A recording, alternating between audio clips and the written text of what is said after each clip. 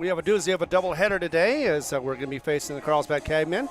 For right now, let's go ahead and talk about our sponsors. Without them, we would not be able to get on the air and on the internet, whether it be on Cool 95.7 Facebook page, also on HobbsAmerica.com, and of course, as always, on YouTube on the Hobbs Sports Channel. Thanks very much to the Coffee House, Lasco Construction, Hobbs Express, TDS, Forest Tire, The Model, Thriftway, Lee County State Bank, Elite Home Healthcare, NMR Pipeline, First American Bank of Hobbs, along with Hydrotech Services, Ambersand Media and Design, and yes, Divine Energy. We'll be back in just a moment.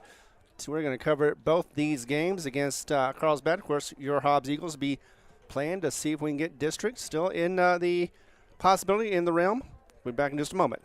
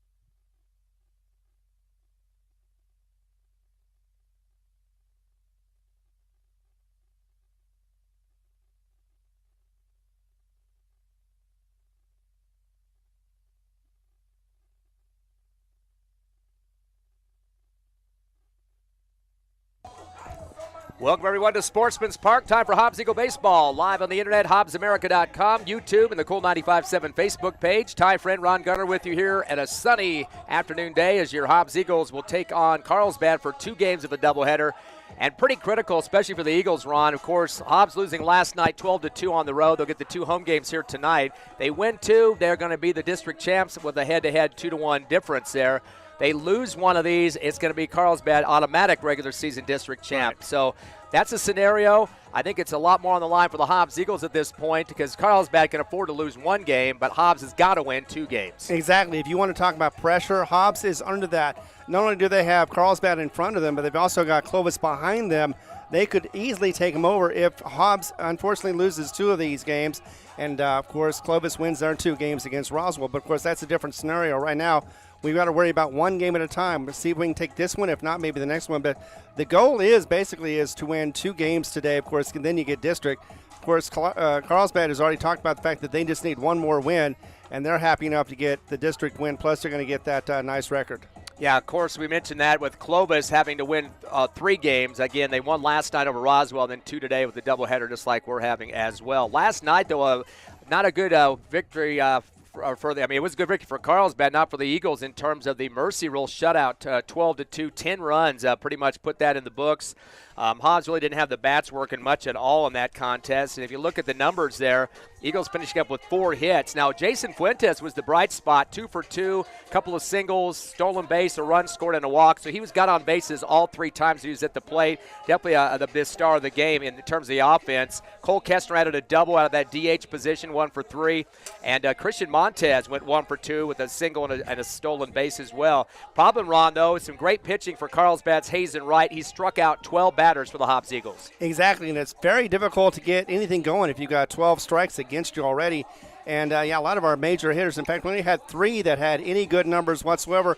All the rest were left to 0 batting average for the day. So definitely having trouble. Hopefully they'll be able to answer back after yesterday, just like they did against Roswell at the beginning of the district where they got shut out in that first game. And then the next 2, they did win those games. So hoping a similar result for today. Yeah, the 2 innings the Eagles would like to erase. Not the first part of the 3rd inning, the top half, because they were up 2-0 at that point. But then Carlsbad comes back, swamps them, 6 runs in the 3rd, and add another 6 in the 4th. That was a 12-2 margin, of course, that shut down in the 5th inning with no more points on the scoreboard. So not the way you want to finish up against Carlsbad, but if you look at the Carlsbad numbers, they weren't just jumping off the page at you at the beginning, but it started to get better as the game went along, especially those 2 innings you just mentioned, 3rd and 4th. They had a couple of guys in multiple hits. Eloy Lopez went 2 for 3, pair of singles, also scored a couple of runs.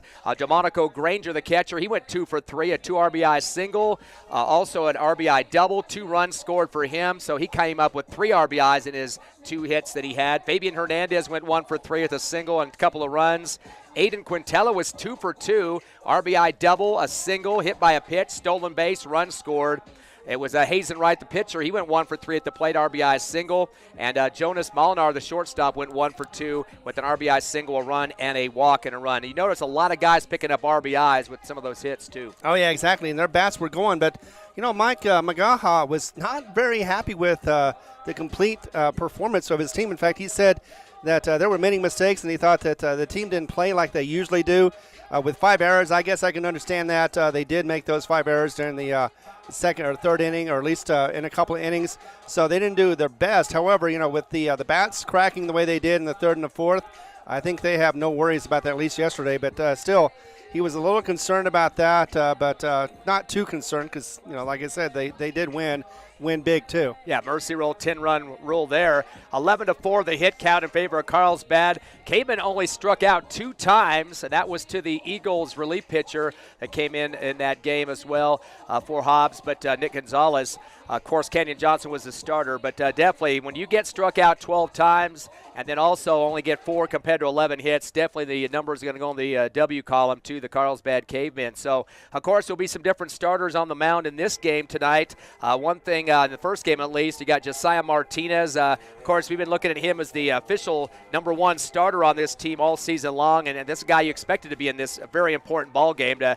kind of keep things rolling at this point. The Eagles, again, have to get both victories to have a chance to get that district crown. Yeah, and he's got the lowest ERA with 1.72. He's already got a 6-2 record. This will be his 9th appearance, and he's already struck out 41 batters, so he's doing really well as far as that. Would like to, of course, get as many as Wright did yesterday. Eloy Lopez will be on the mound for the Carlsbad Cavemen. He was a leadoff hitter last night that went 2 for 3 with those singles and was a DH too, but he will be batting as well in this game, even as the starting pitcher in that #1 slot, just like yesterday. So, again, all those guys are coming back that were in the game last night with some big, heavy hitters. You know, you expect if Carlsbad wins this game right here, the second game of the series, they will automatically be the district champs. So you're probably going to see a lot different roster than you would normally see if it was a critical, must-win situation. That game 3 coming up later tonight. But you never know. Carlsbad still is going to be worrying about seeding for the tournament. One other extra loss added to your win-loss record could hurt you in terms of the playoffs next week. Exactly. But, again, I think they're just more content with winning the district. And maybe they'll throw in the third game. If they've won the second one, we'll see what happens. But I think that's what their main goal is to win this next game. Of course, that's what you can say on both sides, that they're eager to win this game and move forward to the next game. Carlsbad 17-7 overall, 6-1 in the district. 2 games better than the Eagles' 4-3 district record. Hobbs is 14-10 overall. And the Max Preps poll sitting like it did last night. Hobbs in 12th at this point and Carlsbad at 8. The Eagles definitely have a good strength of schedule, one of the tops in the state at 10.7. Of course, Carlsbad at 10.6. The strength of schedule with a game last night is not going to hurt them because they did play a tough Carlsbad team. But still, strength of schedule is not good enough at this point. You have to have a good record to go along with it, and you want to finish out strong. Now, the question is, if they lose all 3 of this game of the series, they've already lost 1, will that knock them out of the playoffs? Well, they've got about 4 teams beneath them right now, moving around a little bit, and several of those teams have winning records, including Los Lunas, 15-9, but they beat Los Lunas this season, so that's a good deal. Los Lunas is also trying for a district championship. If they win their district, Hobbs does have a win against them. That'll be bonus points in terms of getting extra chances for a higher seed at the tournament. Of course, Clovis is on that list, too, at 12-10 at number 14, couple slots down from the Eagles. They are playing in their series with Roswell, and they need a couple more victories to try to possibly move Hobbs out of that number 2 spot in the district. So Clovis is hovering still. Pedro Vista out of Farmington, 11-13. They're under 500. And Siebel at the 16th prep ranking, 10-15 record. They're under 500. Under 500 records aren't great, but if you have a good strength of schedule to go with them, that might help you. Siebel has a 12.1, which is about in the top 5 or 6 in the state. So they could move up a little bit if they continue to finish up their regular season well. But right now, as you said, I think 1 win is going to definitely solidify the Eagles probably in the low teens, maybe 10 through 12 in those slots. 3 losses, though, and you're starting to drop back like you did last year at 16. I don't think they're going to get down that low, but right. Pretty good chance they're going to get into the playoffs. The question is, how high up do they want to go? And of course, what we talked about earlier is the simple fact. You want to make your own destiny. You want to rely on anybody else. You want to make sure that somebody else loses. You don't want to make sure that Clovis loses a couple and Roswell does what you couldn't do. So you want to go out there and play your best, and that's all you can do. If you can get that, this first game is going to be critical. I think it's going to be either make or break as far as the second game, because I think Hobbs will be a little more relaxed if they can get this first victory against this tough Carlsbad team. But still, you take it one team at a time. You take it 1 inning at a time sometimes and just try to get through them. And if Martinez can get some really good pitches and some good innings going, I think the offense is going to help. And it's just up to the bats, who have been kind of cold here lately. They've been hot and cold. Hopefully today will be a hot day for the bats. Yeah, bats yesterday just 150 batting average for the Hobbs Eagles. Again, 4 hits in that contest compared to 11 for the Carlsbad Cavemen. Of course, the Eagles will be the defensive team to start this game. And looking at the situation there in terms of positions, they're going to have Josiah Martinez. You already mentioned that, the pitcher. Hernandez behind the plate. Johnson at first, Montez second, and Gonzalez third. Fuentes at the shortstop. Left to right, Parrish, Camacho, and Alvarado. So a lot of guys in their normal positions for the Eagles. On the Carlsbad side, they're going to start at the plate. The offense, Eloy Lopez, the pitcher. DeMonico Granger, the catcher. Fabian Hernandez, the third baseman. And Aiden Quintella He's the second baseman. He'll be the cleanup man for the Carlsbad Cavemen. Hobbs is wearing their orange, or make it orange, let's try gold uniforms with the black eagle on there and the white pants. And Carlsbad with the gray uniforms and blue numbering and lettering. We're going to take a quick break with the national anthem coming back in 90 seconds. Hobbs Eagle Baseball versus Carlsbad next on the Hobbs Eagle Network.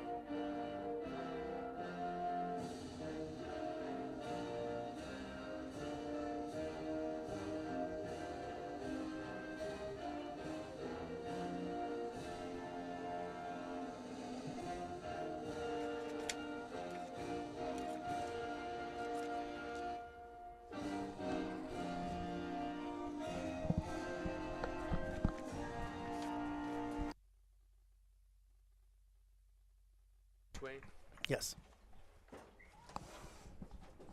Welcome back to Sportsman's Park. Hobbs Eagles versus the Carlsbad Cavemen. District championship on the line. Eagles got to win 2 games. Carlsbad just won out of this doubleheader tonight. Of course, the Eagles losing last night 12-2. Roswell and Clovis are also going at it. If Clovis wins 3 of that series, they're up 1-0 already. And Hobbs loses 3. That means Clovis moves into that number 2 spot, which could help them in the seedings. They will be announcing the playoff seedings on Sunday with the NMAA with that committee. They're also having senior night here tonight. 7 seniors will be recognized between games. We'll get you a list of those here in just a few minutes. But we are ready for some baseball. Winds picking up just a bit here at Sportsman's Park. Of course, we had a pretty nice day last night with that game of the Eagles on the road. And, of course, playoffs will start next week. We'll have those triple headers if they need to go triple. They'll have 1 game on a Friday and 2 on a Saturday, and the 3rd game if needed. Just like Hobbs had last year, of course. You went to that game when Hobbs was the 16th seed and played pretty well early on, but then the games got kind of away from him at the end. Yeah, it did, and that's unfortunate. But Hobbs has, like we've talked about, they've been streaky. However, their fielding has gotten a lot better since last year. They've been able to make a whole lot less mistakes. And Carlsbad also made mistakes yesterday, too, so it counted against them, but not enough to where it lost the game. So you learn from those mistakes, as we've talked about in the past, and it's just a simple matter of just adjusting and just letting it go and moving on and learning from your mistakes and not making them again.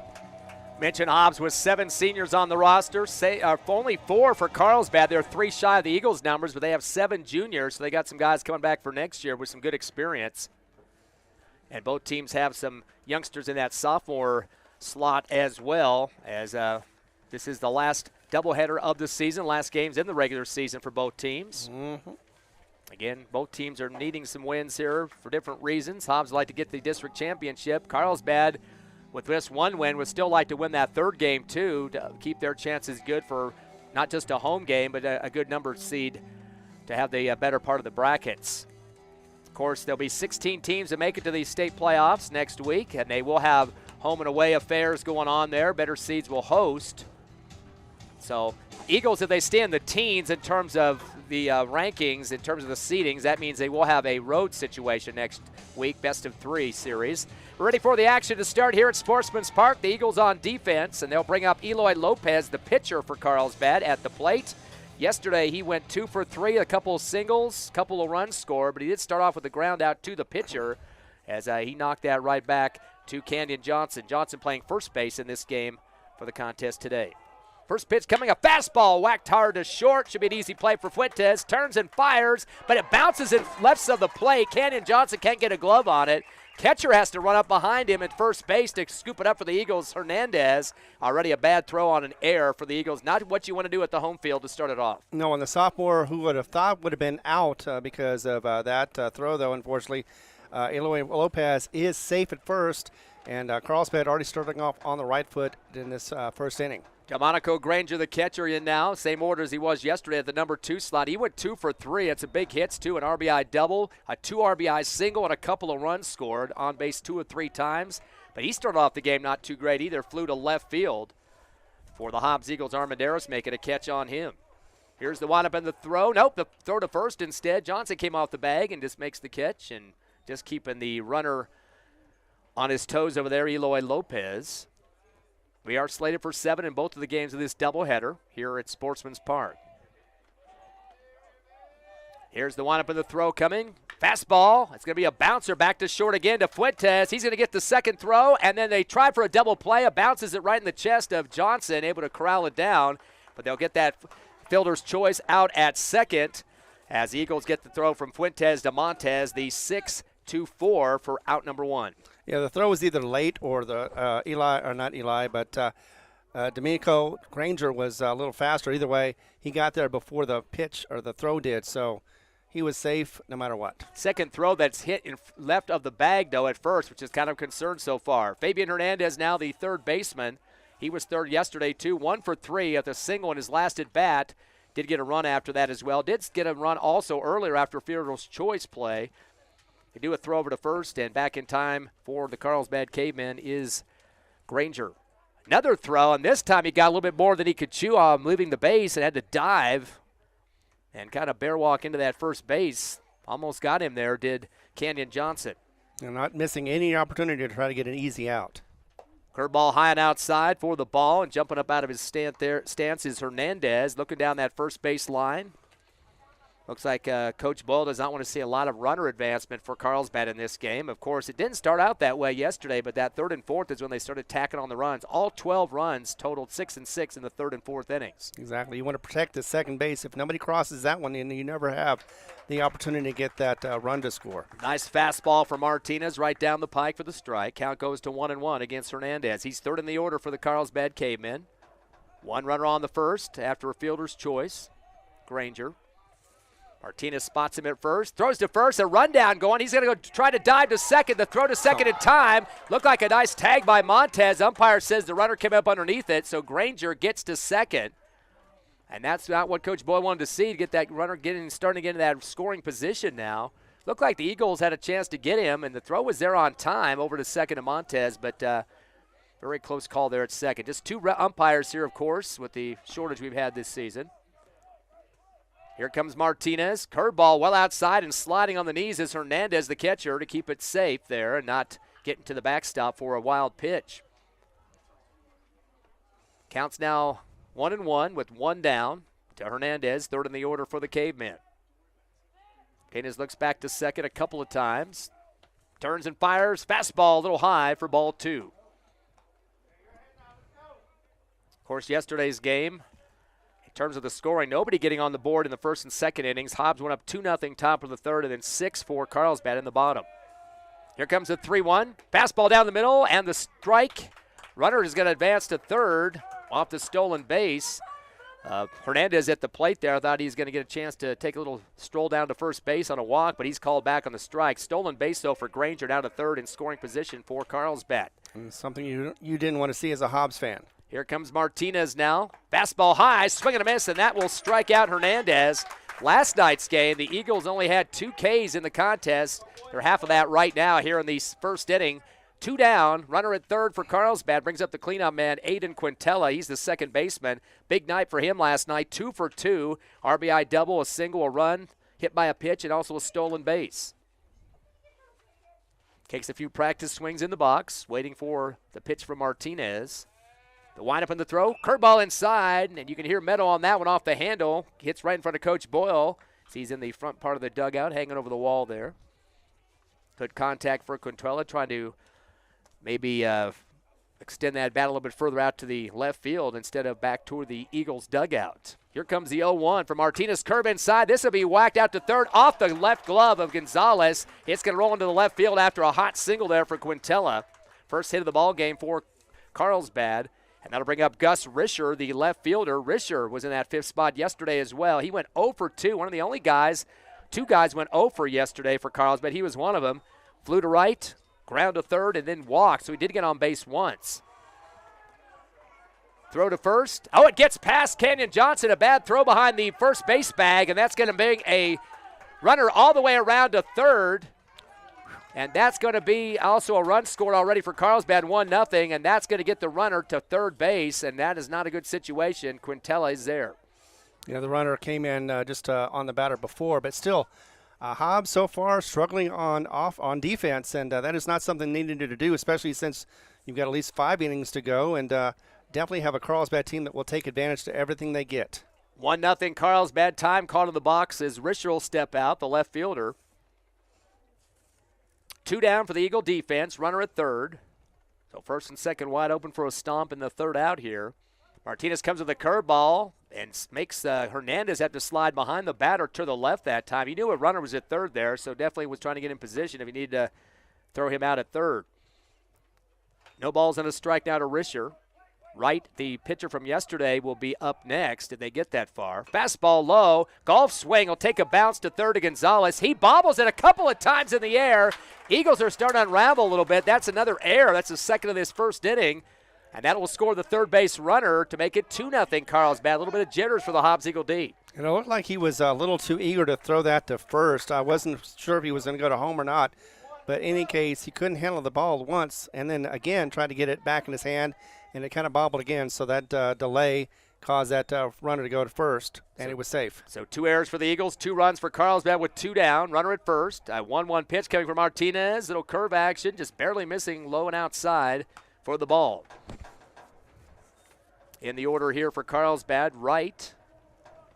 He is the pitcher from yesterday, first baseman in this game, Hazen Wright. Fastball, he kind of waits for it, was thinking about swinging the bat, and looked close to the outside corner there. They call that a ball. Count goes to 2-0.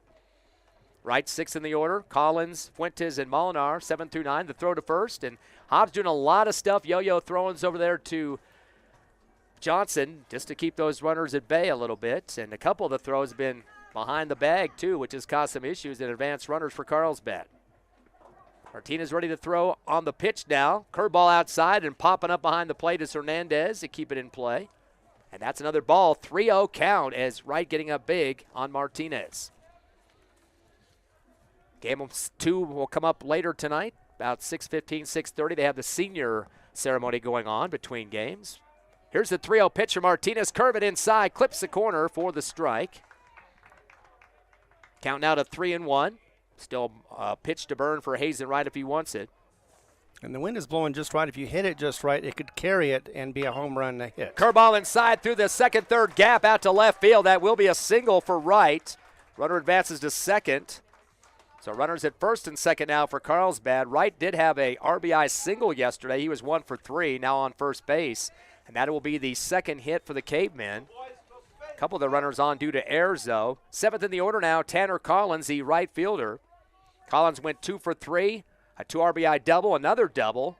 So he was on base 2 or 3 times, also flew to center as his one pop was caught by Camacho. Curveball, keeps it inside for the strike. Holding on at that time was Collins. Runners at first and second for the Cavemen. Force out for the Eagles at third. They trail 2-0 here in the bottom of the first. Martinez with the windup. Curveball barely misses outside for the ball. Evens up the count at 1-1. Of course, last year the Cavemen were the district champs, but they lost to the quarterfinals of the playoffs. Won their first series.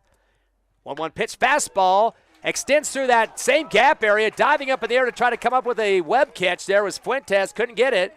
The throw to third and the tag is going to be an out. They're going to say, did the run come through first? It looked like Coach Magaha is asking the umpire they're going to count that one. I think they're going to count the run. I think so, too. But the throw to third was a tag, and that should be out number 3, and it is. Yep, it is. Waiting to see if they're going to register that on the scoreboard. But the Carlsbad Cavemen do manage to get 2 hits. I think they're going to get that third run to count as well. They leave one on base. We go to the top of the second. Your Hobbs Eagles trail 3-0 here at Sportsman's Park. We'll be back in 30 seconds on the Hobbs Eagle Network.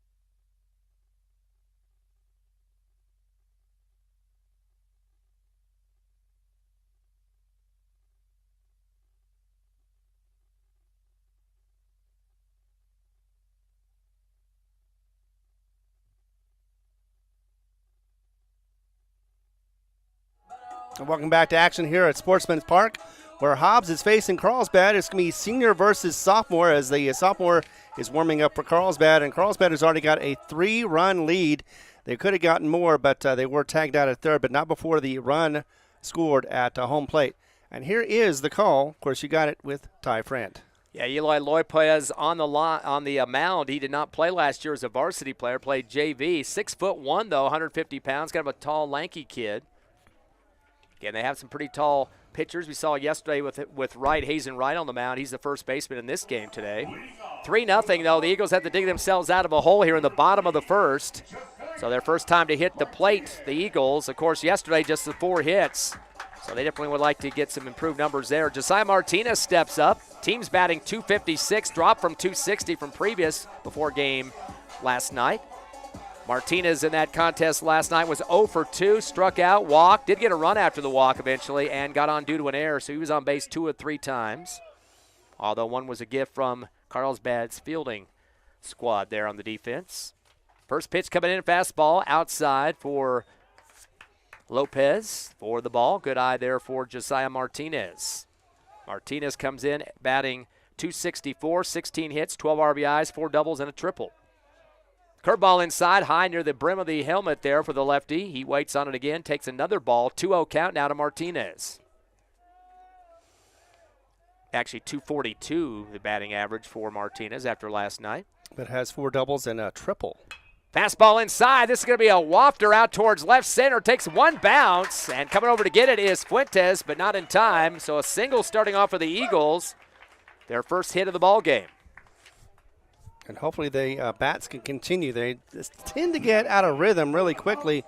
But right now, with the 3-0 lead for Carlsbad, Hobbs definitely needs to go on that horse and gallop around and get as many runs as possible. Guy that was really on last night is up now. Jason Fuentes, the shortstop. He's 2 for 2 last night. Had a stolen base and a run and a walk on base all 3 times. Fastball comes low and outside, having to dive underneath. That is Granger, Delmonico Granger, the catcher for the Cavemen. They got Wright at first, Quintella second, Hernandez third. Molinar is the shortstop, Granger behind the plate. Risher, Fuentes, and Collins left to right in the outfield for the Cavemen. Back in the box goes Fuentes. Throw to first, and back in time is Martinez, sliding face first into the bag there. Winds are kind of changing up. They were heading out past right field. Now they're kind of coming back a little bit, so we're going to see some swirls out there in this outfield, especially right center. Fastball hits the outside corner for the strike. Count evens up at 1-1 now to Fuentes. Hernandez and Alvarado, 3 and 4 in the batting order for the Eagles. Lead off at first for Martinez now. Lopez taking his time, turns and fires a fastball. It's going to be a low shot roller towards Molinar at the shortstop. Gives a second for the first out and a throw to first for the double play. As that went from Molinar to Quintella to second. Quintella over to right to first.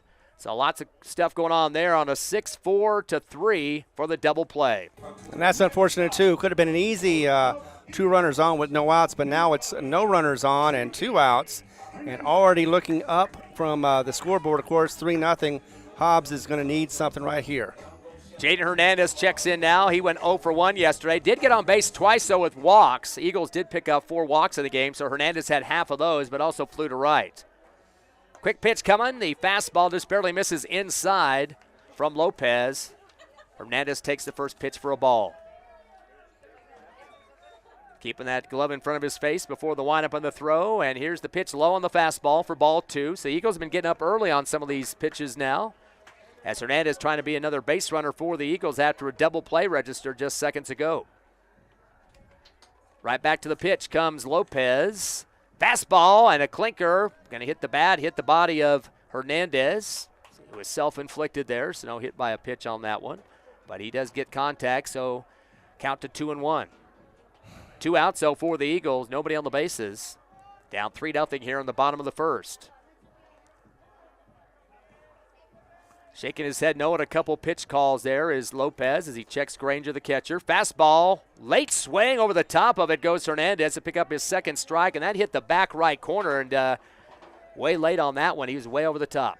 Maybe he saw something he just noticed at the last second was a reflex. Either way, you're right. It was a really bad swing. Here comes the 2-2 pitch. Fastball going to go outside this time and makes his catcher slide a bit to the right. Granger for the ball. Full count now to Jaden Hernandez, as he's got a cleanup man right behind him, Xavier Alvarado. Alvarado with 27 RBIs this season to lead the team, more than double the second place, and that's Montez with 13. Curveball inside. He'll take a chuck over to the left side of the backstop there towards the Hobbs Eagle dugout for foul territory. And so it stays at full count. Hernandez has hit four doubles and a triple during the season. I'd like to see if that happens again. Eagles came into this series at 43% with an on-base percentage, so less than half in terms of getting people on. Taking more time is Lopez. Fastball outside and low. That will be a walk. Eagles get on base, their first walk. They had 4 yesterday. And now a runner at first for Hobbs. And stepping up now will be Xavier Alvarado, the right fielder. Alvarado was 0 for 3, uncharacteristic day for him yesterday. 3 strikeouts, too, which I'm sure he'd like to erase that complete day in his mind, at least starting at 5 o'clock last night.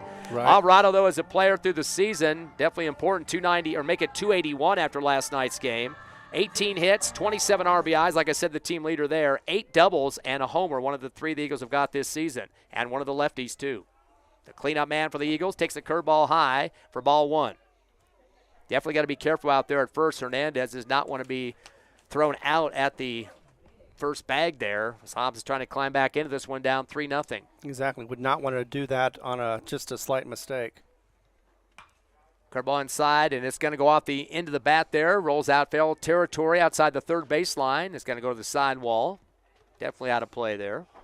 One of the things we noticed about yesterday was when Wright was pitching, Hobbs wasn't hitting any or very many foul balls at all. In fact, most of the times it was hitting that corner and just was being left on their shoulder, the bat was. Yeah, 12 strikeouts for the Eagles in that game last night. Throw to first, not in time, is back in time was Jaden Hernandez. 1-1 count, 2 down here in the bottom of the first. 3 runs coming across for Carlsbad in the top of the first with a couple of singles and a couple of errors. Another throw to first. The ball gets past the glove there, rolled around a little bit for Wright. He has to go track it down outside the first baseline, and Coach Bowman kind of watching to see what he's going to do with it. Keeps his runner staying there at the first base. That's Hernandez. Yeah, didn't take the bait on that one. Tried to see if he would run so that way it'd be an easy pickoff at second. But, yeah, Hernandez just stayed there and is waiting to see what Alvarado can do for him. 1 ball and 1 strike with 2 down. Lopez fires a fastball low and outside. Biting on it is Alvarado, and the ball sinks away from his bat on that left front corner, so that will be another strike. Count to 1-2 for Alvarado. Try to get some contact here to try to advance Hernandez at first. And to continue the inning as well. Comes back with a fastball, swing and a miss, and the catcher purposely just drops it near the plate there. Granger gamesmanship going on, is wanting to see how far off the base Alvarado was going to be at first. Count to 1-2. Force out at second for the Carlsbad defense. Sitting at 6-1 in the district. Eagles 2 back at 4-3 have to win 2 games of this series today to be the district champs. 1 game is not enough. 1 game is enough for Carlsbad. Exactly. But not enough for Hobbs. Time was called at the plate by Alvarado, and now back up on the mound goes Lopez. Takes a little bit of time to get the call he wants from Granger. Turns and fires a fastball low. Almost gets through the legs of Granger. Was able to knock it out with the knees and jumps up in front of the plate on the right side to check that runner at first. And the count now 2-2 after the ball. Lots of action going on. We have softball behind us today, don't we, too, Ron? We sure do, and that's another district battle too, because they're both 6-1. Well, they both have just one loss, and so last time I checked, and it's going to be coming down to the wire for them as well. And we also have, of course, JV is playing Carlsbad also. Well, softball, yeah, Hobbs Lady Eagles, number 4th ranked in the Max Preps poll right now. With Carlsbad always a perennial playoff team as well. Yeah, ranked 6th, and they are 9-1, both of them. 2 balls and 2 strikes to Alvarado. Taking his time to get the pitch is Lopez. Turns and fires a fastball. The stolen base attempt, but this is going to be a strikeout first. Don't worry about the stolen bases. Alvarado, unfortunately, goes down on the K. First K of the game for the Eagles and the 3rd out here in the bottom of the 1st. Eagles get 1 hit. They leave 1 on base. No runs come across. We go to the top of the 2nd. It's Clovis 3, or make it Carlsbad 3. Your Hobbs Eagles nothing. Back in 60 on HobbsAmerica.com, YouTube, and the Cool 95.7 Facebook page.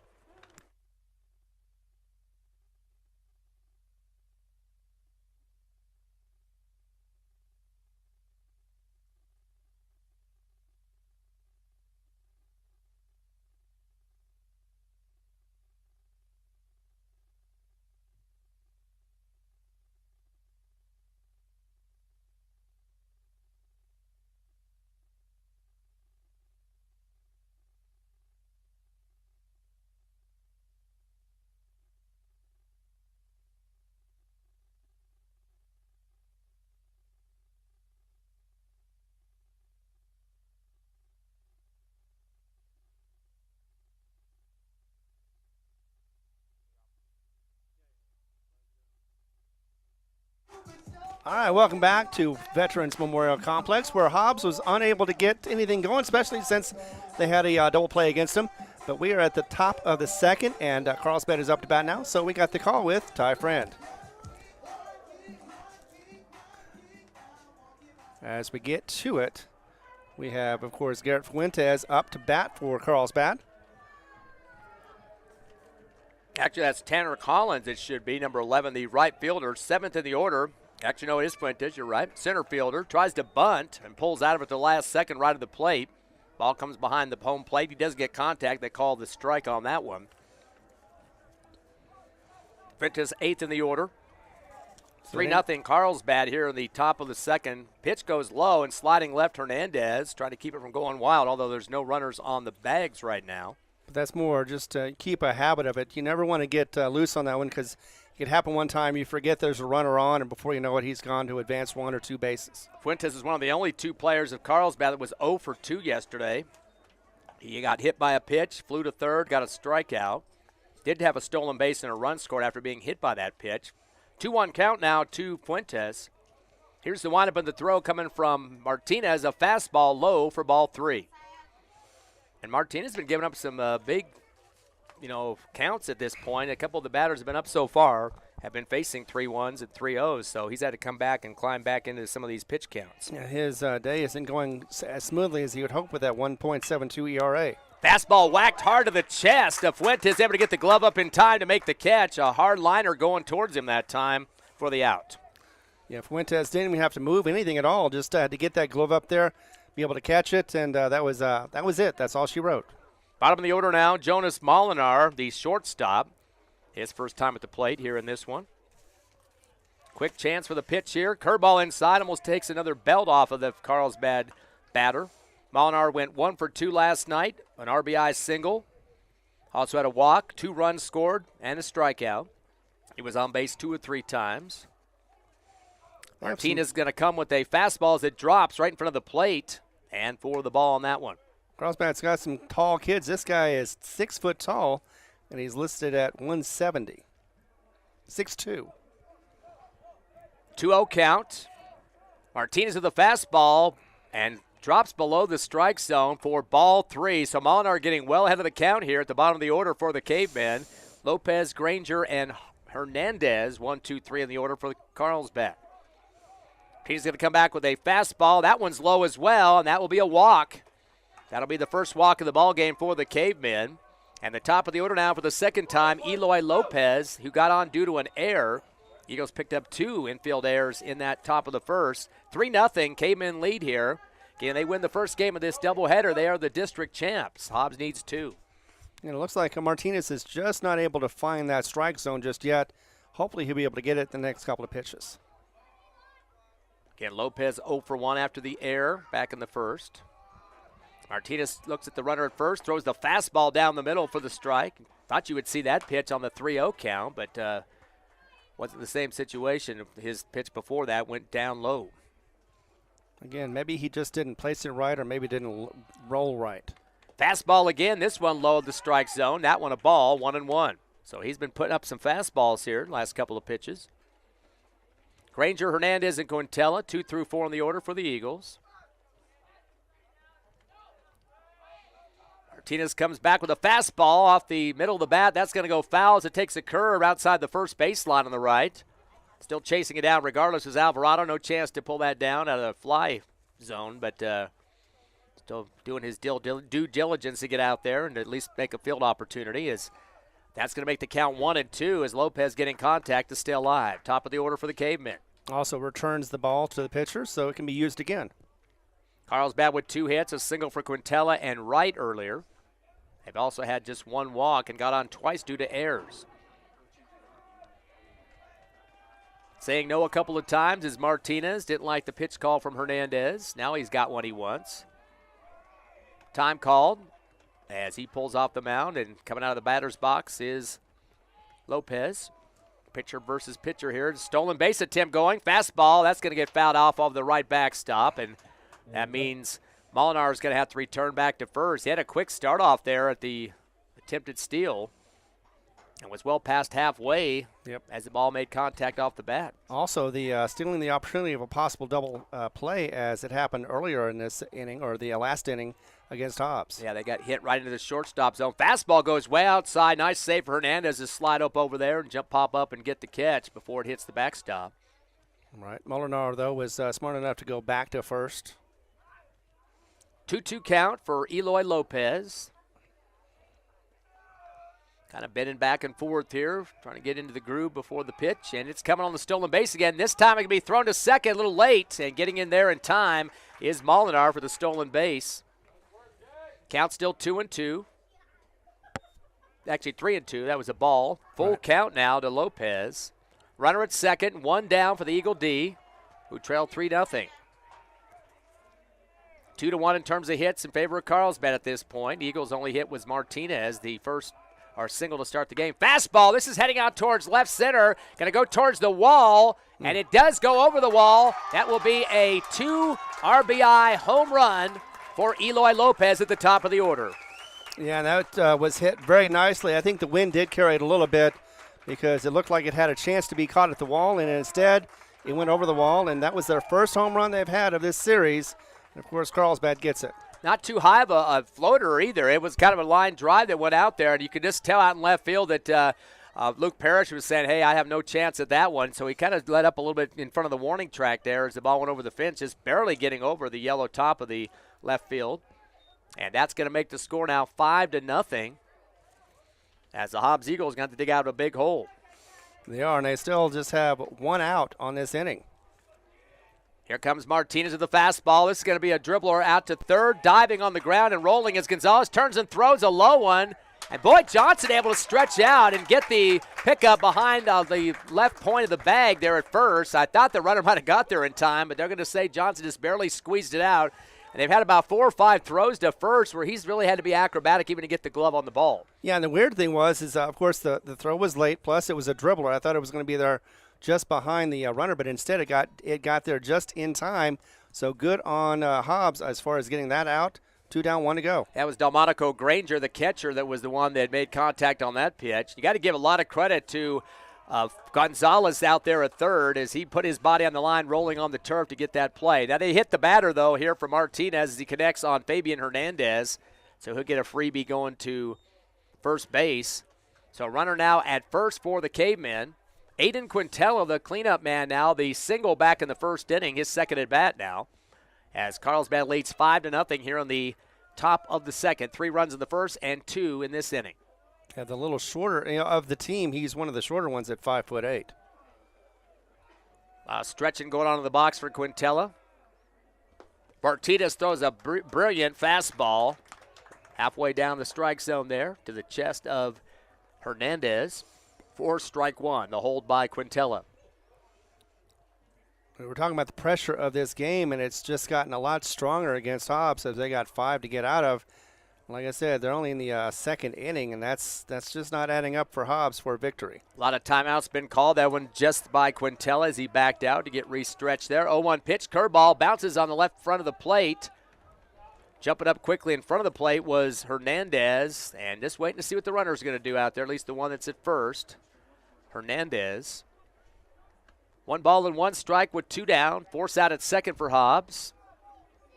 Here comes the pitch from Martinez. Fastball, and this is going to be a bouncer, a one-hopper, but they're going to say it was foul outside the third baseline. Getting out of bounds to make the play is Gonzalez, but called dead before he has a chance to do anything else with it. Yeah, it hit the line and just bounced to the left, so that was an automatic foul ball on that one. Otherwise, who knows? It could have been possibly a double play, but nevertheless, foul first. Don't need the double play, though, with 2 down. True. Just get that one bag and you're done. Here's the 1-2 coming from Martinez. Fastball gets outside. Popping up is Hernandez to pull it down. Evens up the count at 2-2 on the ball. We'll have game 2 for you coming up at the conclusion of this one, about 20 or so minutes after the senior ceremony. 7 seniors graduating this year. Here's the 2-2 pitch. Stolen base opportunity. Curveball. And unfortunately, at least for Quintella, couldn't get that straight out. Almost took out his coach, Magaha, there on the third base coach's box. He was actually outside the box, more up down the third base line, and he almost got one right in the chest there. Yeah, more like in the line of sight for the second baseman or the second base if the runner decides to get around that one. Well, that thing eventually rolled out to the left corner of the outfield there, having to chase it over as Parrish. He thought that was going to stay well outside the third baseline, but somehow curved boomerang style back onto the field. 2 balls and 2 strikes. Martinez with the throw to first. Runner back in time. Diving forward is Hernandez to get back to the first bag. Pickoffs really haven't been working yet at first base. No, they've been keeping just far enough to where they can see when the pitcher tries to go their way. Another stolen base attempt. Curveball inside. Whacked down in the gap between second and third. Closer to third, out to left field. That will be a single, and the one runner advanced to third. Nice throw coming in from Parrish to stop the runner at third. But a single for Quintella. He's perfect, 2 for 2 in this game. He is the cleanup man, and now Gus Risher checks in. He got an error to get on base, or the defense for Hobbs got an error as Risher got on in the first inning. Still 5-0. No runs scored on that play, but runners at first and third. Risher 5th in the order for the Cavemen. Wright, Collins, Fuentes, and Molinar round out the order if they get a chance with 2 down. Risher's a junior. We'll probably see him next year. Curveball inside, a hard shot, one-hand scoop for Gonzalez with the glove, and fires over to Candia Johnson off a 5-3 on the ground out, putting down Risher.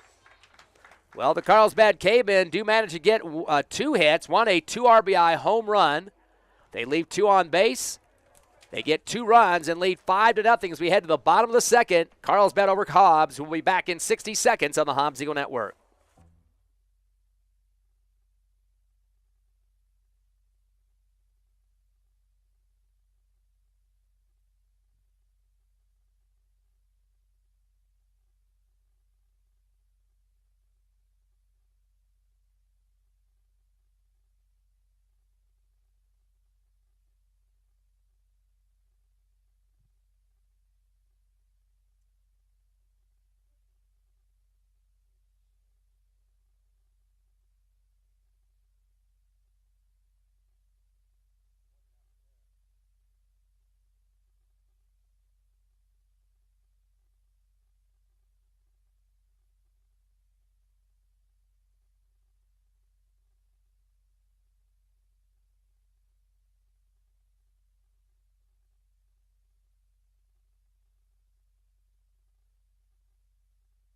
All right, we are back to action with the Hobbs Eagles, your Hobbs Eagles, as they're facing the Carlsbad Cavemen for the district championship.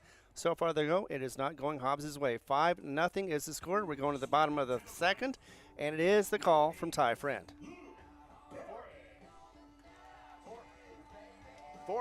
Four hits for the Carlsbad Cavemen, just 1 for the Eagles, of course. The Cavemen got a 2 RBI home run for Eloy Lopez to add a couple of runs to the scoreboard in the second.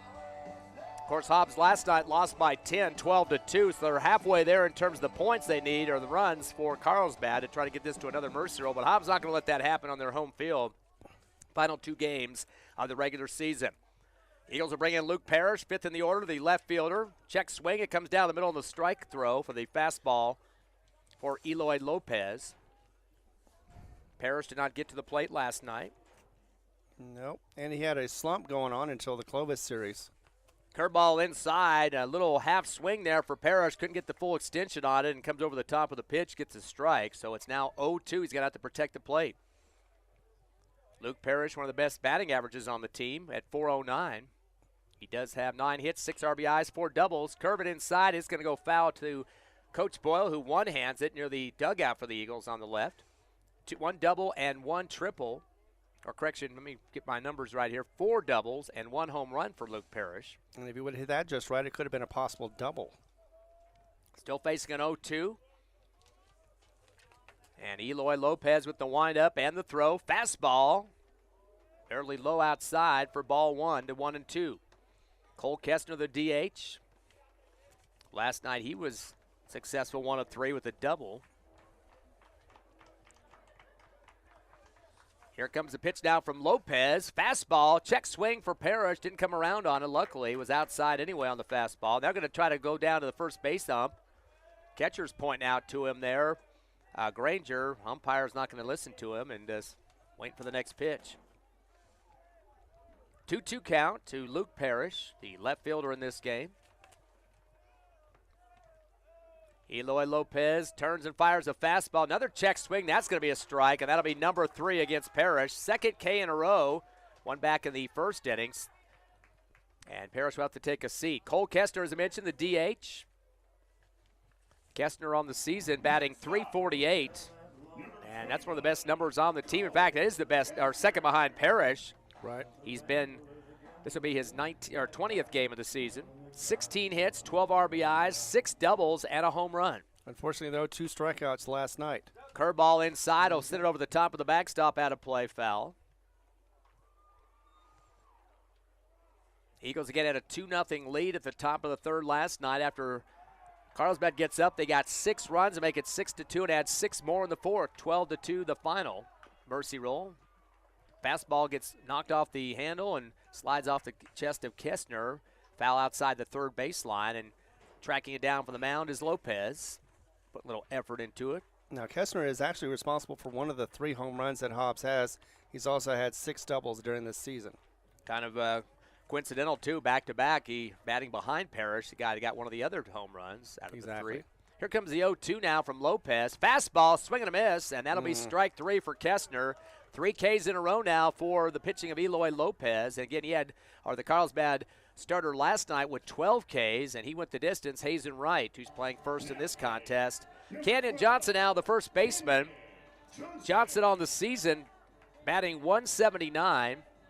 5 hits, 7 RBIs.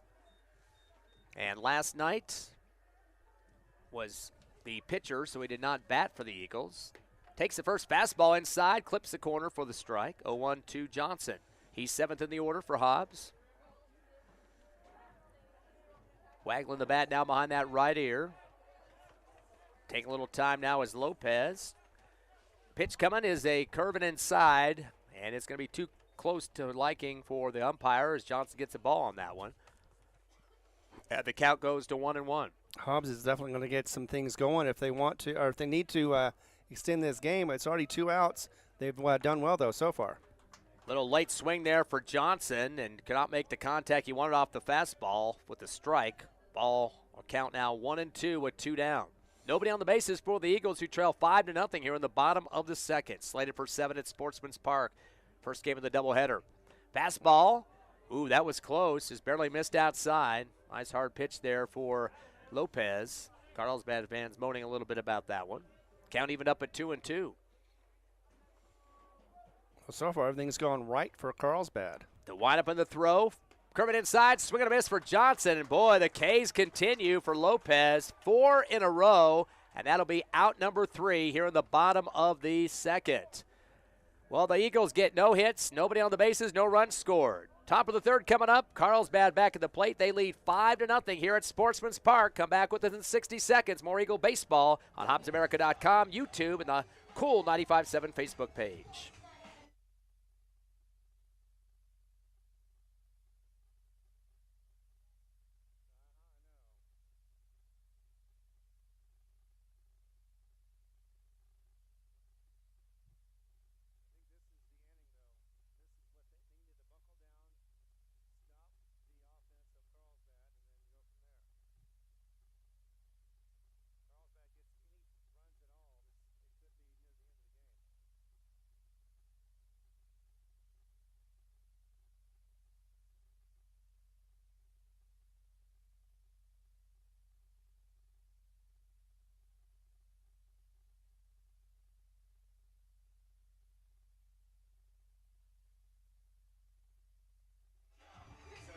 All right, we welcome back the fans to this game between Carlsbad and Hobbs in the second of 3 series.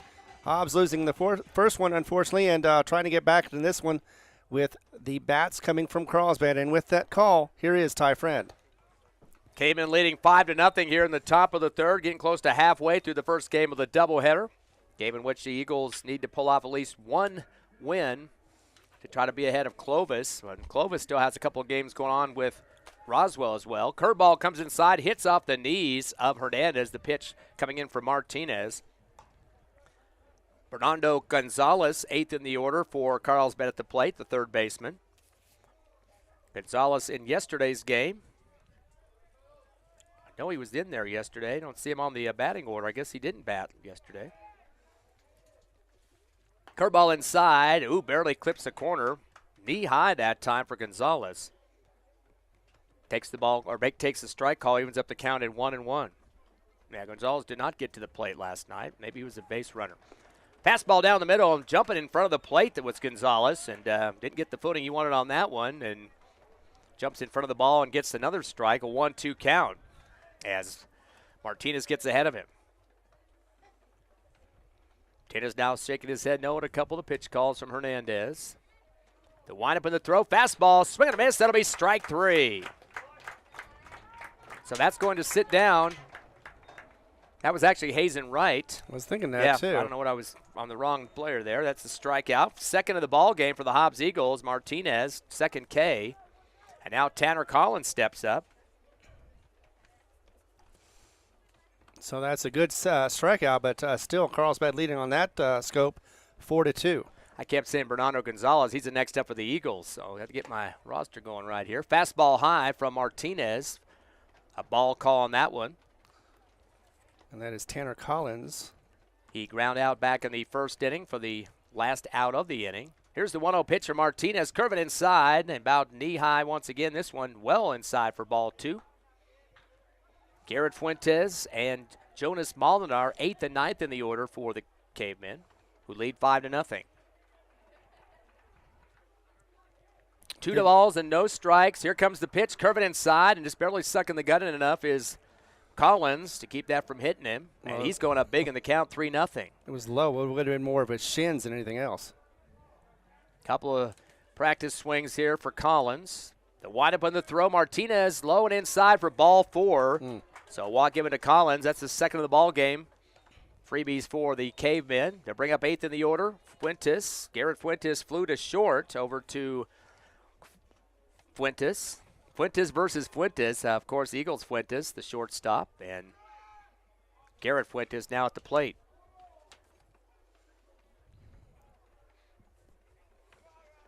One down for the Eagle D. Fastball down the middle. Nice little floater action there as Fuentes takes the first pitch, a strike, looks over to coach. Magaha there at the third base coach's box, who's still well outside the box, up closer to that third baseline.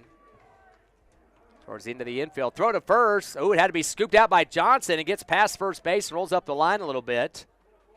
About the 6th or 7th time we've seen that. And some low throws going over to Canyon Johnson. Runner stays there at first. Now quickly leading off again is Collins. Here's the windup of the throw. Curve. Looks showing a little butt action. Strike is the call. And boy, Gonzalez sprinted up the third baseline, the third baseman for the Eagles, getting ready to scoop and throw on that potential bunt opportunity there. But the count now 0-2. Fuentes is going to have to protect the plate. He's definitely going to be pulling out of that bunt situation, I'm assuming. Absolutely. Looks like, once again, possible cutoff. But Curveball just barely misses the outside corner, and Hernandez did the best he could to kind of float that glove into the strike zone there for the umpire, but he's not going to bite on that one. Ball one, 1 ball and 2 strikes with 1 down. Force out at second for the Eagle D. Martinez watching first, turns, fires, curveball high for ball 2. That popped up Hernandez. Runner too close to first base, decided to hold on to it that time. 3 runs in the first for Carlsbad, 2 in the second, leading 5-0 here in the top of the third. Curveball inside, and boy, going down to a knee as Fuentes, no contact on that one. He's going to get struck out. There's 2 Ks now for Josiah Martinez here in the top of the third. Which is needed. Like I said, we were talking about this. They need to stop this offense in the third inning. I think that's going to help at least get some momentum, get some confidence back into Hobbs for the bottom of the third. That was his third K of the ball game for Martinez. Fastball goes low and outside for ball 1. Again, like that glove placement there we're starting to see from Hernandez. He's turning around and asking the umpire what was wrong with the pitch that time and trying to get some clarification on that. Yeah, it's always good to know exactly where the ball needs to be if you want to get it to be a strike. 1 ball and no strike to Molinar. Throw to first, and that one was low too, and scooping it out was Johnson on that first baseline. It almost went wild over there. Would have been to the Carlsbad coach in the first box. Molinar walked back in the second inning and got a stolen base and a run as well. And Martinez thought he saw something and just threw it over there quickly. Fastball outside, popping up again is Hernandez. Not going to throw it down the line. And takes a 2-0 count now with 2 balls for Molinar. Top of the order coming up here in a minute with 3 third time around, Lopez, Granger, and Hernandez. But there are 2 outs for Carlsbad. Here comes the pitcher Martinez. Curve it inside, check swing. Down near the ankles. They're going to call that a ball.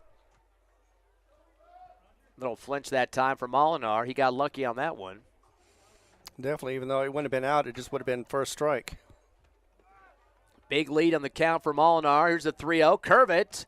That one clips the inside corner, going to the chin, but then down lower than that, about near the elbow as it came across the plate, and the count to 3-1. Yeah, some nice deceptive action there. So fooled the batter and crossed the plate for the strike. Must have had a remote control. Curveball inside, comes off the handle. A wobbler between first and second. Johnson backhands at the first baseman, tries to throw it back to first, and the pitcher, Martinez, gets behind him and rolls to the Carlsbad dugout on the right sideline. So a lot of fielding problems going on for the Eagles, and that'll get runners at first and third for the Cavemen. Another error for Hobbs. Bottom of the order that time. They're going to start the top now. Eloy Lopez, he had got on due to an error back in the first, but then had a 2 RBI homer in the second inning. Scored himself as well, and that is when the score went up to 5-zip.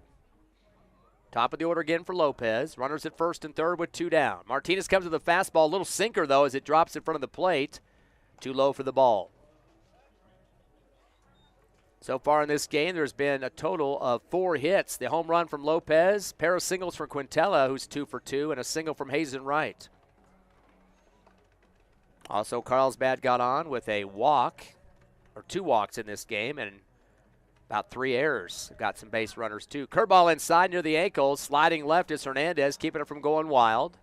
Time called. He's going to go talk to his pitcher Martinez and get things kind of squared away just a bit. You're listening live to Hobbs Eagle Baseball on HobbsAmerica.com, YouTube, and the Cool 95.7 Facebook page. Game 1 of the doubleheader. Of course, last night, Eagles losing 12-2. Got to win 2 of these games in this doubleheader to be the district champs. Carlsbad just needs 1. So no way they can tie. So these games are critical here in the end of the regular season. Of course, the Eagles come in at number 8, or make it 12. Carlsbad number 8 in the Max Preps poll. So both teams at this point would be in the playoffs next week. Stolen base opportunity is on, and they're going to throw it back, and it goes off the glove of Martinez at the pitcher's mound there. A throw from Hernandez behind the plate.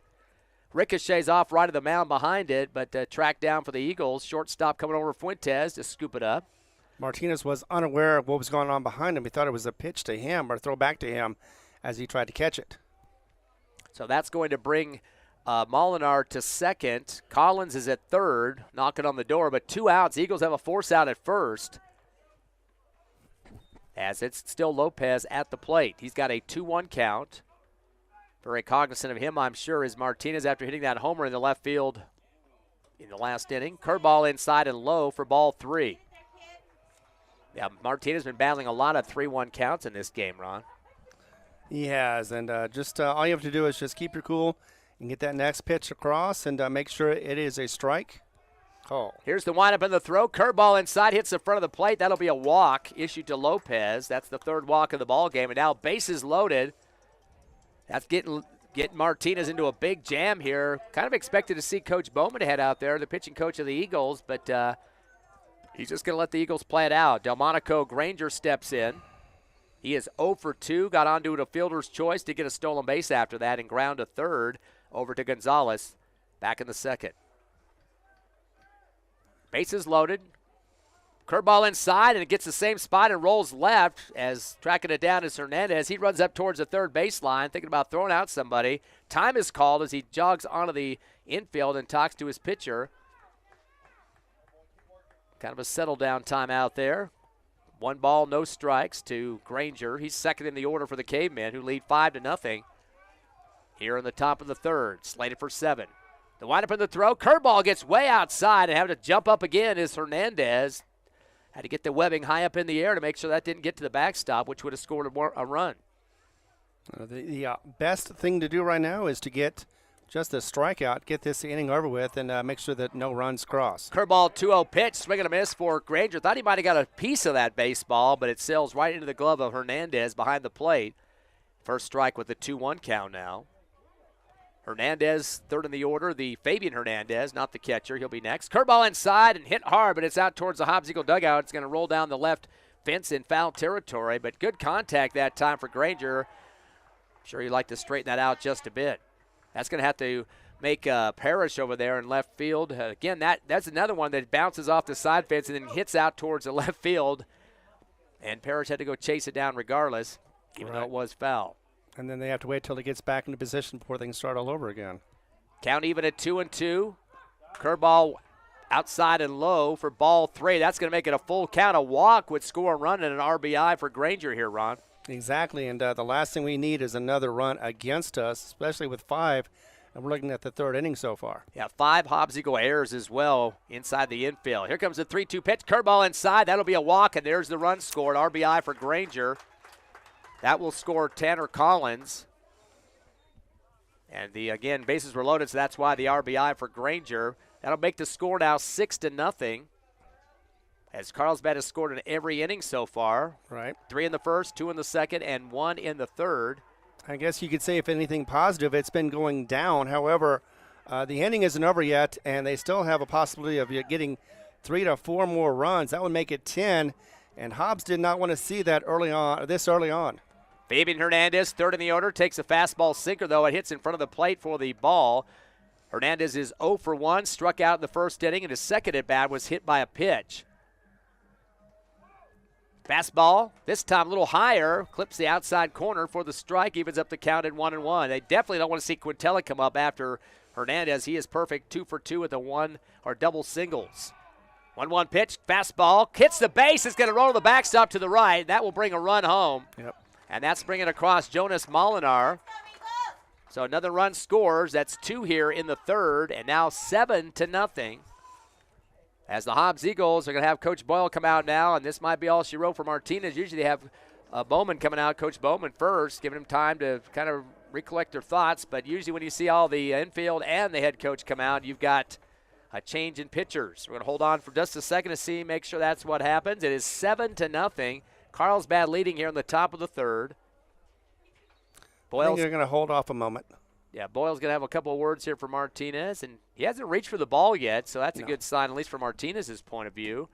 Coach Boyle's kind of kicking some dirt off the rubber there and kind of talking kids through this. I think he's going to keep him out there. Well, Utah Hart is warming up right now, so may not be ready to get to start. Okay, they're going to keep him in there. So Coach Ball decided he was going to be the guy to have the discussion instead of the pitching coach there, but that will be a 7-0 lead with 2 down as Carlsbad has picked up 3 walks here in this top of the third. Haven't got a hit in the inning, but they've scored a couple of runs just off walk opportunities and some errors, wild pitches, etc. It's going to bring Fabian Hernandez. Again, he is 0 for 1, as we mentioned, with a strikeout and hit by a pitch.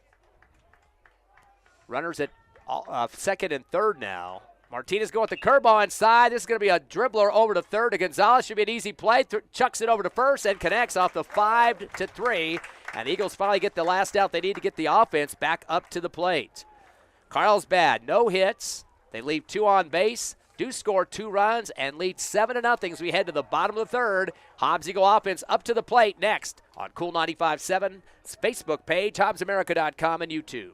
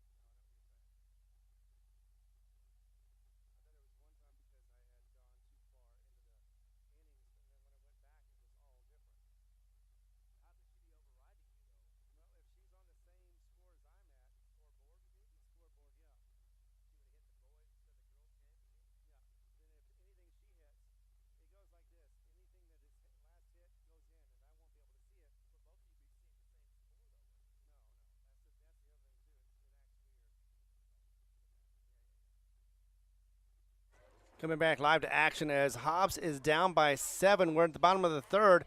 Hobbs is up to bat and hoping to see if we can get some bats going for the Hobbs Eagles. And here's the call with Ty Friend. Yeah, Hobbs have had 4 strikeouts in a row up to this point. Eagles have yet to get out of their first row lineup. They've got 7 batters up. They got 2 more to go here into the third inning. Fernando Gonzalez finally gets up for the Eagles, the third baseman. Will finish up with Juan Camacho. So Gonzalez getting opportunity to the plate now. He's batting 192, 10 hits, 8 RBIs, a double and a triple to his name. He did not get to bat yesterday in the game against Carlsbad. Fastball goes low and outside for ball 1 to Gonzalez. Eagles have had just 1 hit to start the game. That was Josiah Martinez, the starting pitcher. They walked 1, struck out 4 times. Here comes the windup on the throw from Lopez. Fastball. This one clips the outside corner for the strike to make it 1-1. Yeah, the Cavemen are real good about clipping that corner for that strike call. Yeah, we saw that last night with that right pitcher they had, Lazen Wright. Curveball, swing and a miss, and kind of spinning out of the stance there was Gonzalez. Didn't get the grip on the turf that he wanted with his shoes that time, and had to get himself rebalanced in front of the plate, pirouetting a little bit. Here comes a 1-2 now from Lopez. Fastball, check swing, and well outside is having to slide for it was Granger, Delmonico Granger, the catcher. Count to 2-2. Definitely would like to see something going on with the bats here. Yep, base runner is what you need, down 7-zip. Fastball outside for, oh no, they call that a strike. That'll even up the count at 3, not even the count, but a full count at 3-2. No, that was a ball call. 3 balls and 2 strikes to Bernardo Gonzalez. And definitely wants to get on that first bag if he can, if not better. Fastball comes off the handle, and it's going to go foul quickly to Coach Boyle. He's been failing in a few things now as he chucks it sidearm over to the third baseman, Hernandez. And if that would have been on time, it would probably would have went right to third base, and that would have definitely been an easy out. Still a full count now to Bernardo Gonzalez. Fastball to Lopez outside, and ooh, that was close. Kind of a hesitation there for Gonzalez. He kind of rocker stepped as he came across the plate, checking to make sure the umpire had the walk. And that is going to be a walk for Gonzalez. Second of the game the Eagles have picked up. Bottom of the order now, Juan Camacho finally getting a chance to swing the bat a little bit. He is 270, make it 263 on the season. He's got 15 hits, 12 RBIs, 2 doubles, and 2 triples. And he didn't play in the couple of games against Clovis, but then stepped up in Carlsbad last night, did Camacho. He was 0 for 2, though, with a couple of Ks. Curveball, swing and a miss for the strike. Bottom of the order again for Hobbs. It'll be Martinez, Fuentes, and Hernandez at the top, 1, 2, and 3. Eloy Lopez still on the mound for Carlsbad. Fires a fastball, swing and a miss for Camacho. Count to 0 and 2. Takes a look over to Coach Boyle there at the third coach's box.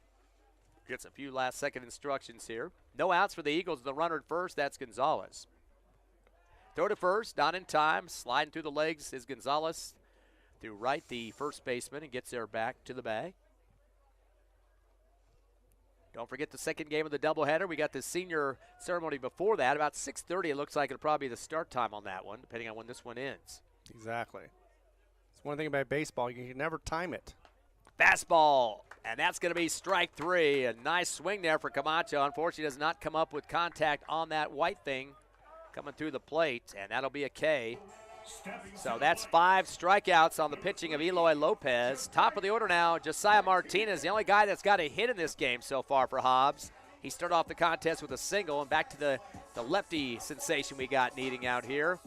And boy, he's got a big gap between first and out in right center. That's where the center fielder, right fielder is. He's moved way over, giving that whole gap out there towards the first base line. Definitely be a nice place to plop that ball out at for Martinez.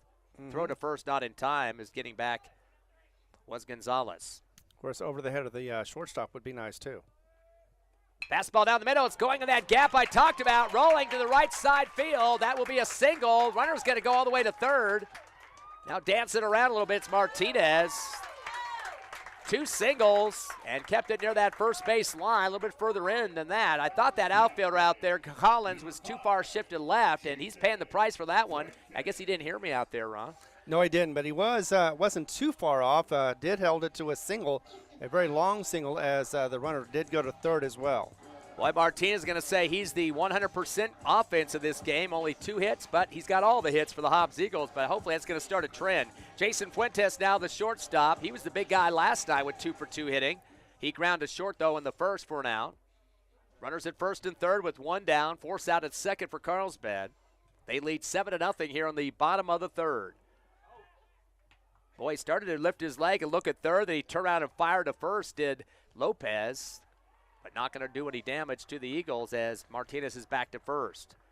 Gonzalez is knocking at the door for the Eagles near Coach Ball at third base.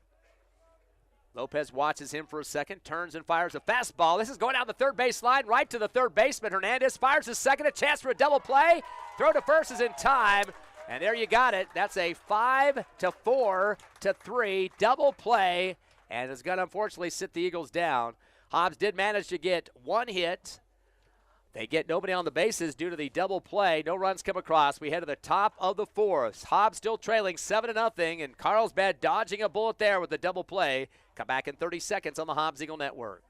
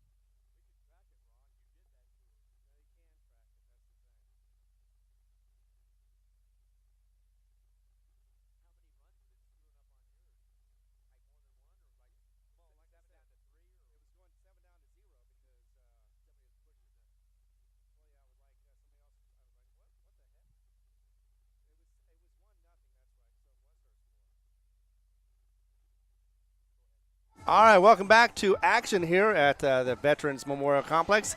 As it is Carlsbad up to bat, it is the top of the 4th, and they are ahead 7-0. With the call, here is Ty Friend.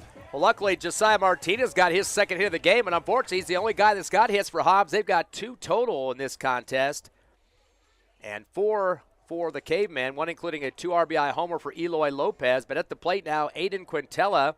The pitch for Martinez goes fastball outside for ball 1. Quintella's perfect, 2 for 2. He is the cleanup man. Curveball inside, holding on as Quintella takes the strike. Count now to 1-1. Still on the mound is Josiah Martinez. Had a conference with Coach Boyle on the whole infield, but they left him in the last inning. He stays out there. Curveball going high in the air off the bat towards left shallow. They're going to get there in time. Parrish putting on the Pistons, and the ball drops in front of him for a single.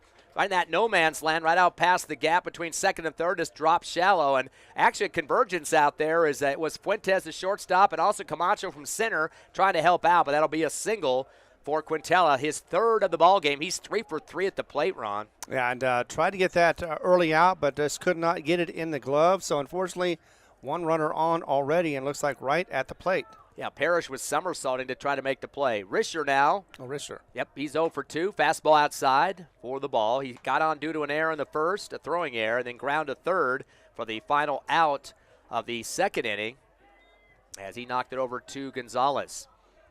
1-0 count now to Risher. Martinez takes a peek at first, fires a curveball, floating down the middle. Whoa, boy, that wasn't close to that strike zone. I don't know where it missed, but it was maybe a little off to the right there, but pretty close. Not to the blue shirts' liking behind the plate. And we talked about the fact that yesterday was the 11th blowout for Carlsbad. We're hoping they don't get another one. Here's the 2-0 pitch. Curveball. Did it hit him in the butt? Yes, it did. That will be a hit by a pitch. Second time that's happened to the Cavemen. They had Fabian Hernandez getting one earlier on the elbow. This one looked like maybe the back of the leg left, or maybe the butt for that matter, for Risher. Right, but regardless, it did get hit. And he's going to first base. Runners at first and second now. Don't see any warm-up action going on in the bullpen for the Eagles. You saw Udahara out there earlier, Ron. Exactly, and maybe he got warmed up enough. Maybe they think that they can get another inning out of this. Either way, Martinez is still on the plate or on the mound. And Hazen Wright, the pitcher, he's the senior that started yesterday for Carlsbad. 6'3", 200 pounds, definitely a big body out there. He's going to show bunt and bloops it right in front of the pitcher's mound. Scoop by Martinez, fires to first, and reaching his hand straight up in the air with the glove to pull it down was the big man Johnson. Canyon Johnson getting that catch there. On the ground out to the pitcher, actually a bunt, but good coverage there by Martinez to challenge that in front of the mound. That'll bring up the first out for the Eagle D. Tanner Collins checks in now. He is 0 for 1 with the ground out and a walk. He did get a run scored after that. His third at bat. He is 7th in the order for the Cavemen. They lead 7-0 here. Top of the 4th. One down. Runners at second and third. Martinez is coming with a fastball down the pike for the strike, as holding on it was Collins. Apparently we got a really tight game going on behind us as it is in the 4th inning, and Hobbs is down by 1 to Carlsbad in the softball, 1-0. Lady Eagles in that 4th spot in backs preps.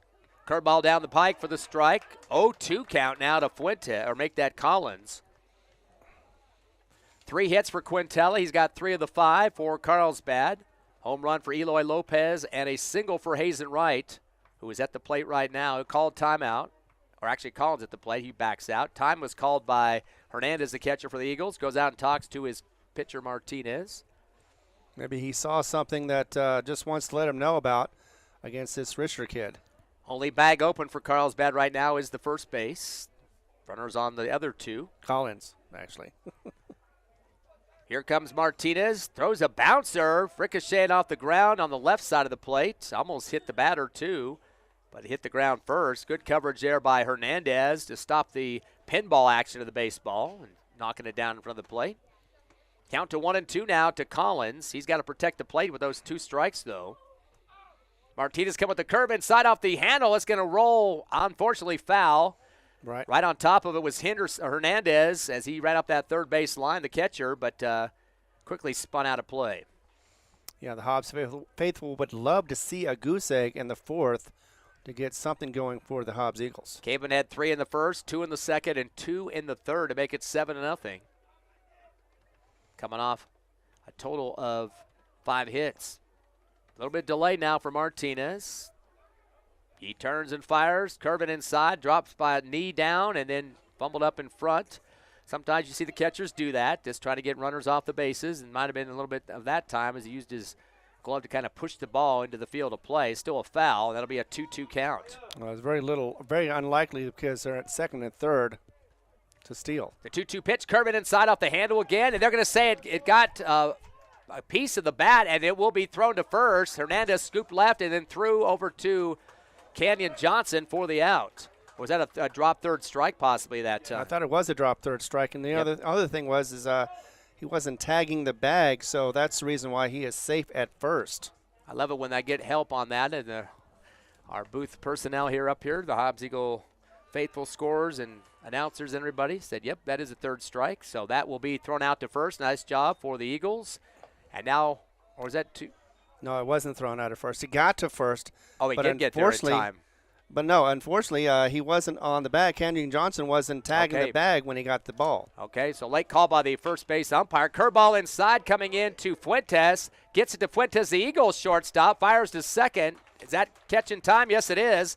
Nice coverage at second there by Montez for out number 2. But unfortunately. That'll get a score in, but that'll pick off the runner at second. Now bases 1 and 3 are covered with runners, and the score comes through for Quintella. So that'll make it 8-0 now. Eagles need the force out if they can get it at second. 2 down. And that'll bring in Jonas Molinar, 9th in the order, and also number 9 on his jersey, too. Fielder's choice on that last one by Fuentes. 8-0 here in the top of the 4th. Curveball floating down across the pike for the strike. So still has some command on the ball, being able to get that inside for that strike call. Holding a minute here is Martinez. Turns and fires. Curveball. Little flinch there by the batter Molinar. Not going to extend that bat. And Hernandez had to come around behind him. Scoop that ball up and check the runners. Evens the count in 1-1 with 2 outs. Eagles trailing 8-0. So Lopez and Martinez both have 4 strikes for their efforts. Timeout for Molinar as he steps out of the box. Carlsbad has scored in all 4 of their innings so far. This has been the smallest amount at 1.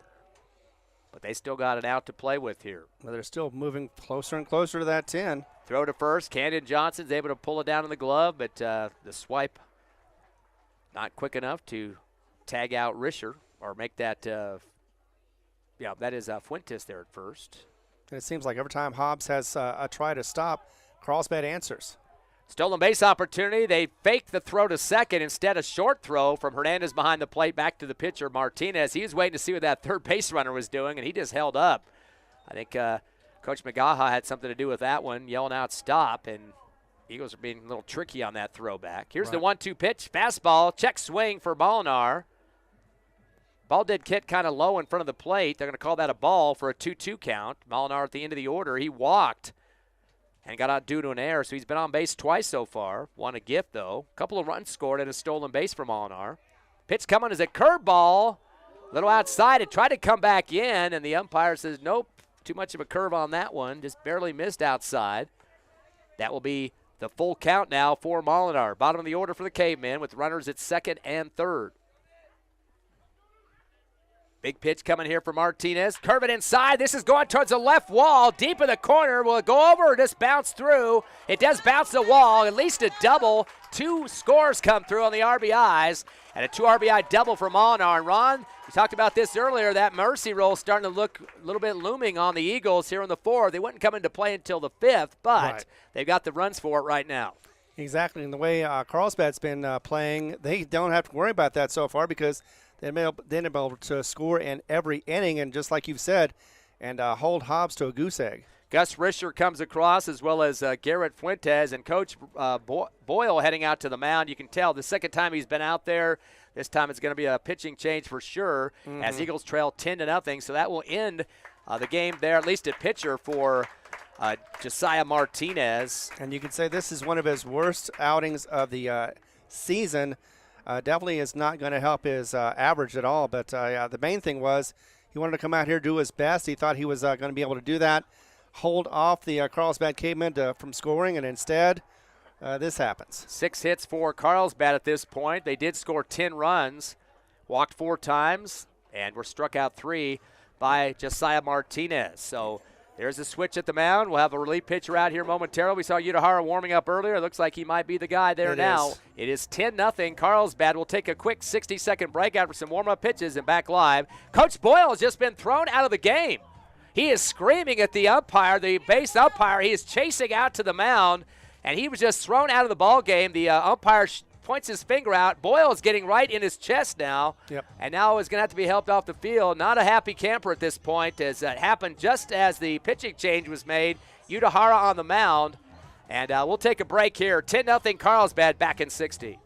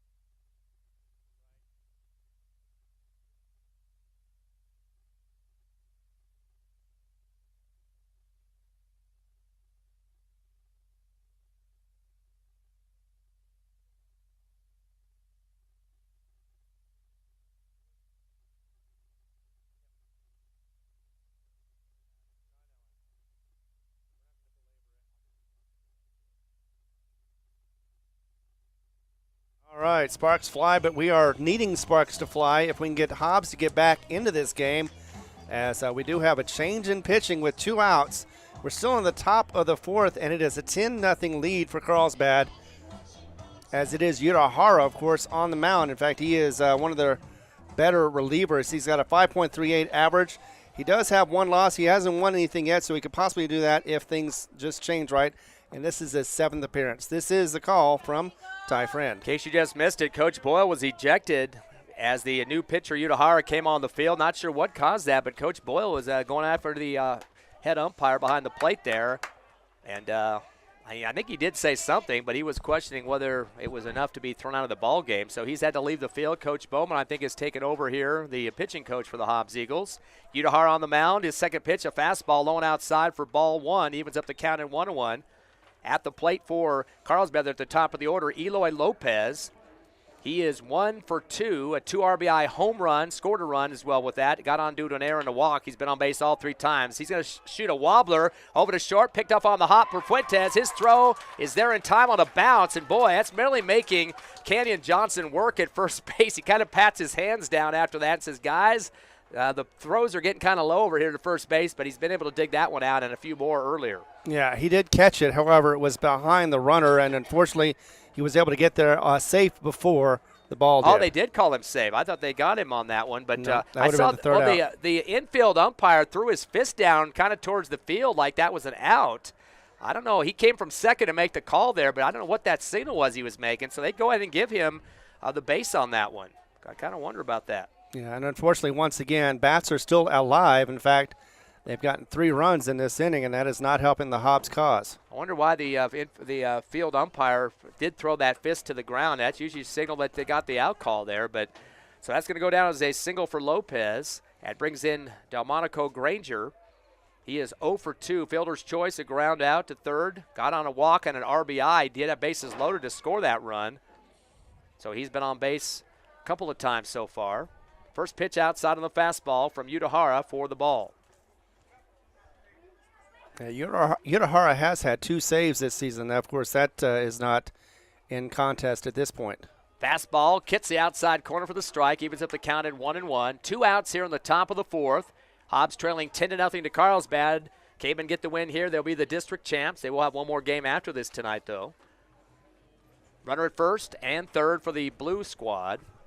Here comes the 1-1 pitch. Steals are on. Fastball outside. It's going to be a throw from behind the plate. Hernandez, and he throws it to short instead of second. Another trick play there as Fuentes steps up. He was going to try to pick off to third, but intercepts that throw, purposely thrown short of second base. Yeah, they'll give up second but they don't want to give up home, and that's usually what happens once you go to second. They try to steal home, and that didn't happen. 2-1 pitch. The fastball comes low. Little check swing for Granger's going to get the strike. You notice there's been a lot of stolen base opportunities there for Carlsbad from first to second. They have no bones about it.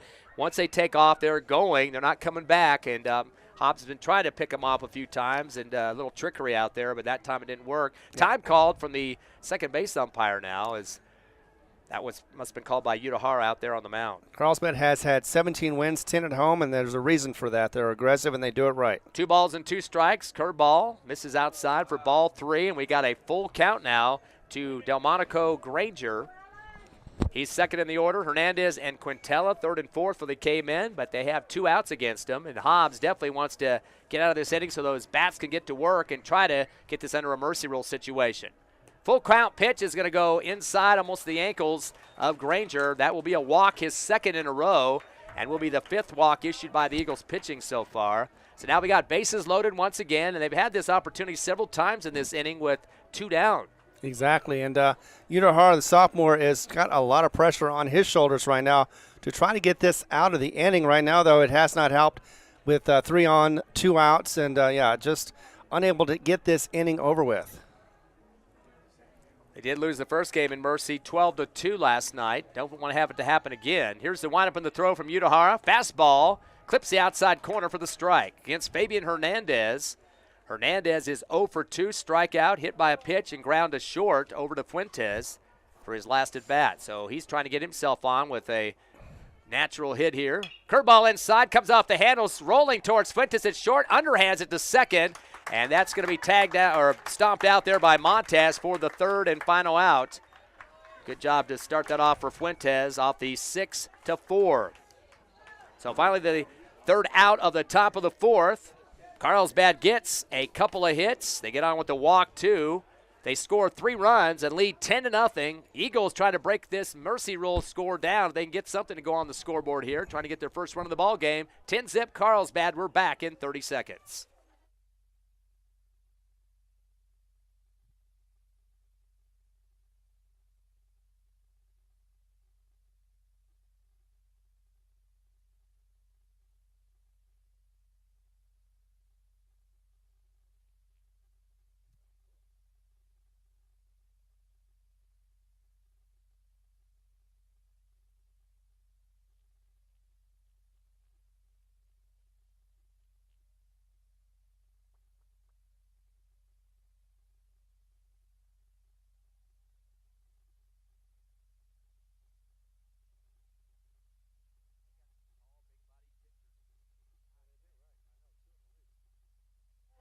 All right, we are coming back live for you for the Veterans Memorial Complex as we're in Game 2 of the 3-game series against Carlsbad. The winner, of course, will be the district champions. It looks like so far it's Carlsbad to keep with a 10-0 lead as we go to the bottom of the 4th. And with the call, here he is, Ty Friend. Carlsbad with 7 hits, the Hobbs Eagles with 2. Both of those from Josiah Martinez with 2 singles. Aiden Quintella leading the Cavemen with 3 singles and a run scored. Eloy Lopez has 2 hits. He has a 2 RBI homer, a single, also a stolen base, 2 RBIs and a run. And then also we got Jonas Molinar for Carlsbad as a 2 RBI double. Hobbs at the plate, no. We got Jaden Hernandez up now. He's 3rd in the order, walked in the first inning, one of 2 walks for the Eagles. Curveball inside, a hard shot, going to go outside the 3rd baseline, foul, going to roll to the wall to the back, but unfortunately not lined up enough on that line. Coach Bowman now out at 3rd base as Coach Boyle was ejected here between the warm-up pitching going on with Udahara for some reason. Got some exchange going with the plate umpire. Got to make a correction real quick. The softball game is actually in Carlsbad. What we're listening to is the JV game. Curveball inside, getting a piece of the bat is Hernandez, but it goes in the glove of the catcher Granger, so it'll be a strike. 0-2 count now to Hernandez. Trying to get a runner on for the Eagles, trailing 10-0 here in the bottom of the 4th. Fastball low and outside for ball 1. But Hobbs has grabbed the lead. It's 2-1 in the 5th inning against Carlsbad. So the winner of that will also be district champs. 1 ball and 2 strikes. Lopez, fastball, gets past. His catcher Granger sails well outside the right of the plate. And that's going to get the count to 2-2. Hernandez 3rd in the order for the Eagles. And Alvarado, the cleanup man, at 4th. Get all the hits coming at the top of the order for Martinez, who got both singles for Hobbs. And Eagles have struck out 5 times since then. Here's the windup and the throw. Curveball, swing and a miss. And that is going to go back and ricochet off of Granger's chest protector there onto the infield. And coming up to help in the handoff is Lopez, came up to the plate. Got lucky on that one. That was a huge cut. I thought he missed the whole thing, but instead he did get a piece of the ball, so he's still alive. Eagles are trying to get better than what they had last night on, what was it, a 152 batting average, 150 against Carlsbad. Exactly, 150. 2-2 pitch off the middle of the bat. Going to get some air on it, but it's going to go foul quickly towards the JV field on the right over the Carlsbad dugout. Actually, thinking it might have hit behind us here on the press box. Again, we got the doubleheader coming up, second game after this one. Probably about 20 so minutes. They have the senior ceremony going on. We'll get you those names here in just a minute before we go to break. 2 balls and 2 strikes as Lopez continues to face Hernandez for the Eagles. Here comes the windup and the throw. Ooh, it hits him right in the helmet.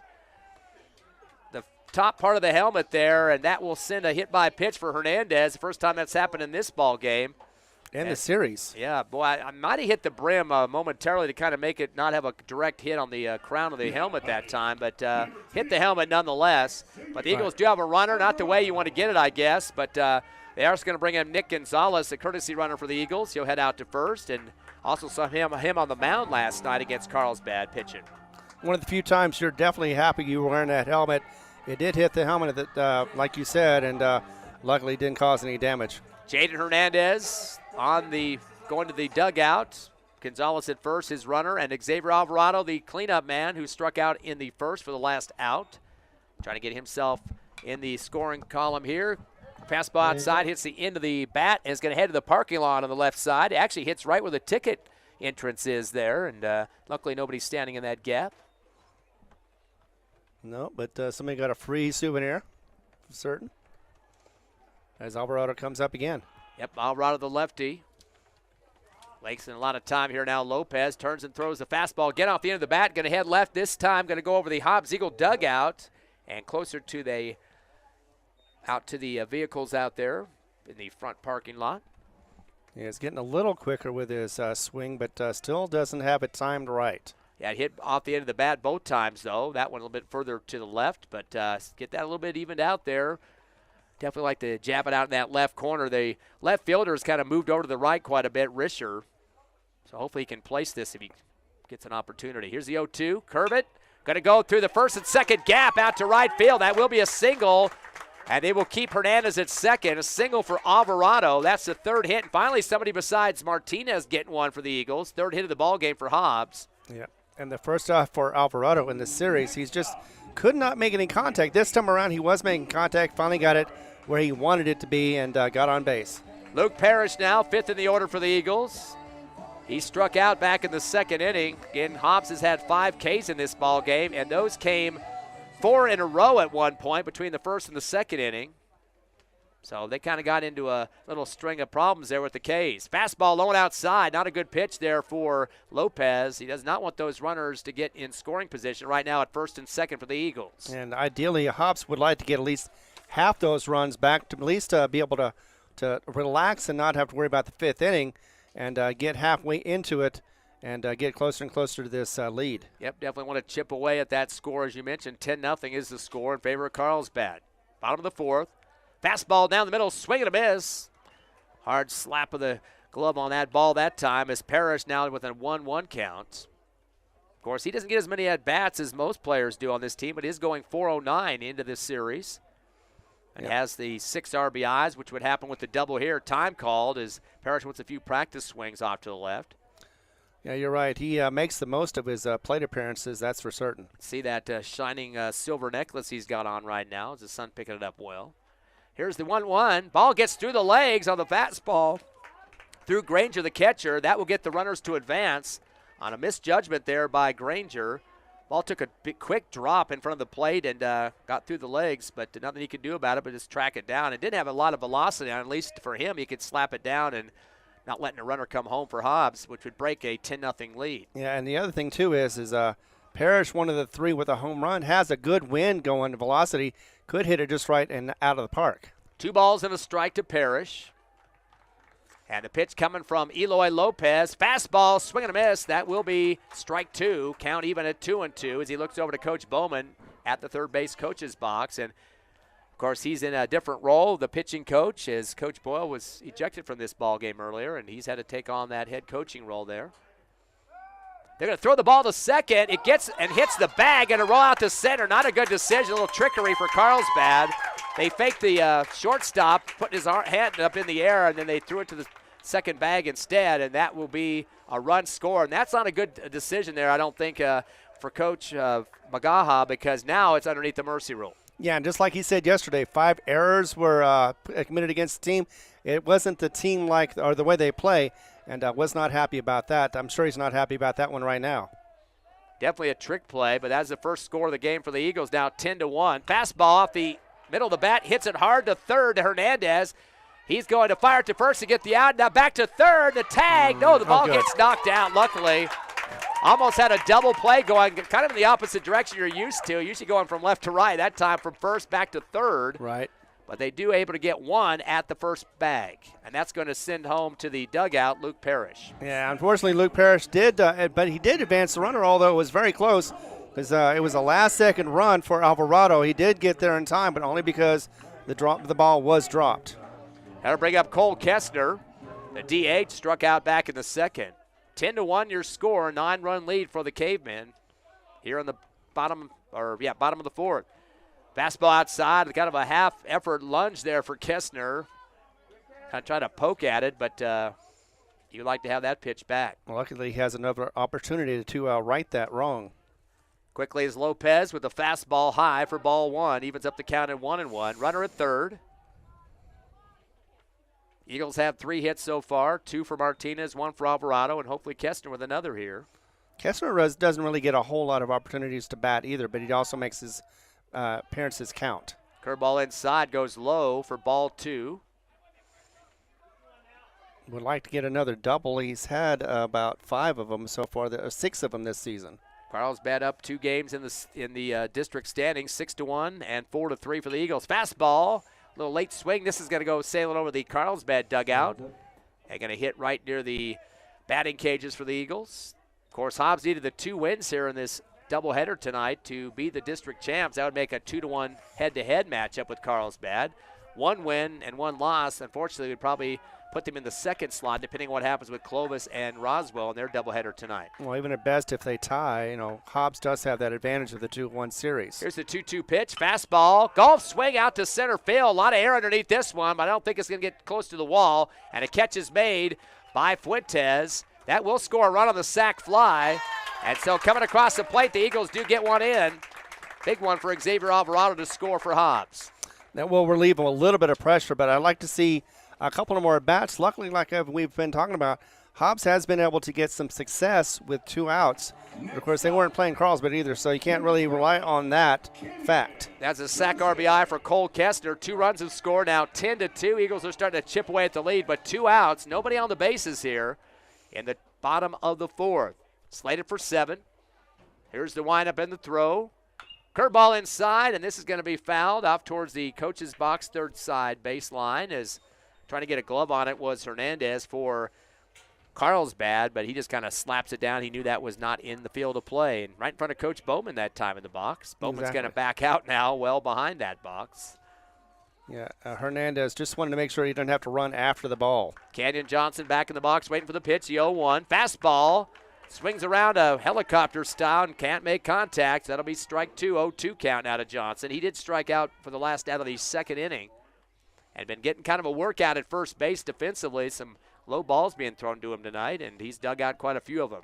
The 0-2 coming and steps in front of the plate and kind of lunges out. Barely gets a piece of the bat, luckily, to keep it in a foul territory situation and stays alive at the plate, still facing an 0-2.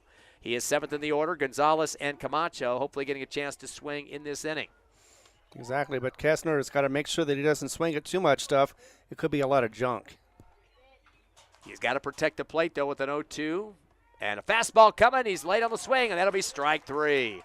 Unfortunately for the Eagles, they do get 1 hit. 2 runs come across. Nobody on the bases left over as we head to the Top of the fifth, a 10-2 ball game. Carlsbad going to try to add on to the 8-run lead. We'll be back in 60 seconds on the Hobbs Eagle Network.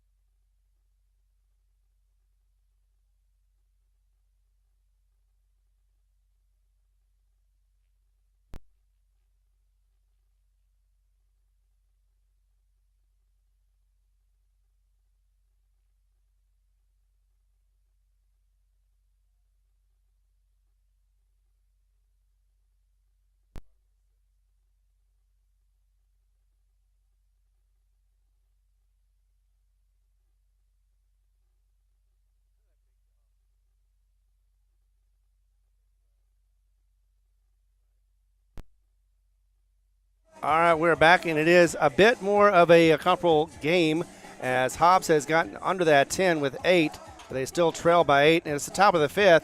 Carlsbad, of course, is up to bat now, and with the call, here's your friend, my friend. It is Ty Friend. Cleanup man's coming to the plate, Aiden Quintella. He's got 3 hits so far on singles. Did score a run off his third at-bat, so he's definitely one of their go-to guys in this game. As the Eagles here in this game 2 of the doubleheader. Quintella also had 2 for 2 batting last night, an RBI double, a single, a run scored, stolen base, hit by a pitch. So he's been perfect at the plate both nights in terms of at least getting on the bases. So definitely one of the guys you got to watch out for. He is, again, 4th in the order. Guy Risher, Hazen Wright coming up here in just a minute. It is 10-2. Carlsbad trying to add on to an 8-run lead here, slated for 7. Relief pitcher up on the mound is Udahara as he sells the fastball high for ball 1. Hobbs Lady Eagles in the softball, they are still doing pretty well. Not a comfortable lead, but they have a 2-1 with the bottom, the bottom of the 6th going on right now. Curveball hits the plate for the ball as the count goes to 2-0. Of course, the Eagles at the 12th spot in the Max Preps poll. It doesn't mean that'll be their seat for the playoffs. We'll have to wait and see how things flesh out here tonight with the other games. Curveball inside. This is heading towards deep left field, towards the fence. It's going to be near the foul pole, but it's going to go over the fence before it curves out for the home run. Second homer of the game for Carlsbad. This one for Quintella. They had an earlier 2 RBI homer for Lopez.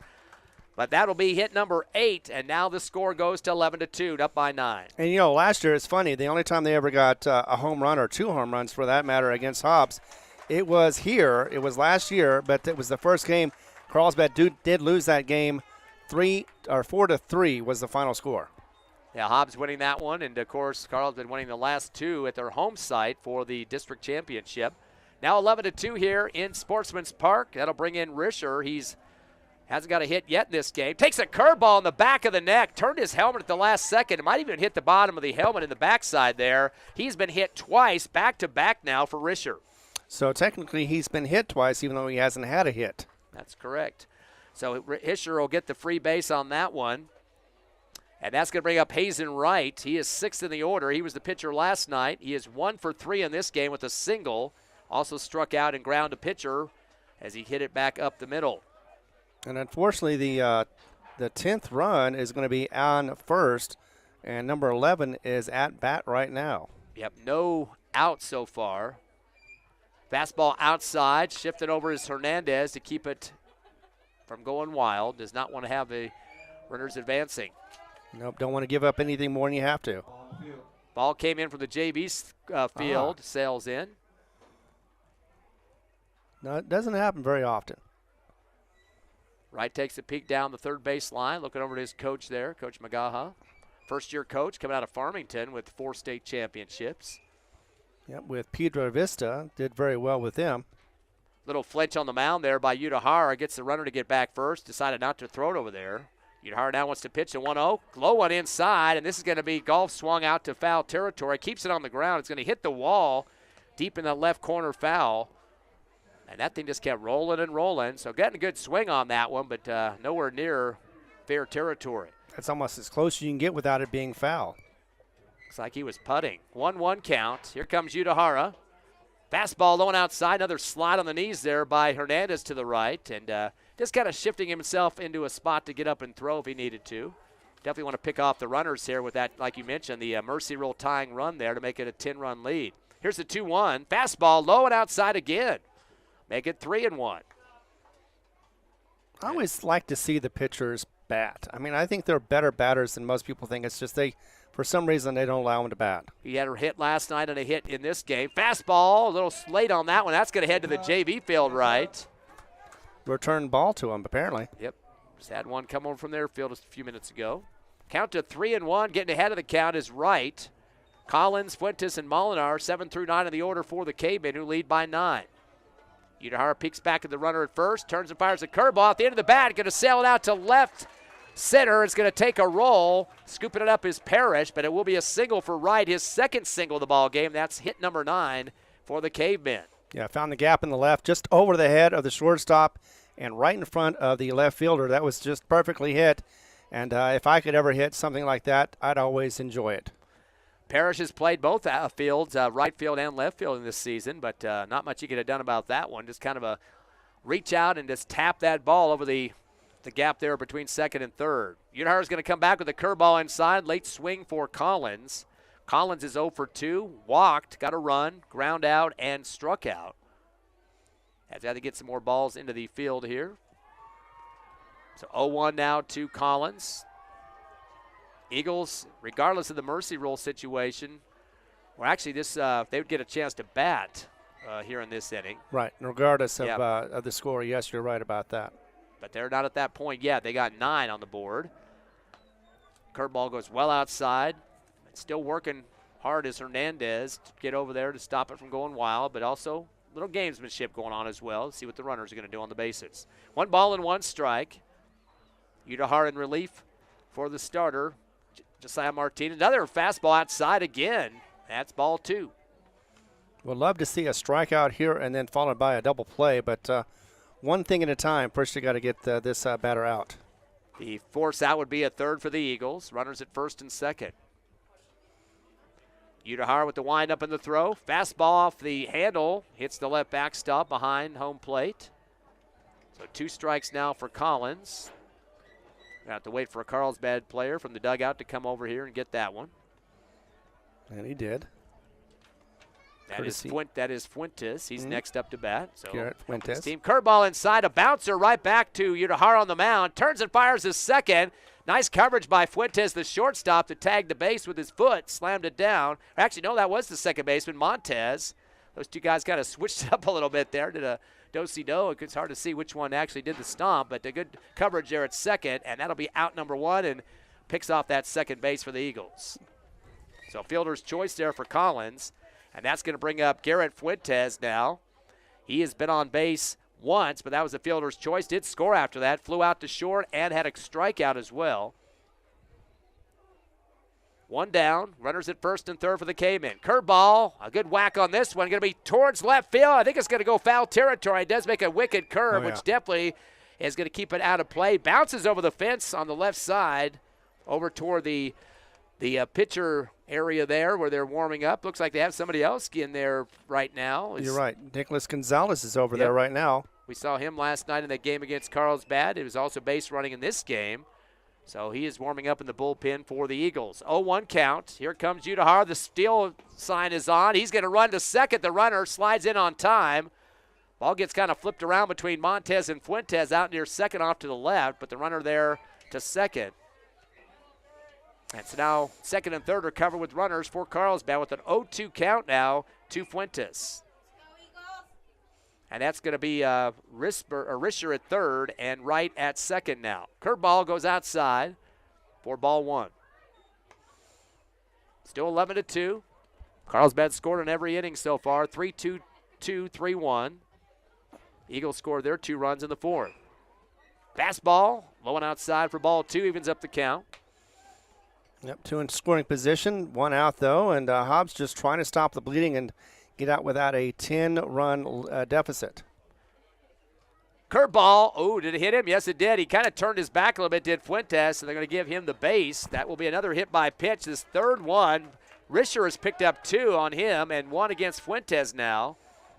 But that's going to make the bases loaded. The Eagles have been in this crunch, but it happened a lot more in the early part of the game, and now another bases loaded situation, and Udahara hasn't faced this yet in this game. Exactly, and unfortunately with this sophomore on there facing the pressure, all Carlsbad has to do is just get another hit, and they can score another run. And that would get it back to mercy rule. So Jonas Molinar, a guy that's had two RBI double in this game, also walked to score a run, stolen base, got an error, and also scored a run off of that one. Fastball clips the outside corner for the strike. So Molinar has been on base 3 times. One was aided by the Eagles throwing error, but he's walked and got a hit. And we don't want Molinaro going to Denny's. We don't want that grand slam. Curveball off the handle, sails to the left backstop. And that's going to make an 0-2 count. He's going to have to protect the plate. And the top of the order coming up next, who's the guy really been swinging hard, Eloy Lopez. He's a starting pitcher, but he's got a 2 RBI homer, scored a run, a single, stolen base, and a walk. On base all 3 times. Fastball, well outside. Check swing for Molinar. Didn't come around on it, though, but that'll call a ball on that one to make it 1-2. Yeah, Eloy Lopez is just a sophomore. He's pitching a whole lot better than the class he is showing. Fastball outside, diving to make it stop is Hernandez. Did not want to get that by him. If it did, that would have scored the run and back up to a mercy rule margin. That's somebody just slamming on our metal bleachers here. I don't know what the heck that's all about underneath. Yep, making a whole lot of noise, trying to either get something going for Hobbs or something. Don't know if that's some rats or not. Curveball, swing and a miss. That will sit down Molinar for the K. That's the first one issued for Udahara in relief. 5 Ks now for Carlsbad, but they will start the top of the order for the 5th time. Eloy Lopez, you mentioned his pitching, but he can hit the ball too. Again, 2 RBI homer with a run, a single, stolen base, walk, got on due to an error, has been on base all 4 times. I wouldn't mind, though, another strikeout. Just like the yesterday, Carlsbad able to close it out with 3 strikeouts in a row. 2 down for the Eagle defense. Bases loaded. Fastball. This is going out to left center. It's going to take a dump about the hits a wall, actually, on the left field. And this is going to be a double, RBI double, which gets it back up by 10. Big Carlsbad contingency in this one, too. So they definitely have got some fans coming out. And actually 2 runs scored to make it 13-2. Past the mercy rule margin, now 11. And just like that, the wheels fall off again. And Carlsbad has been able to score in every single inning. They've kept it to 2 at the lowest, 3 at the most. And unfortunately put pressure on Hobbs once again. 13-2, 11-run lead. Fastball outside for ball 1. Again, 3 runs scored in this inning. And must have been coming with that 2 outs.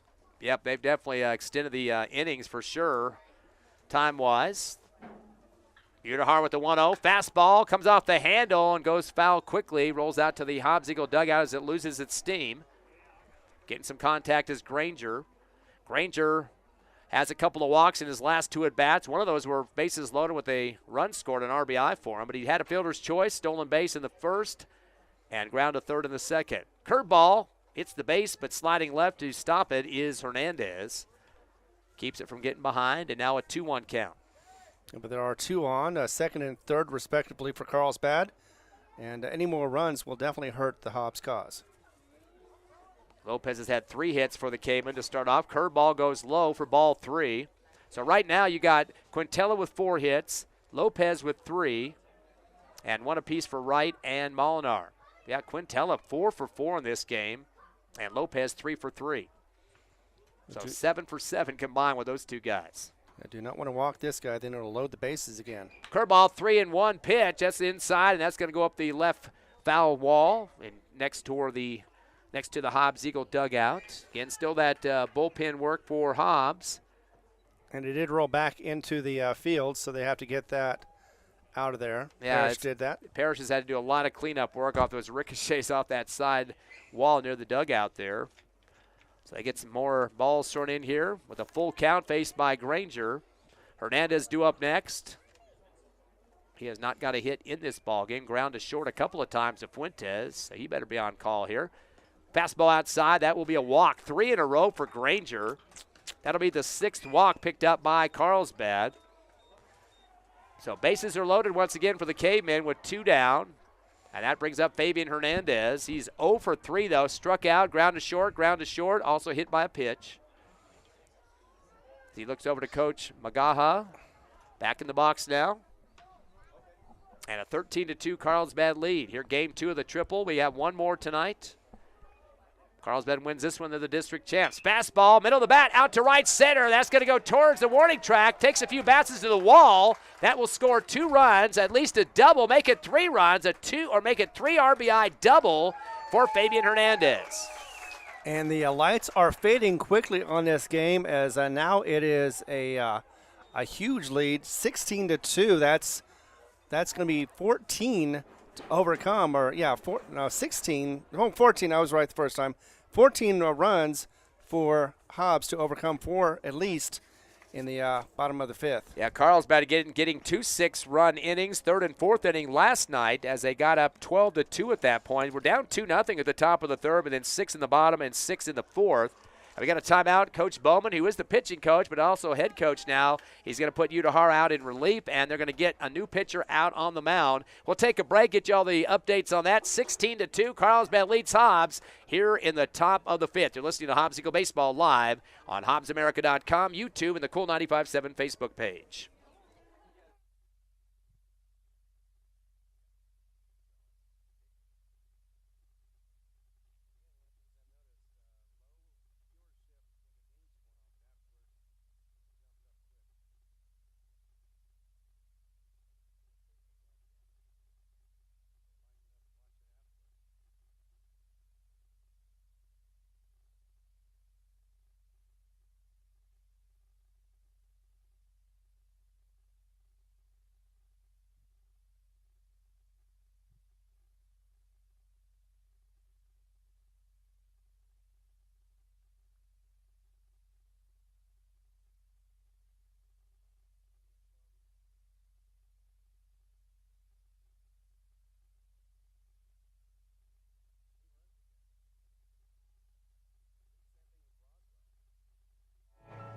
All right, we're back to live action as we have a relief pitcher, Nicholas Gonzalez, warming up right now. In fact, he's got I think now he has the best ERA with 3.3, but he has one win, 2 losses. This is his 14th appearance, and he has been on 29.2 times or innings.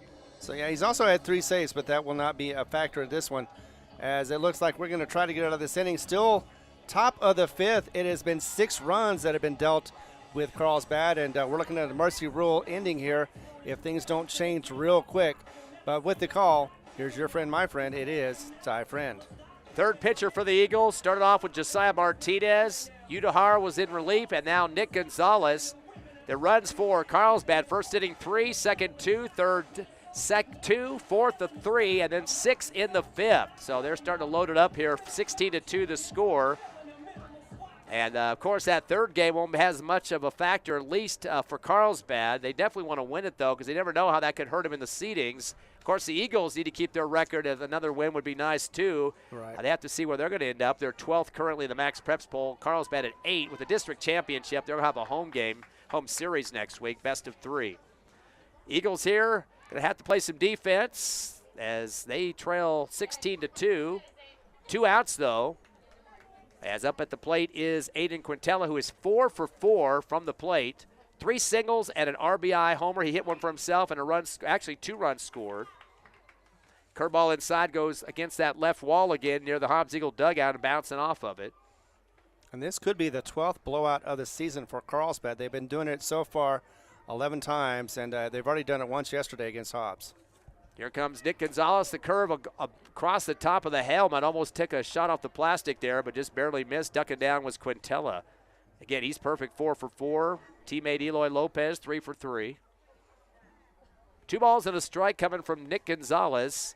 Curveball, middle of the bat, and it's going to that left field again. And Parrish is going to have to watch it go over. It's 2 runs are going to come across on a 2 RBI homer by Quintella, his 2nd HR of the ball game and 3rd for the team. And I think the writing's pretty much on the wall on that one unless Hobbs can come back. Of course, they still got to get out of this inning with 8 runs so far scored in the top of the 5th. It is dominating on all the way around. In fact, Carlsbad could just easily win on this inning alone. 18-2, 16-run lead. 10 is the max or the mercy rule threshold. Hobbs definitely will get a shot to try to get it down from 16, but they'd have to get at least 7 runs to get underneath that 10-run margin. That's going to bring up now Gus Risher. He is 5th in the order. He's been hit by a pitch twice in a row. Takes the first fastball outside and low for ball 1. He got grounded to third, hit by a pitch and a run, hit by a pitch and a run again. So he's making it pay against the Eagles when he gets on base. Here's the windup on the throw. Fastball. This one cracked out to left. Maybe a chance for Parrish this time. No, it's going to hit the wall a little bit further to the right than what the last one was. And that's going to be a chugged out double attempt. He slides at second, but a nice throw into second from Parrish and a tag out for Montez. Oh, it's getting close there. Risher really stretching it out, but he gets tagged at second, and he'll have to take a seat for the third and final out. But the Carlsbad Cavemen able to string together 4 hits. They put across 8 runs. They do leave 1 on base, but they lead a big 16, 18-2 over the Eagles. Hobbs with a 1 chance here to try to get it down at least underneath 10 for the mercy rule to come to an end. We'll take it back with you in 60 seconds on the Hobbs Eagle Network.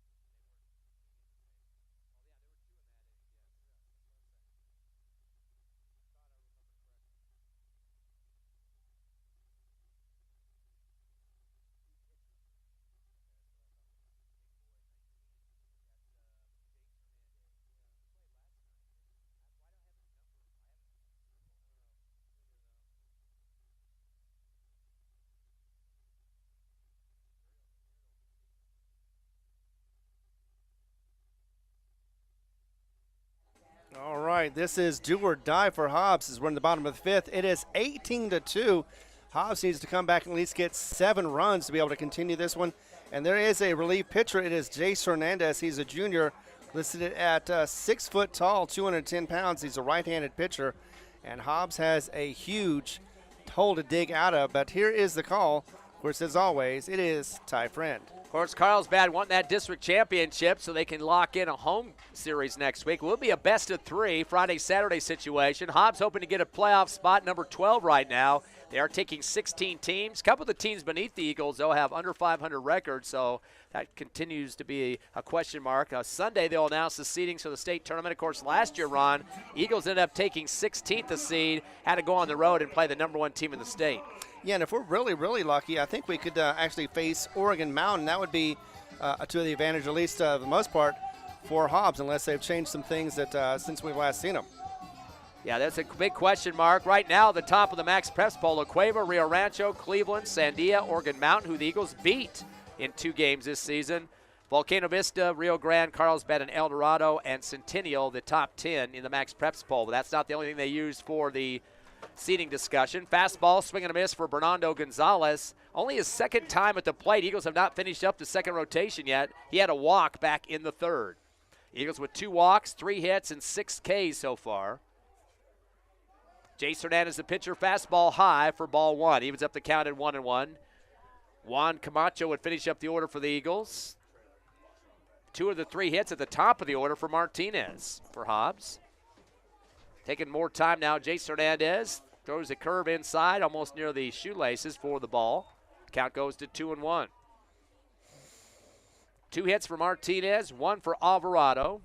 Only 3 the Eagles had. They had 4 last night, so 1 less than what they had at 150 batting average last night. Here's the windup of the throw. Fastball off the handle, goes to 3rd on the roll, picked up by Hernandez, fires across a low shot over to right, who scoops it out for the out.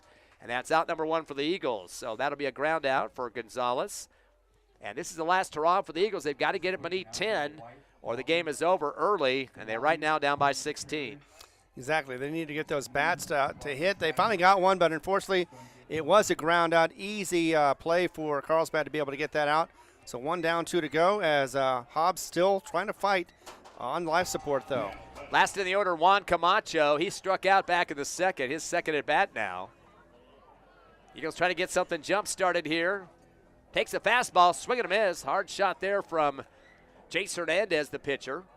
And he's not one of those tall, lanky guys that we've seen last night and tonight. A little bit more girth to him, and definitely he's throwing some hard stuff, though. Yeah, he's not a small kid, that's for sure. 0-1 pitch. Curve it inside, swing and a miss, and he's got some big-time strike shots there as a Camacho kind of got wound up, and a JV ball comes rolling out to second base after that play. That's the second one of this game. Luckily, it waited just a few seconds and didn't interfere with the play there. 0-2 count now to Camacho, bottom of the order for the Eagles. Martinez, Fuentes, and Hernandez at the top. No balls and 2 strikes. Fastball high, and this one barely gets into the bat. He kind of moved it up higher that time to mix it up a little bit on Camacho, but able to make contact and just barely kind of jabbed at it there and saved himself. Yeah, just barely, just keeping it alive at the plate. Hit the middle of the backstop there. Still 0-2 count to Camacho. Hernandez come with the fastball. Ooh, it's just barely low and outside for ball 1 to 1-2 count. Martinez is top of the order with 2 singles, 2 for 2. Fuentes 0 for 2, and Hernandez 0 for 0 with a walk and hit by a pitch. Hernandez with the fastball, check swing, and they're going to call that a ball for Camacho, a little low. 2-2 count now, even it up.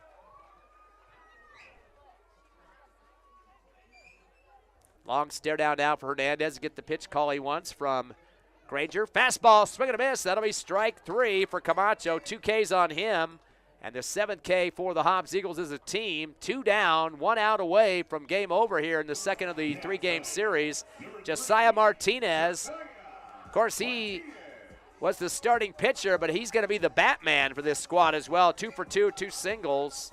And got to get base runners, Ron. Double-digit deficit, 16 down. And again, 3 hits just ain't going to cut it. Got a final for you from Carlsbad, and it was a close one, as we've been mentioning. Hobbs does pull it out, though. 3-2 is the final. It goes to 8 innings. Of course, that's Lady Eagles softball on the road tonight. Josiah Martinez, the lefty at the plate, taking the pitch from Hernandez. Fastball, barely misses the outside corner for the ball. Again, we have another game coming up tonight here at Sportsman's Park. Just remember, we got the senior ceremony going on between games, so about 20 or so minutes with that on the field. 7 seniors being highlighted tonight, going to graduation here in a couple of weeks. Here comes the 1-0 pitch from Hernandez. Fastball high for ball 2. Good eye for Martinez. Eagles only had 2 walks in this game, and Hobbs, throughout much of the season, was a good team of reading pitches and did have a lot of walks, but the last few games of district, it hasn't gone that way. Yeah, they were very good about not getting a whole lot of strikeouts, but this time around this series, they've been struggling at the plate. 2-0 pitch on the fastball, misses outside for ball 3, so Martinez getting well up in the count here and definitely can burn some pitches to see what he wants to swing at. Fuentes, Hernandez, and Alvarado. Only 1 hit out of those 3. 2 through 4 in the order. Showing bunt look here. Got spun around and takes the pitch up the middle. Doesn't swing, but gets the strike. Now 3-1. I tried to get out of the way, but it wasn't in time. That, or maybe the pitch was down the middle. Coach Bowman electing to try to at least get a runner out of it. Not going to show bunt this time. Going to take the walk instead. And that will get Martinez to first. Runner at first is Martinez, and now Jason Fuentes, who had a big game last night. Not as good tonight, 0 for 2, ground to short and ground to third. So that puts notice to Hernandez and Molinar to be ready for the swing of Fuentes. Yeah, it's the faintest of heartbeats for Hobbs, but still in it. But they still do need some hits and need them fast. Yeah, keep this ball away from second base. That would be the force out. A stolen base attempt going. Hard run for Martinez. Not even a throw from Carlsbad behind the plate. And blowing up some dirt there for the Eagles. Josiah Martinez now at second. Yeah, Eagles have a field turf infield, but still you saw a big cloud of dust as he did slide into second, although there was no throw out there. Exactly. Just once again, you know, you better place better safe than sorry, and they didn't throw it out. Just simply they didn't want to have it going out into the outfield and have him going to third. Now he's going to chase it to third too. Another stolen base. Strike on the swing by Fuentes. That's the second stolen base of the ball game, both coming from Martinez. As he gets to third, as knocking at the door for the Eagles to try to get their third run of the game, down 18-2, down by 16. It's a shame he can't just score or steal base at home. 1-1 pitch, high fastball for Hernandez, out of the zone for a ball. 2-1 count now to Fuentes. Hernandez has been on twice. He's up next. He walked and got hit by a pitch. Waggling the bat behind the right ear is Fuentes. Hernandez going to fire a curveball inside. Golf swing and a head up towards the backstop behind home plate. And he'll go towards the softball field behind us. Good cut there for Fuentes. He's trying to kind of even that out a little bit more towards the infield. Yeah, went between the bleachers, so bounced back. And pretty much was a souvenir, or at least near the concession stand. 2 balls and a strike to Fuentes. Reliever Jace Hernandez, who came in for Eloy Lopez earlier. Comes to the fastball, bounces off the chest protector of the catcher Granger, able to keep it in front of the plate and keeps the runner at third for the Eagles. 3-1 count now, getting away now from Hernandez. Is Fuentes going to try to get himself on base any way he can? He's got 1 pitch to burn with a 3-1. Right behind him, Martinez at third, wanting to come home. Curveball inside, going straight up in the air, but backward, so that's not going to be a chance to be caught by anybody, except maybe a fan behind this press box. So facing a full count now is Fuentes. Got a final for you for the JV game. Unfortunately, that did not go as well for the Hobbs Eagles. 6-5, Carlsbad wins that one. 1 run next door here at Sportsman's Park. Fastball down the middle, clips the corner, and that will be the strike. 3, unfortunately, for Fuentes, and that will be the ball game as well.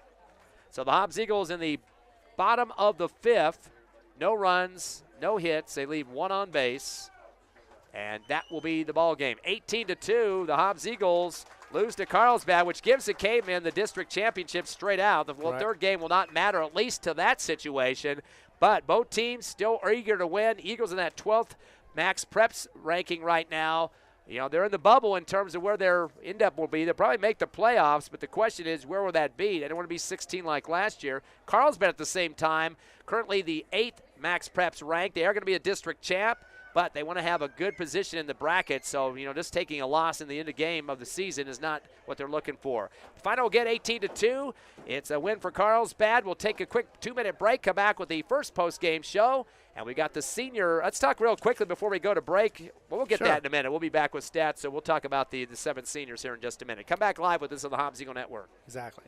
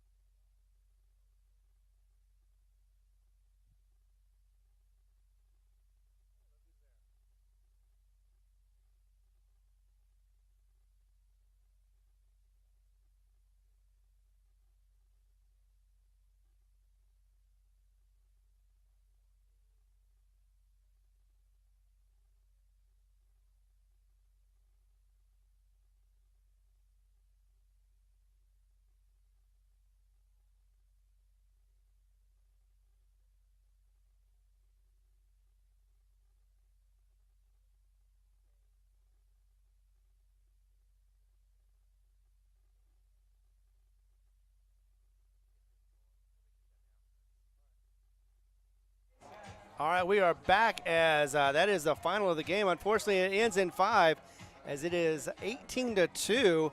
Carlsbad just romps Hobbs, but we are going to have seniors in a moment. But right now, let's get back to the numbers and the action with Ty Friend. Again, Carlsbad winning by 16, 18-2. They are now 18-7 overall, 7-1 in district.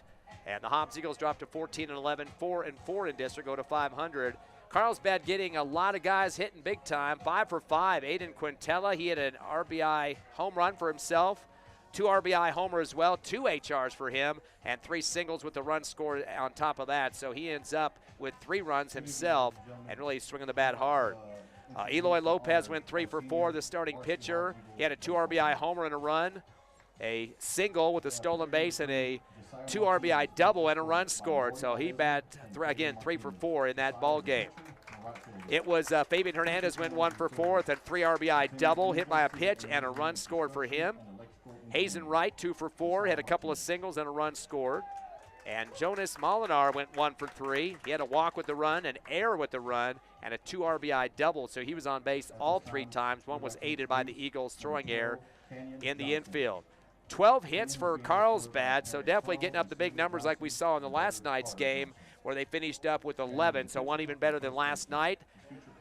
Carlsbad only shut out or struck out 5 times in the game. They walked 6 and had 1 defensive error in the contest.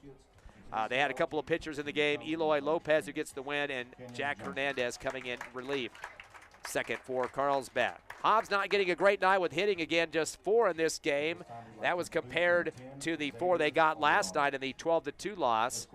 Josiah Martinez, though, perfect, 2 for 2, had a couple of singles to start it off, and then had a walk and 2 stolen bases, the only stolen bases for the Eagles in this game, but perfect 2 for 2. It was Xavier Alvarado going 1 for 2 with a single and a run scored. Cole Kester went 1 for 1. He had an RBI sack. And that's it for the hits for the Eagles. So 2 for Martinez, 1 apiece for Alvarado and Cole Kestner. And then also in terms of the hits, that was just 4 for Hobbs. So they were 8 less than Carlsbad. Eagles only got 2 walks, and they struck out 8 times against the pitchers Eloy Lopez and Jack Hernandez. Point production for Carlsbad. They get 3 runs in the first, 2 runs in the second, 2 in the third, 3 in the fourth, and the big 5th inning, they end up with 8 Hobbs runs coming in the 4th. At that point, they were trailing 10-2 at the bottom of the 4th. And the Eagles go through 3 pitchers, Josiah Martinez, Udahara, and Gonzalez in the loss. Again, 18-2 final. Carlsbad with the win, the district championship, Ron. Yeah, and with 177 runs that have been allowed for Hobbs, you thought they were doing pretty well, especially since last year, but no, just could not keep up with this juggernaut known as Carlsbad Cavemen. They've been doing this for the last several years. In fact, the last time Hobbs was able to get 2 out of 3 from Carlsbad was 2021, and we all know that Hobbs went all the way down to the championship, lost to, I believe, La Cueva on that one, but yeah, that was one of their best seasons in the past couple of years. Just Hobbs just unable to get anything going in the bats. And unfortunately, that cost them this victory, but maybe they get the last one in the 3rd match. You're watching a video right now on the internet, which I'm sure you are. There are 7 seniors out on the field as they're getting congratulated and some rounds of applause as they play their final regular season home game. Josiah Martinez, who played as a pitcher in this game, of course, a senior. Nicholas Gonzalez, who was in relief in this game. Gerardo Gonzalez, 3rd base and catcher at some points. Xavier Alvarado, he plays first base and other positions. Canyon Johnson, who played first just now in this game that we wrapped up. Saul Armendariz, who we see out in the left field most of the time. And Thomas Aurelio, he's seen some spot action here in the last few series as well. So 7 seniors on the squad as they get their recognition here at Sportsman's Park. We'll take a quick breather, about 20 minutes or maybe 15 or so before the second game. 3rd and final game of the regular season for Hobbs and Carlsbad. He came into the district champs, but the Eagles would like to end the season on a good note with the win. Come back with us in about 15 minutes.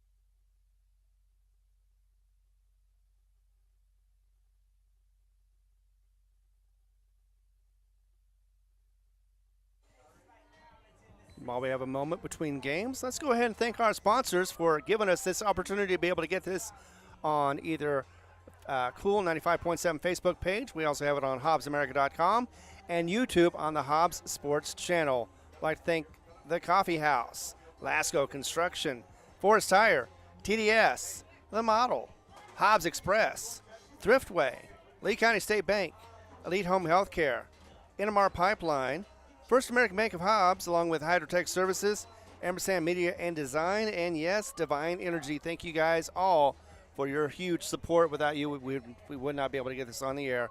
Going back in just moments to let you know what's going on with the game. Oh, by the way, there is an update on the Roswell-Clovis. It is in the top of the sixth, 2 outs. 11-9 is the score so far. Roswell in the lead by 2. Be back in moments.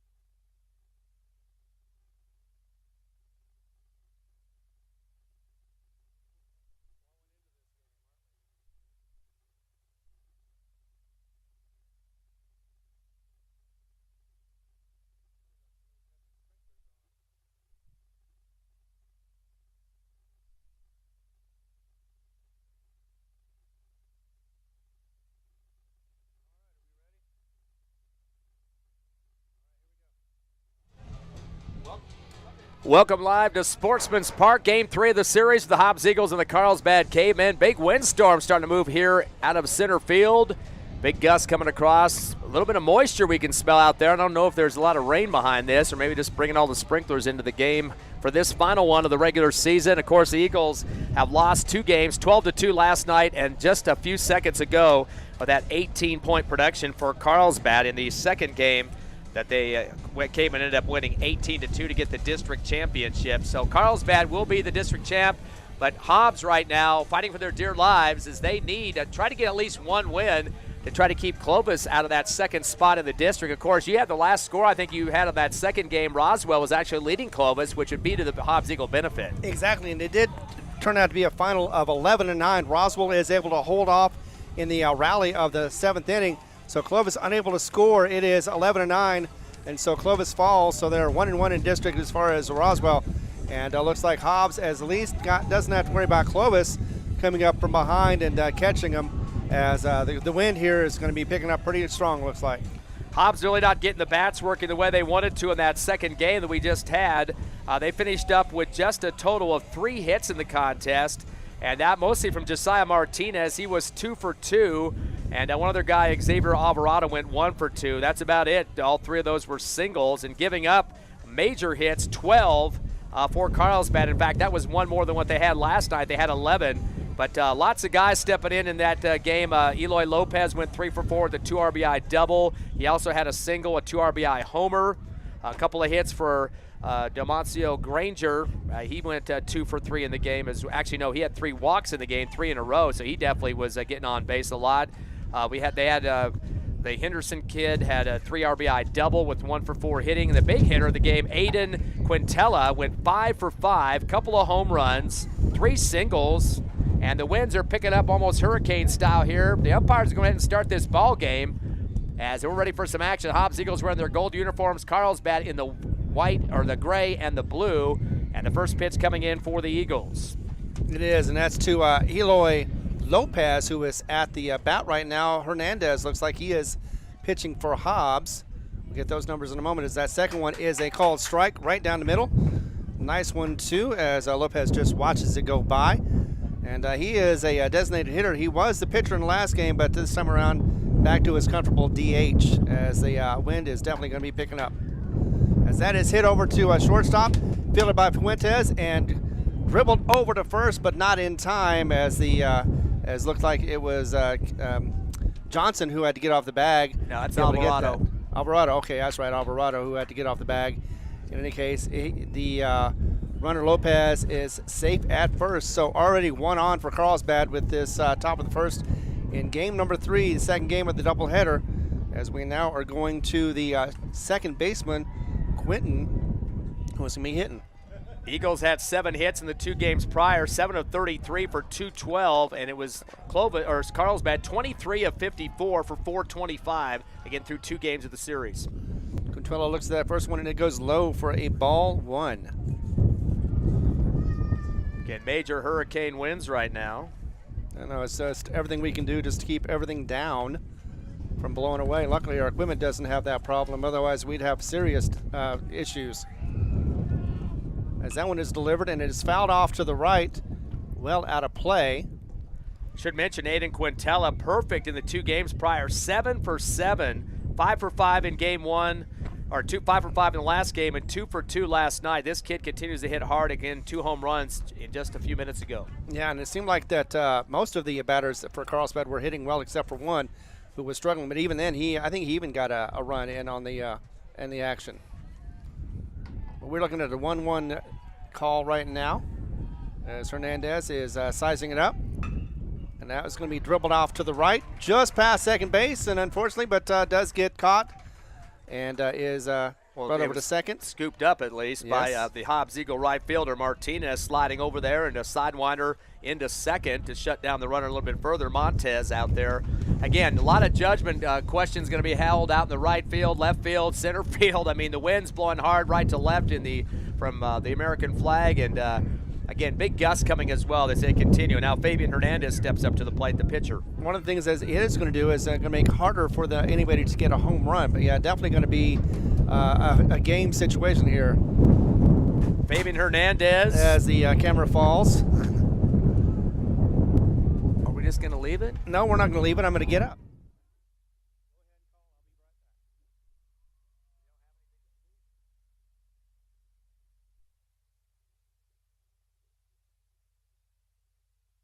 Back to live action. We just lost our video camera here. Major wind gusts going on as the first one out of the game. A couple of singles so far for Lopez and Quintella. And that's going to bring up Domenico Granger, the catcher. Still scoreless here in the top of the first as the wind's causing a lot of damage, blowing everything, equipment, books, papers, Coke cans, everything else you can imagine throughout the field here at Sportsman's Park. Last game of the regular season, they had to wait for it, Mother Nature, to do it to us now. A look back to second, the turn, the fastball comes inside for the late call strike with the pump fist coming out as Granger takes that call with an 0-1 now. As Hernandez now has a runner at first and second against him. One down. Granger is fourth in the order, the cleanup man. He is 2 for 5 in the series. 0-2 in the last game, 2-3 last night. So he had 3 walks, so back to back to back. Just about 30 minutes ago. Curveball inside, late golf swing, going to go over the Carlsbad dugout. Actually, it bounces off the light post and drops back into the dugout for Carlsbad. Able to catch it back there. Getting a piece of it was Granger. Gus Risher up next, the left fielder. He'll be momentarily coming on. Again, there's no lightning or dumping rain or anything, just a major windstorm blowing through. You can feel a little moisture, not sure where that's coming from, but not the best conditions for baseball, of course, and might extend this game a lot longer than you'd expect if there's a bunch of air starting to light up because of that. 0-2 pitch coming now to Granger. Long delay for Hernandez at the mound, just watching the runner back at second. Time called as Granger gets tired of waiting there at the plate, and he's going to back out and give some time for a readjustment. You're listening live to Hobbs Eagle Baseball, the third game of the series with Carlsbad, who won the first 2 games 12-2 and picked up a big 16-run win in the game 2 earlier. The windup of the throw and hits the batter right in the back. Granger's going to get hit by a pitch. The stolen base attempt was on already as Quintella gets to third. And now that's going to bring up fifth in the order, Gus Risher, the left fielder. Risher is one of the ones that hasn't had the best outing so far. He is 0 for 5 at the plate, but he was hit by a pitch twice in that game we just finished up moments ago. And there we have another wind blowing down on our camera equipment. We might have to make a decision. Let's not go in with video on this game due to the fact that winds are not going to settle down whatsoever. Well, first time this has affected us here in baseball at least. 0-2 count now to Gus Risher. Hernandez has the bases loaded now. The windup in the throw. Fastball goes low through the legs of the Kessner, the catcher for the Eagles. That's going to score a run. Is coming across as Eloy Lopez. And so Carlsbad takes the early, actually that's Quintella, takes the early 1-0 lead here in the top of the first. Slated for 7 in this last game of the regular season. Runners at second and third. Back in the box goes Risher. Hernandez has the runners off to the side of him between second and third now. The fastball down the middle, swing and a miss for Risher. And the count now to 0-2. Risher fifth in the order. Hazen Wright played pitcher on the mound last night, a first baseman in the second game earlier. Actually count now 1-1 to Risher. Winds are dying down just a bit now, giving us a little bit of relief here at Sportsman's Park. Pitch the 1-1, fastball, late swing, comes off the middle of the bat, but it's going to sail over the Carlsbad dugout. Far fly, foul. Wind aided, of course. And that should be a 1-2 count now to Risher. Always something. That's what happens sometimes when you're outside in Mother Nature. Yeah, inside a press box, but still the winds are just kind of tunneling around the area here. Hernandez takes a lot of time, finally fires a curveball, but goes way up high. Good jump for Kessner with that glove up in the air and rips that thing down in the webbing and saves it from going wild, which would have brought home a run for Carlsbad. Waiting to get in is Quintella. Still 1-0, Carlsbad leading here in the top of the first as Hernandez gets himself readjusted on the mound. The windup in the throw. Fastball off the handle. It's going to go foul over the Carlsbad dugout. Expect a lot of foul balls in this game, Ron. Exactly, and just because of the wind and even possibly because of debris in the eyes, but either way, you just want to make contact at this point, and Carlsbad's been doing a whole lot better job of doing that than Hobbs has so far in this series. 2-2 count now as Hernandez peeks back at the runners, second and third. Definitely does not want another one to come across. Goes fastball off the handle. This over the top of the backstop. And every contact now for Risher is coming off at angles he probably doesn't want, but he's still staying alive with the contact he's making. I think the wind has just gotten out of our way, so it may not blow the camera down again, but we're hoping at this point. 2-2 is the count right now, as Gus Risher is still at bat.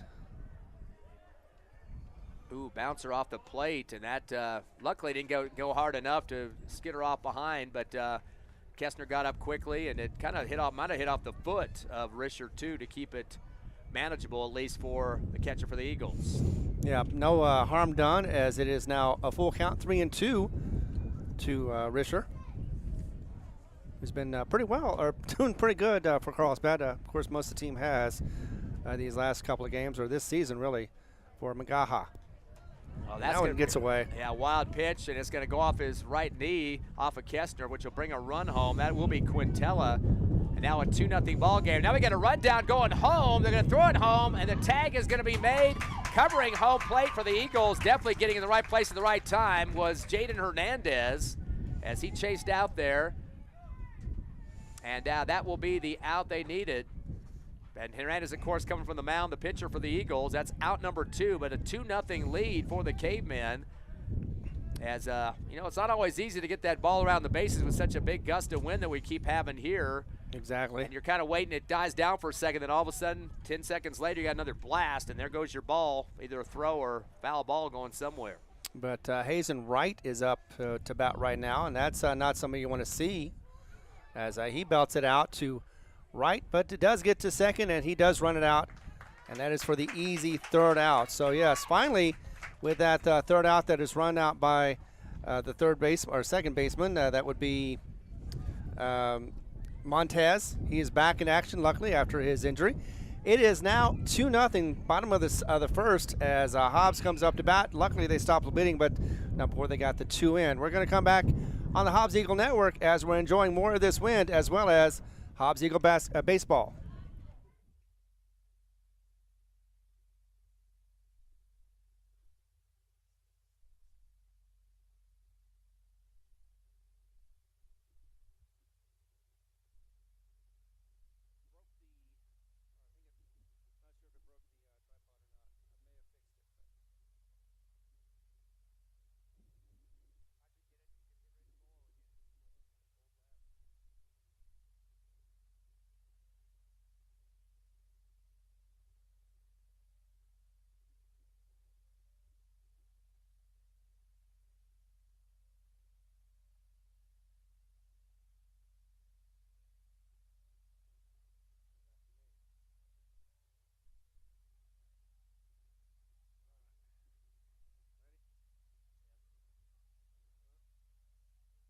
Back here at Sportsman's Park, Fabian Hernandez warming up for the Cavemen, getting his first action on the mound for the Cavemen. Hobbs Eagles going to get a chance to get to the plate. Last couple of games, the Eagles in terms of batting were .212, 7 hits, 33 attempts, or 33 at-bats, I should say, and definitely not a good number for the end of the regular season, but they're going to work on that and try to get something going here as they get Josiah Martinez, the right fielder in this game at least, is stepping in at the first time at the plate. Martinez has gone 2 for 4 in the series so far. He had 2 for 2 against Carlsbad just earlier today with those 2 singles and a walk, so he was on base all 3 times, had the 2 stolen bases for the Eagles, 0-2 on last night's game, so he's batting .500 against his Carlsbad team, and right now it's a manageable game, 2-0, but you wonder kind of how the wind's going to continue to play an effect on the contest, and Eagles definitely want to go out with the win to help out their playoff chances, and think they're going to get in, but the question is what is the ranking or seeding going to be? Right now at 12, they're going to be at least second in the district, which is going to help their cause somewhat. But again, they've had some quality wins. Of course, the 2 wins against Oregon Mountain, a ranked team in the state. I believe number 5 in the coaches poll, or the Max Preps poll. this is a Oregon Mountain team that Carlsbad lost to a couple of times. So that's definitely a good plus for the Eagles when they look at the playoff seedings on Sunday, which will be announced from the NMAA. Yeah, Martinez up, and they would definitely like to get another win. They lost that 7-game winning streak at home, so they want to bounce back and be able to get a winning streak going again, as that first pitch is just a little high for the ball call. Of course, Martinez, the lefty for the Eagles. Lights are on here at Sportsman's Park with the nice wind and dust blowing in here. A little moisture as well. I think we missed the dust. It just went off to the north of us, but still it is affecting us as far as the wind, as that one does sell out to the left. Yeah, came off the end of the bat there of Josiah Martinez and heads towards the parking lot. Again, if you parked your car out way deep, that might not be the best place now, because I think the wind's going to bring foul balls to your windshield. A little bit better chance of that. Not wishing it on anybody, though. I know it could be raining baseballs at this point, especially with the wind the way it's going. It could definitely make it bounce a few more times after it hits the ground. Floater came across the left corner and gets it for a strike on a 1-2 count now against Martinez, the leader for the Eagles. Definitely got to protect the plate on this one, Martinez does, as he does hit it back to the pitcher, but unfortunately he does catch it and is able to get that 1-3 for the first out of this inning. You're kind of excited when the ball comes right at you in some of these games. You don't have to really maneuver anyway or look up in the air for a fly ball, because comes right at your glove. There's not much of a chance that wind's going to veer it off when it's that close. And right that time, Hernandez just put his glove up and had it right at him. Remember, both these pitchers for Hobbs and Carlsbad, last name Hernandez. Just make sure nobody gets confused out there. Exactly, yeah.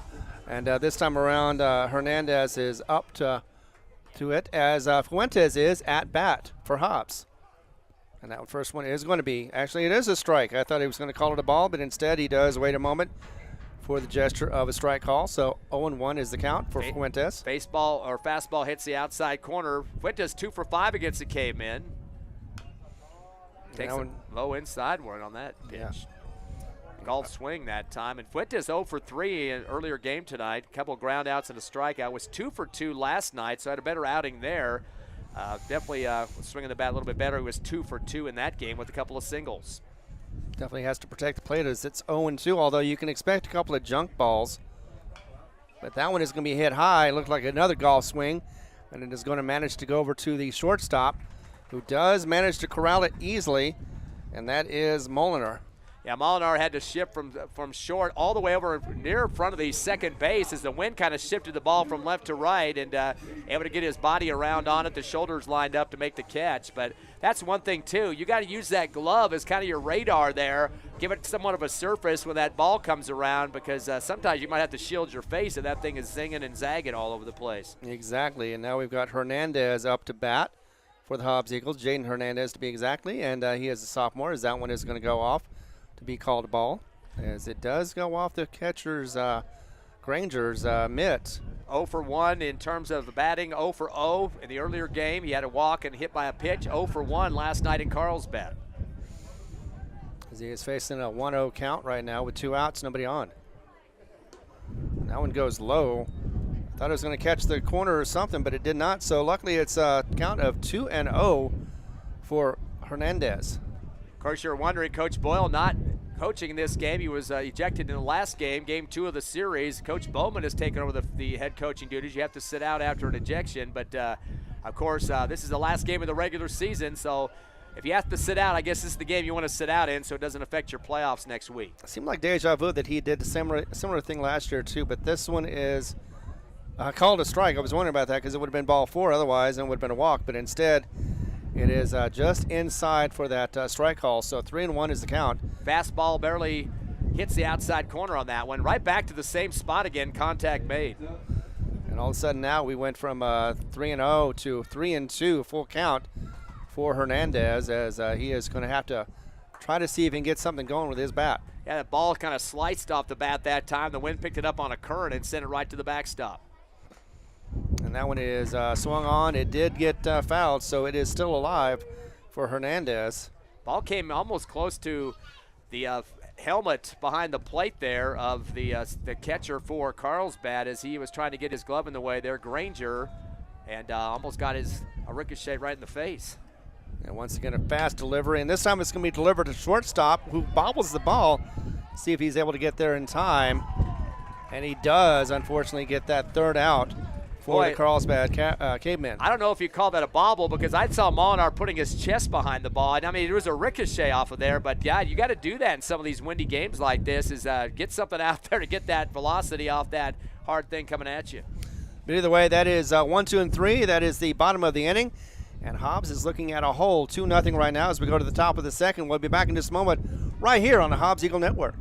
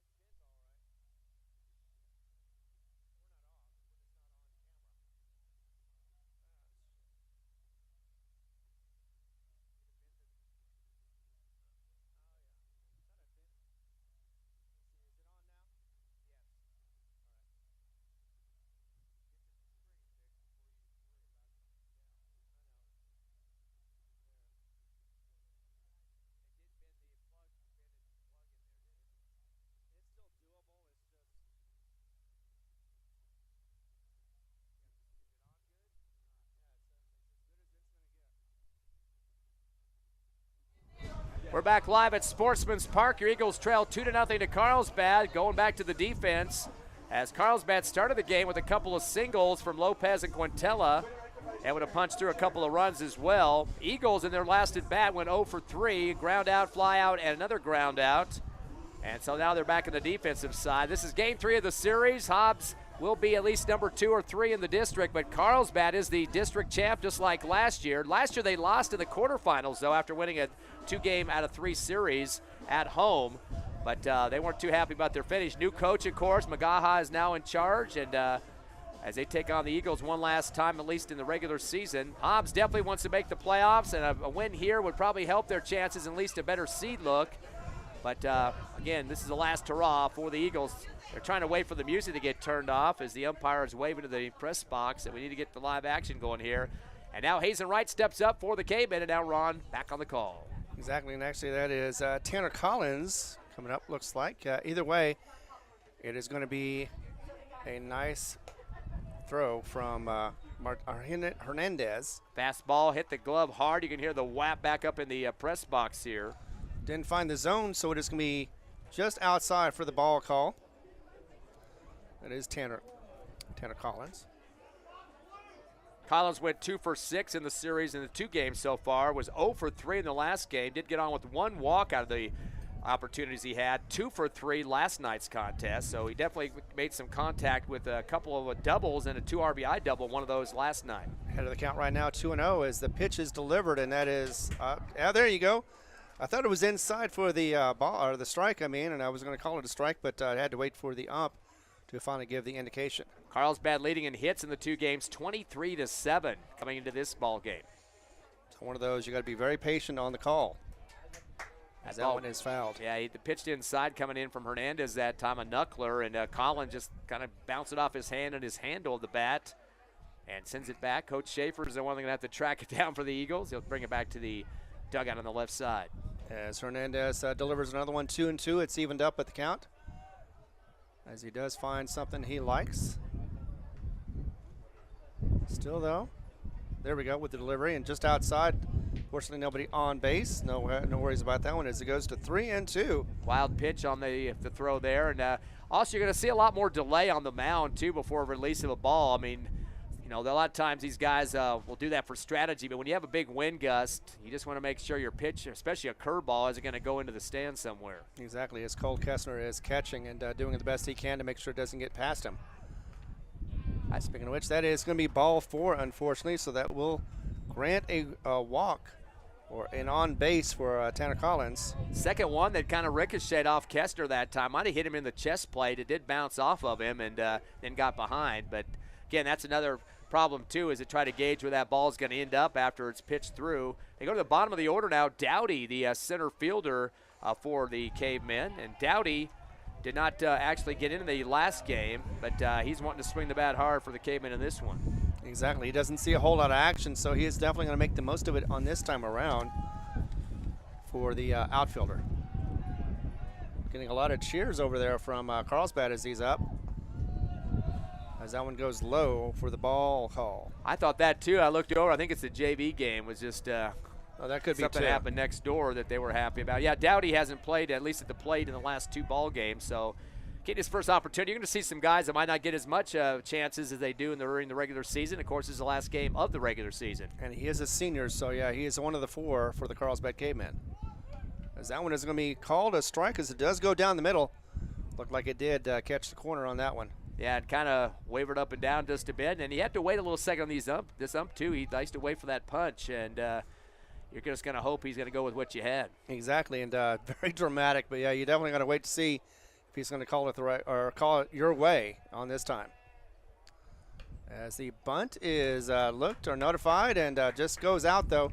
Didn't have much of a position on that. Tried to redirect it, and instead it goes foul. So it's going to be a count of 1-2. That was pretty close to going into the dugout of the Cavemen on the right side. Went past the batter's circle there, and trying to get out of the way was Lopez, who's next up, the top of the order for the Cavemen. Yeah, just sometimes we wish we had some of those stats that would be available, but don't know how Hunter Dowdy does normally. As that one is going to get past Cole Kessner, and it will be a wild pitch, and that will advance the runner. Of course, that is Tanner Collins to second. Yeah, that's the 3rd wild pitch in this stanza here, and you got to kind of wonder what the issue is. I know the wind is definitely something, but once the ball's in front of you, you got to corral it, and eventually that's going to cause some runs to come across. Carlsbad leads 2-0 here in the top of the 2nd. Yeah, not sure exactly what it should be or could be, but just got to shore those up so that it doesn't cause any extra runs any more than you need. As that is a hard swing and a miss, and that is going to be strike 3. First K of the second K of the ball game issued by the Eagles' Jaden Hernandez, and what a fastball on that one. A zing on the pitch, and made Dowdy pay for it. Top of the order now for Carlsbad. Actually, it's the last of the order 9. Moliner is up. He is the shortstop as he is coming up. So he is the last at bat for the order, where it goes back to the top. Long delivery now. Actually, now we have a timeout. As again, not sure exactly what's going on, but both sides basically just trying to make sure that they get it done right. Now the ump could call a timeout on a wind gust, or the batter can do that as well. Just depends on who gets to it first. Right. It seemed like it was almost a tie. As this one is delivered, it goes right inside, and that is a nice drop for a strike call. I knew I was going to do the opposite. Ball was floating up towards the brim of the batting helmet there, Molinar, and then of course he tried to move his head back to get the ump to get that as a too close to call there, but it did float back to the strike zone where he wanted it. Exactly. It was either a dropper or a changeup. Either way, it was nice. And that one is delivered late, hit late for a strike call since it was a foul. Just went back behind us basically. And now the count 0-2. And Moliner looking at a bit of a deficit, although actually we've seen this a lot with the Carlsbad Cavemen. They've been patient enough, and pretty soon get it to 3-2. Martinez is dancing around in the right field now. He moved up quite a bit, thinking it might go shallow here. Once again, another swing and a foul ball going back towards the backstop. And once again, no advancement of the runner on second. Yeah, I know we're griping about wind up here, but can you imagine the outfielders right now just trying to keep warm and those gusts hitting them in the side of the face? And it kind of takes your energy out of you as you try to run around fielding balls, especially when they don't know where they're going. Yeah, exactly. And it was one of those northern blasts that just kind of feels a little colder than it is, as that is another swing and a foul ball. Curveball coming inside, got the middle of the bat, but not the full extension that Molinar wanted, and it kind of zinged backwards. A lot of those balls are going to the right now as the wind is pulling them that direction. Hernandez would love to get another strikeout on this one just to make sure that the runner doesn't advance to third. But that one is going to be over his head, and a wild pitch is going to be happening once again as it will get Tanner Collins to third base. Yeah, lost control of that curveball. Could even taken off the helmet there of Molinar, but instead just bad situation. Regardless, it did advance the runner. Now in scoring position, Carlsbad, who leads 2-0 And just one out on the scoreboard here in the top of the second. Exactly. So even a pop-up fly will score him. So either way, Hobbs has definitely got to get make sure that they get something going. Possibly a strikeout, like I said, would be the neatest one of all. As here is the pitch, and that is going to be delivered to shortstop over to first, and that was Fuentes connecting Fuentes. Over with Alvarado off the 6-3. And again, you have to kind of hold your breath when those shots come to short on either team, because it's like, is that ball going to go right to him or not? Is it going to veer left or right on the wind situation? But good job of putting the chest behind it. Fuentes does use his body to make sure that he has some extra protection so that ball is not going to zing and zag too much. And the other thing is, you know, sometimes it can take a really bad bounce and it can either go over your head or under your glove and make a situation from bad to worse, and that did not happen, though. Fortunately, as we go to the top of the order, Eloy Lopez up to bat. He had a single to start the game and scored the first run of the contest for Carlsbad. Kind of looks like with the wind, it's he's barely able to hold his ground. Boy, a slide to the right there, save for Kestner as that ball in the fast was moving outside, well outside the plate that time. And another wild pitch was on the way, which would have scored Quintella there at third. But kudos to Fuentes to get it over to Alvarado in time for that second out of the inning. So we are back to the throwing. As that is a little high, and will be called a ball to give a 2-0 count. Actually, that's Collins at third, Tanner Collins, who started off with a walk in this inning, and he's the one that wants to come home before that third out shows up on the scoreboard. Exactly. They have Carlsbad has not stranded too many runners on during this series, as they have scored a lot. A long time to get this delivered ball. And this one is going to be a strike. Yes, I had to wait a while, but did get the satisfying call of that strike, as it looked like it did go down the middle and hit the strike zone. Count goes to 2-1 against Lopez, first in the order. Quintella due up next. He had a single as well in his first at bat. As Hernandez delivers again, and this time it is just a little bit high. Yeah, it is for a ball. 3-1 is going to be what the batter's going to be facing this time around. Still ahead, so expect to see possibly a strike. Lopez, of course, has one ball he can burn here on the pitch, as he's got a 3-1 count. But definitely don't want to advance the runner anymore. Ooh, boy, that came down almost through the legs of Kestner, and he was able to pull it down, but of course, one more ball, and you're going to walk him, and which happened there. Exactly. It doesn't advance the runner from third. However, it does get first and third covered, 2 outs, and that puts up next Quintella. That was the second walk issued by Hernandez for the Eagles. Quintella had a single and a run back in the first inning, just like his partner Lopez did earlier. So those two guys got the 2 hits for the Cavemen up to this point. Wind still blowing pretty hard here at Sportsman's Park, final game of the regular season. Yep, it sure is, as Hernandez is looking at Cole Kestner, making sure he gets the delivery right. And this one is delivered off to the left, just in front of, I was going to say Parrish, but I don't think that's Parrish right now. Armendariz, that's right. He's back to left. Double out to deep left corner, covered by Armendariz. He tries to get it in and does to the shortstop, who has to shift all the way over to third baseline. That was Fuentes to get the relay throw to stop any more advancement on that one, and that's going to make it another run to score, an RBI double, as Carlsbad now leading 3-0. Yeah, that RBI double is definitely going to hurt Hobbs. Wanted to get out of it once again with 2 outs, just needed one more. And instead of being able to stop the bleeding, it's going to continue on. And Carlsbad still continues their streak of scored innings. So back-to-back doubles with Quintella and Hernandez, and now it's going to bring Granger up to the plate. Actually, correction, that is Hernandez, excuse me.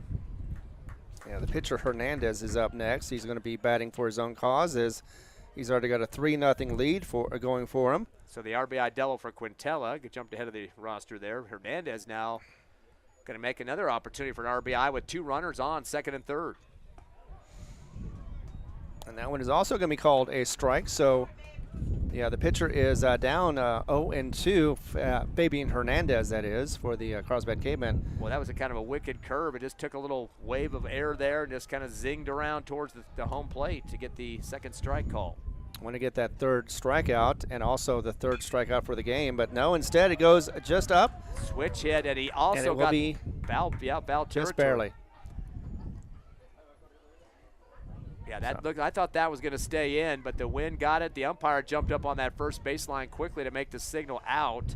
So that's going to bring guys back as Hernandez is going to have to take the run. He ran anyway. He heard the call, Sure. but he ran just in case there was a miscommunication there. Now he's going to have to take the long jog back to home plate to get reset again. Still facing the 0-2. He did make contact, so he's still alive. Exactly. You know, you always want to play until the game, until it says, you know what, that's it. You know, it's out or over or something. But definitely smart on that one, as that was a very good hit, just not good enough. As Hernandez with Hernandez. Now it's going to go to the other side, foul again. He's making contact. He's just not hitting at the right time. Well, that was a horrible junk ball there that was thrown down to the left front corner of the plate. He kind of gets out the axe and starts chopping. I don't know what the heck he thought he was going to get out of that unless he just scoop it and throw it out there, but not a pitch he should have been swinging at. Well, it seems like some of these hits that Carlsbad has been getting would look sloppy, but they do get the results they want. Well, that one definitely was an ugly one. Exactly. As that one does hit to third, as Gonzalez brings it over to Alvarado, but he is off the bag, and unfortunately that does mean another run scores. So that's an RBI single for Hernandez. Yeah, normally you'd say, oh, he should have had time to throw that, but that thing is getting that wind aid to it. It zings it past him on the left, and he just had to step back, kind of recover just a bit to get his body in motion to throw. Just a few extra seconds that gives it time for the runner to get there. Go ahead and count that as a hit. 2 in a row now. RBI double from Quintella. Now Hernandez adds a single RBI, as you mentioned. So that's going to be 4 hits here for Carlsbad. Exactly. As now coming up is going to be Granger. He got hit by a pitch in the last inning. And, yeah, that was nice as Eloy Lopez is the one that crosses to make that score. One more. In fact, they got 2 in the first and 2 in the second to continue to dominate on the board. And as stolen base attempt, slide to second, getting there in time, and now there's another steal to home. Another run's going to score. Hobbs gets sidetracked with the throw to second, not in time.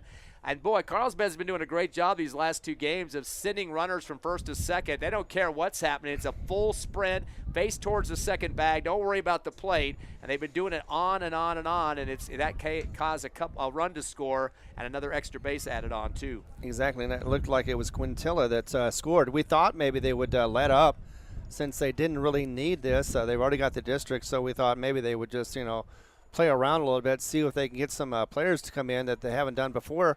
Only did one so far. That was Dowdy, and it looks like they're basically business as usual. Is now up to a 5-0 game so far. Exactly the same score we had in the game earlier, 5-0 in 2 innings. Yeah, and with 2 outs probably as well.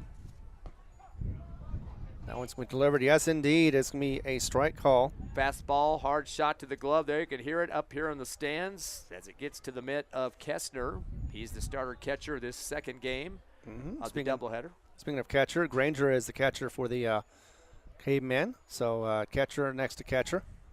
As Hernandez is going to do another one. It is 1-1 the count. Steal to third is going to be easily there. No throw for Kestner. And that's going to be some very aggressive base running. As you can see from Coach Magaha, he's not wasting any time to get those guys around. No, he is not. In fact, actually, there could have been an injury on that one as he slid awkwardly into third base, the Cavemen did. And looked like he could have avoided something really bad on that one. 2 balls and a strike now to Granger. And a shift right for Kestner. Ball going to probably come outside. No, they go inside instead. And getting down with his knees down hard was Kestner because he did not want that to slip through with that runner knocking at the door. I thought I saw 2-2, but it is 3-1 the count right now. Sitting out there, Hernandez on the mound was waiting for Granger to return to the box and took Granger a little bit of time. He wasn't going to rush himself, just waiting for the opposition to tell him what to do. Exactly. Granger set for this pitch, and it does get delivered to the right, just past second, and could be an out at first. In fact, it is just in time before the run scores. So that does get Hobbs out of it, but not before 3 runs come in off of 4 hits, and left 1 on. So Hobbs going to be facing a huge hole, or a big hole anyway, 5-0 as we go to the bottom of the second right here on the Hobbs Eagle Network.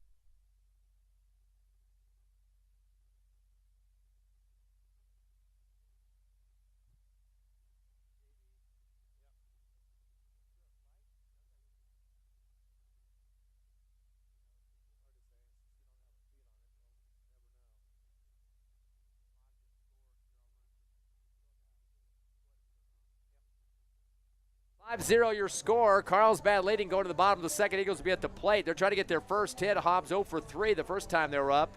Total of 4 hits for Carlsbad. They had 2 runs in the first, 3 runs in the second for that 5-0 lead. Quintella, perfect 2 for 2, had an RBI double, also a single and a run scored. Eloy Lopez had a single and a run, plus a walk and a run, so he has had 2 runs across. He's 1 for 1 at the plate. And Fabian Hernandez had an RBI single as well. So 3 guys with a total of 4 hits in this contest. Eagles getting a chance to get those bats swinging just a bit. Xavier Alvarado, who is the first baseman in this game, did not play in that last game against Carlsbad, getting back into the lineup here. So he's getting the opportunity to hopefully get some swinging going on. He went, actually did play in both games. He was 1 for 5. He did go 1 for 2 in the last game with a single and 0 for 3 last night, so uncharacteristic for him in terms of his bat. Yeah, and he was able to get that last single in the last one of the last innings for Hobbs. Just wasn't able to get anything more than that. Although actually maybe he did get a score. Either way, Alvarado, though, still struggling to get this bat going, and he did make some contact earlier. We're hoping to get again to see if he can do something with this bat. 5-0 here, bottom of the second. Eagles' second chance at the bats. Definitely want to get more than 3 guys up to the plate like we had in the last inning, because that's what the issue is getting base runners. Exactly. If they get 3 up and 3 down again, it will be a quick game for Carlsbad, as that one is hit just to the right, and second baseman is able to get it, though, and deliver it to for the out. And that, of course, was Alvarado who got that out against, that was Wright, who was at first. Dangerous gap shot there is coming over to make that play. He had to sprint to get there, too. That was a close situation for Quintella to run over there towards first in between the gap, and he kind of sidewinded the throw over to his first baseman Wright, and I didn't think it was going to get there in time, but just barely beats the runner and gets out Alvarado. Yeah, was able to coordinate that and get that out like you said. This time around it's going to be delivered, and that will be called a strike. Once again, had to wait for that call. Fastball coming, Hernandez. That's Fabian Hernandez. Of course, the Eagles have Hernandez on the mound as well, Jaden. And speaking of catchers, we've got Cole Kessner on right now as he is at bat. Curveball comes in outside for ball 1. Kessner 1 for 4 in the series. He had the first hit last night. Had an RBI sack, though, in the earlier game today.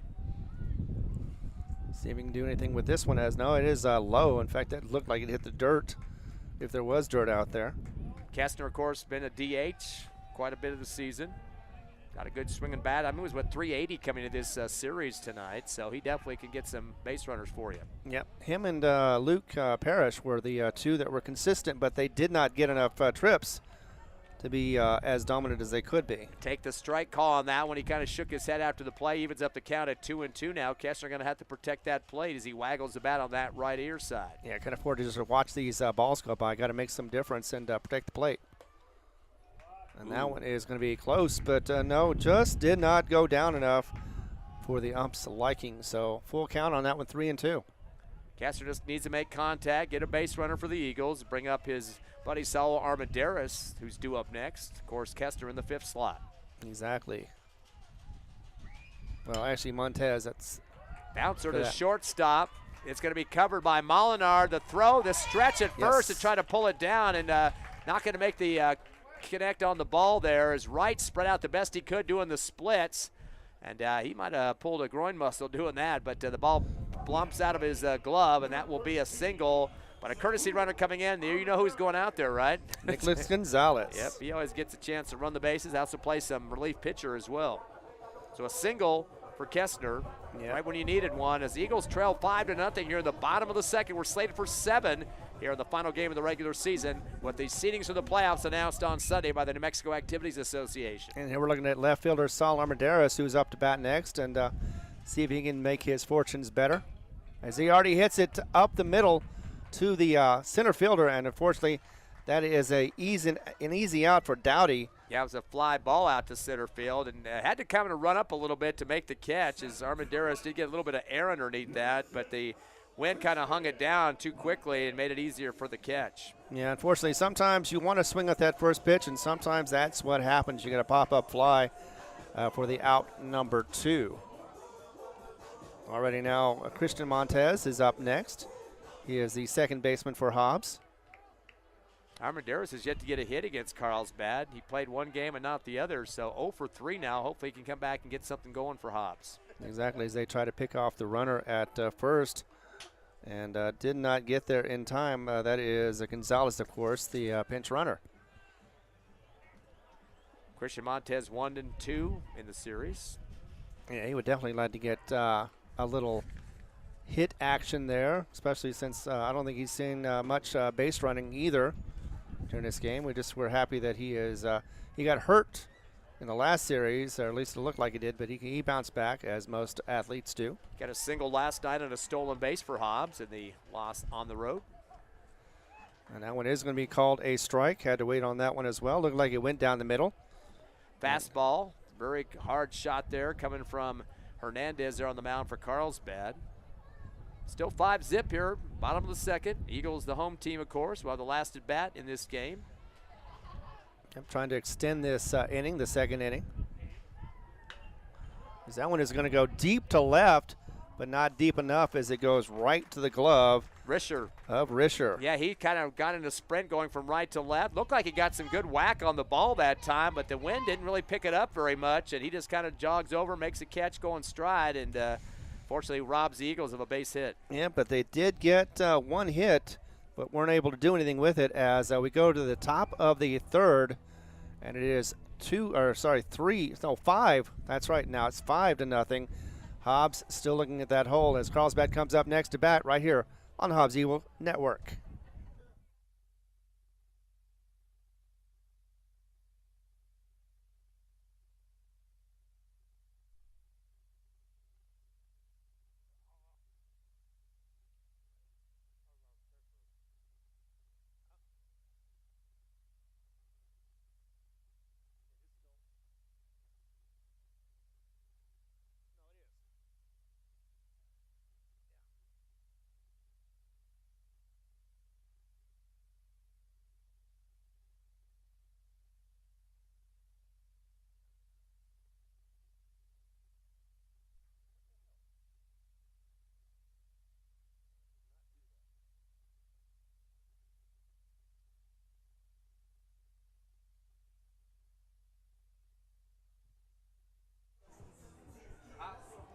Hobbs Eagles trail 5-0. Top of the third coming up because Carlsbad will get back to the plate. They're going to be going down to fifth in the order. Gus Risher, he's the guy that just made the catch in left field for the final out for the Carlsbad defense against the Eagles. He ground out to second back in the first inning for the final out. So he's getting a second opportunity. Of course, Carlsbad with 4 hits so far in this game. 2 for Quintella, RBI double, a single, a run, another single for Lopez, and a RBI single for Hernandez. First pitch coming for the Eagles, Hernandez, and that is Jaden Hernandez right down the middle, a little low for the ball. Yeah, I was waiting for that strike call, but no, it did not come. So ball is the call. 1-0 is the count.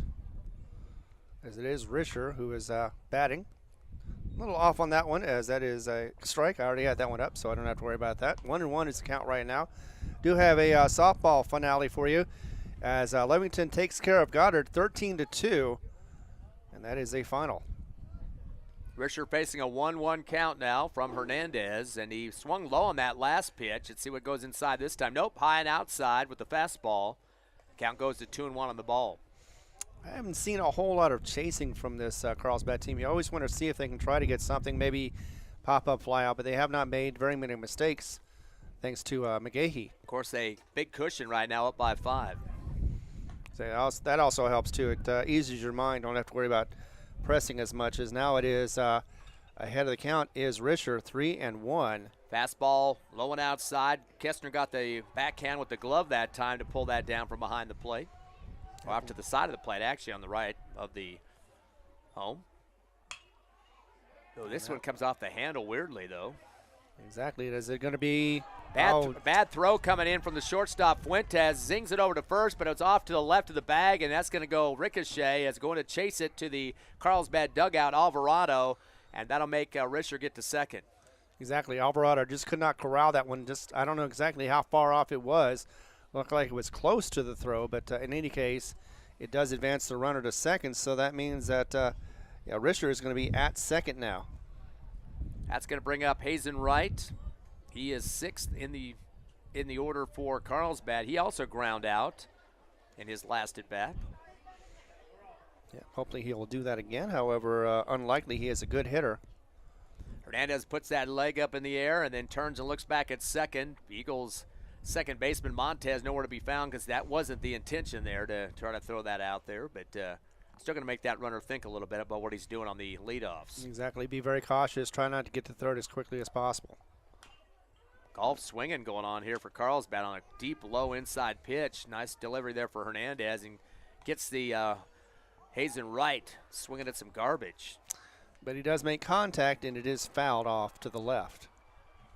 So 0-1 is the count against this Wright. Against the left, actually, it's his first baseman. Once again, another golf swing. But this time it's going to be fair, as they are going to get another RBI coming in. Double. Yeah, double, actually. Double RBI. One RBI with a double, I mean, is what I was trying to get across there. Oh, gotcha. RBI double. Yeah, yes. Hazen Wright picks it up, and he was definitely been kind of playing everywhere with the pitcher last night, first baseman in game 2 earlier, and now taking care of business, the first baseman again with an RBI double. That's going to make it 5 hits now, go along with the 5 runs that Carlsbad has scored. Actually 6, but they just got the RBI off that one. And they've been having a lot of luck hitting it off to the left, getting quite a few runs from that area alone. So Risher scores for Carlsbad, 6-0 here in the top of the third. It's coming up next should be Collins. He's walked back in the second inning. That's just the second walk of this ball game. He advanced on 2 wild pitches and ended up scoring in the last inning. Yep, wind is definitely aiding some of the pitches that are not getting on the mark behind the plate for the Eagles. Hernandez is going to look back twice to second base, decides to go ahead and throw a fastball, clips the top of the strike zone, gets the count even to 1-1. So Hernandez still trying to fight out of this hole with no outs. Already has 1 run in. That means that Carlsbad is still continuing their scoring streak against Hobbs. In fact, I don't think they've had a single inning that has not had a score in this series. As that one goes low for the ball call. 2-1 is the count, and that is going up against Tanner Collins. Yeah, the 2 games, 30-4 have been the combined scoring for Carlsbad and Hobbs. So 26 more runs than the Eagles. So not looking pretty at the end, but Eagles still looking for the playoffs coming up next week. Exactly. The 20th ranked Roswell did the same thing, scored only 2 in each and every game. As that is hit hard, and it's going to be just outside of the infield, but it's going to be caught by the shortstop Fuentes as he corrals it in for that first out. No advancement on the runner because of the proximity of it. Could be an easy tag out at third if he advanced. Yeah, Fuentes had to backpedal. That went outside the infield on a fly ball, just outside the base pass between second and third, and you really don't know where that ball's going to come down at, so you just got to kind of guess out there, but he's able to corral it and get the fly out. Hunter Dowdy is up next. He is the center fielder. He did strike out in his last at-bat. Eagles have had 2 Ks so far off the pitching of Hernandez. Ooh, boy, did he get his elbow? Yeah. Yes, he did. Boy, it looked like he got pulled away at the last second, but I guarantee that didn't feel too good. No, and in fact, sometimes the ones that scrape by you, the ones that barely hit you, the ones that seem to hit or hurt the most. But he seems to be okay on that one so far as he does advance to first. And unfortunately, though, another hit by pitch. 1 down, 6-0. Carlsbad leading the Eagles. Force out at third if Hobbs can get that one. But the bottom of the order already, as that looks like it hit the inside of the bat as a bunt is attempted. And that is going to end up being a foul ball or a strike. Yeah, more of a handle bunt. He tried to come up underneath it like a scoop and then just sailed off the bat to the right backstop. So he just was trying to salvage something out of a mishandle on the handle there. Yeah, with 2 on and 1 out, you're trying to advance the runners. That's pretty much what Moliner is doing right now. As that one is going to go off to the left. Yeah, Hernandez kept that pitch inside, and he tried to straighten the bat out, but it was so close to his body, he just kind of sucked in and swung, and could have taken off some Hobbs Eagle heads there in the dugout on the left. Yeah, speaking of which, we got a pitcher warming up for Hobbs right now. Let's see if we can find out who that is in just a moment. That's about 5 miles away, Ron. That's why we have the binoculars. Yeah. But back to the plate. Mulliner still at bat. Last order, top of the order next, of course, is Eloy Lopez, who's the DH. As Hernandez looks back to second, going to eye him for a moment, then delivers.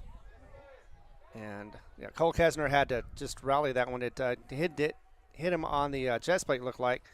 Hit the ground and didn't go anywhere else after that. Yeah, curveball went down low and outside, and Molinar had the check swing. He's lucky he didn't get called on that and coming around. And Coach Bowman was coming out on the field wanting to have a decision on what the call was there, as they were pointing out in the infield, and I'm not sure what they were thinking. Maybe they thought he came around with his wrist that time. They didn't point towards first base to get a ruling there from the umpire there, but that umpire's over at second. They don't have 3 umps anymore, so it's kind of hard to judgment made on all parts of the field. Yeah, so not the third strike, but the that is going to be a pickup steals. problem, and nope. Double steals attempted. Now they throw a bad one across second base into the outfield for the Eagles. That will score a run.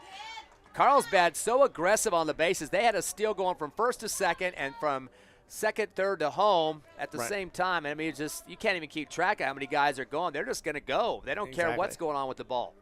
Exactly. They had one out. They don't care about. They've got a big lead so far, and Wright ends up scoring on that one off the bad pitch or the bad throw that ended up going to the outfield. 7-0 now. 2 have come in here in the top of the third for Carlsbad.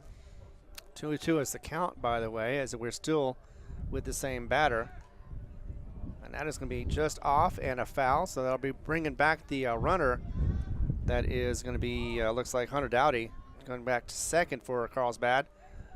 But seriously, things just not going as well as Hobbs hoped, as they're looking at a 7-0 run, or 7-0 hole in the top of the third, and still just have 1 out. Now, of course, the Eagles do have some good pluses to their advantage. I mean, the strength of schedule at 10.7, that's in the top 10 for the 5A teams so far this season. And, of course, a couple games left for a lot of teams with the series is going on tonight. They have wins against teams like Los Lunas, who's vying for a district championship, Artesia vying for district championship. I mean, they got the win against a couple wins against Oregon Mountain, who's in the first slot in their district down in the Southwest. So lots of good quality wins there that can help out with some bonus points if those teams all win their districts. Yeah, plus their record, even though it isn't great, it is better than a lot of them as that wild pitch goes, and it does advance Dowdy to third. Yeah, I'd kind of be anxious to see what the committee thinks about that. Of course, Hobbs is in good shape in terms of the record above 500, which is always a plus. That's the first thing they look at is records besides your district championship if you got one. But then they start to look at the opponents, and you get some victories against the top 15 or so. That's going to be a plus bonus, and district champions that you beat. So that's going to be a good thing for the Eagles. Exactly, but right now we've got Mulliner still at bat as he does deliver this over to Saul Armandez, but he doesn't get it in time, and unfortunately, it does hit the ground, and that means that it's going to be a single, an RBI single to be exact. Yeah, that was a diving attempt, Superman style, as Armendariz was running towards the third baseline, just threw his body in the air, and I think he came down pretty hard. He's kind of bending and trying to stretch himself out over there. Nice. His chest hit the ground, and the ball came coming out of his glove at the last second there, and did put a good effort to put the body on the line, but unfortunately couldn't come up with the catch. I know, that's one of those timing things, and if you don't get it just right, then but luckily it didn't get past him, so it didn't get beyond the single. Yep, 8-0 to score. Another steal attempt going to second for Carlsbad. The throw to second from behind the plate from Kessner is off to the left of the second bag. That was picked up by Fuentes, the shortstop, but again, too late, and Carlsbad's making you pay with very aggressive base running. Exactly, but yeah, with 1 out still. So yeah, they're still trying to command this. In fact, they're trying to get this one over as well. They can get it definitely a mercy rule at 5 with the way they're going at this point. But top of the order too, Eli Lopez. Exactly what I was just going to say, and he hasn't had too much luck, even though he did get a walk in the last inning and was able to get in for the score. Although he did get a single to start the game, he scored twice in this contest, both times on the bases. No slouch out there for Carlsbad, as Lopez went 5 for 7 in the first 2 games, including a double, 2 RBI home run, a single, and the list goes on and on. Exactly. As right now he's looking at a 2-0 pitch with 1 on and 1 out. Hobbs would just love to get out of this inning and be able to get something going with their bats, as that one is driven deep into center field, and that is going to be chased back. Looks like it is going to be corralled, but it is going to advance the runner to third, and hopefully that won't be any more than that. Camacho over the shoulder catch for the Eagles, and you got to kind of hold your breath out there too. Is that ball going to go down to the glove, or are you going to have to shift left or right? But he just kept backpedaling, got the hand up, and luckily get the fly out there deep in center. Exactly 2, but that does, like I said, advance Mulliner to third base. So scoring position once again, as the count is now, or the score is now 8 to 0. They got 9 on the scoreboard. Did they get another run through on that one? Looks like it might have. Might have been missing one too. So yeah. So 9 to 0. So once again, it's close to a 10-run thing, but we're only in the third inning right now, as Hobbs is just struggling with the bats and unable to stop these bats for Carlsbad. This is not the guy you want to have to pitch to right now. Aiden Quintella, he's 2 for 2, an RBI double, also a single, and he just almost took a pitch right in the helmet, a curveball by Hernandez, and just be able to get out of the way of that. That would not have been a pretty sight. No, it wouldn't have been, as the count goes to 1-1. Did that hit him? No, it hit the ground. Unfortunately, it went dribbled to the ground, and that is going to be an easy run coming in on the wild pitch. There's a mercy roll advantage right now, 10-0, and another curve shot. Looked like it was going to hit the outside hip, and Kenny dropped right in front of him and bounces off, and fortunately that's going to be a chance for that 10-0 lead for Carlsbad. Again, Hobbs is holding on to try to get one out. All the right field is all scrunched up for the Eagles as they wait for the next pitch to Quintella. Exactly, and that one is going to hit him in the back, unfortunately. So that is not going to be an out. Instead, it's going to be another runner on base. Just when you thought that Carlsbad couldn't get any more runners on, they did, as still with 2 outs. Coach Bowman going to head out there as he knows that needs to have a little talk about control at this point, as Hernandez has been there from the start. Jaden Hernandez on the mound. Yep. And that going to have the runner at first. So right now, the Eagles trail 10-0. It looks like they are going to go to their relief pitch, as going to get some warm-ups coming quickly. Luke Parrish is going to be the man. He's played some left field out there in the last game, but he's getting a chance to throw now for the Hobbs Eagles. And it should be one of those. Luke has been pretty good. We saw him last year as a relief pitcher, and maybe he can get something done, as at the very least get them out of this inning. Speaking of which, we're going to go ahead and take a break as Luke Parrish is going to get some warm-ups. We're back right here as Hobbs is trailing 10-0 in the top of the third. It is the Hobbs Eagle Network you're listening to.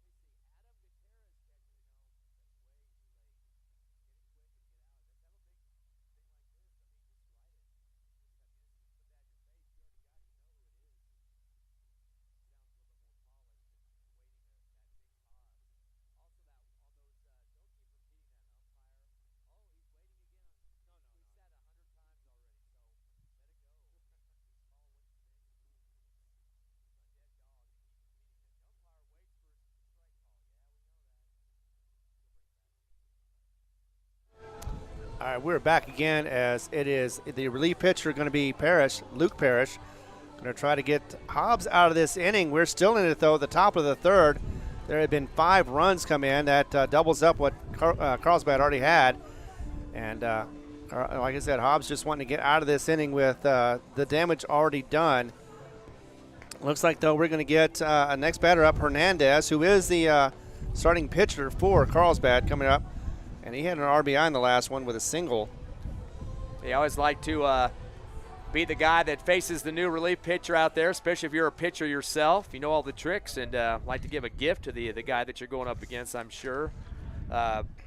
Parrish comes in with a 5-3 record. He's got a 6.2 ERA. This is his 9th appearance on the season as a relief, or he has started to as well. And that one is going to be called a ball for the first one as we get on our way once again. Third in the order, Fabian Hernandez, as you mentioned, he's 1 for 2, an RBI single and a strikeout to start the game back in the first. And that one's going to be hit to the left as it goes to Solomon Berderas, but he's unable to corral it in time. And that will be a long single, and that is going to be for Hernandez. Yeah, that thing stayed on the ground immediately through that second, third gap, closer to third base, and getting a lot of activity out there, Armendariz, as the ball has been flying left and right towards him. And, again, he's getting a lot of exhausting work out there in that field, and wind aided on some of these hits on the ball. And then we got a sub coming in there. The courtesy runner checks in. That's Garrett Fuentes. Another Fuentes on the field. This for Carlsbad. Of course, the Eagles have a Fuentes, too, at shortstop. Exactly. And so, yeah, going to be another Fuentes, like you said. Going to see if he can get some runs going as we have Granger up now, the catcher for Carlsbad. He ground out to second back in the first inning. One of the final outs of that inning over to Montez for the Eagles defense. Looks back. The pitcher does. The curveball inside. Another steal opportunity at second. Thrown behind second base. And I'm not sure if Eagles were in the position they wanted to be. Montez tried to go back and get that. But the runner was already standing straight up on the second bag before the ball even bounced behind second. Luckily, Montez kind of rounded it out a little bit, didn't just come right to the bag, because that thing would have gone out in center field, and then that runner would have come home. Exactly, and yeah, it's just, I think in most cases it's going to be a situation where Hobbs may just have to let the runner go and not risk any more damage. Second and third, both have runners for Carlsbad. A curveball down the middle as Granger waited on it and took the strike. Again, if he gets anything through that gap, either first, second, third, you got a runner coming home from that third base to add on to a mercy roll lead of 10-zip. Exactly, 1-1 is the count as this one is dribbled over to third as it is delivered to, looks like that is Alvarado. Yes, indeed, and he is able to get that third out, but not before, like we said, 5 runs come in and all that damage has been done. So Hobbs looking at a 10-0 game so far, and definitely need to get the bats going as we go to the bottom of the third. Hobbs coming up to try to salvage this game and get back into it as well. Of course, we'll be back on the Hobbs Eagle Network.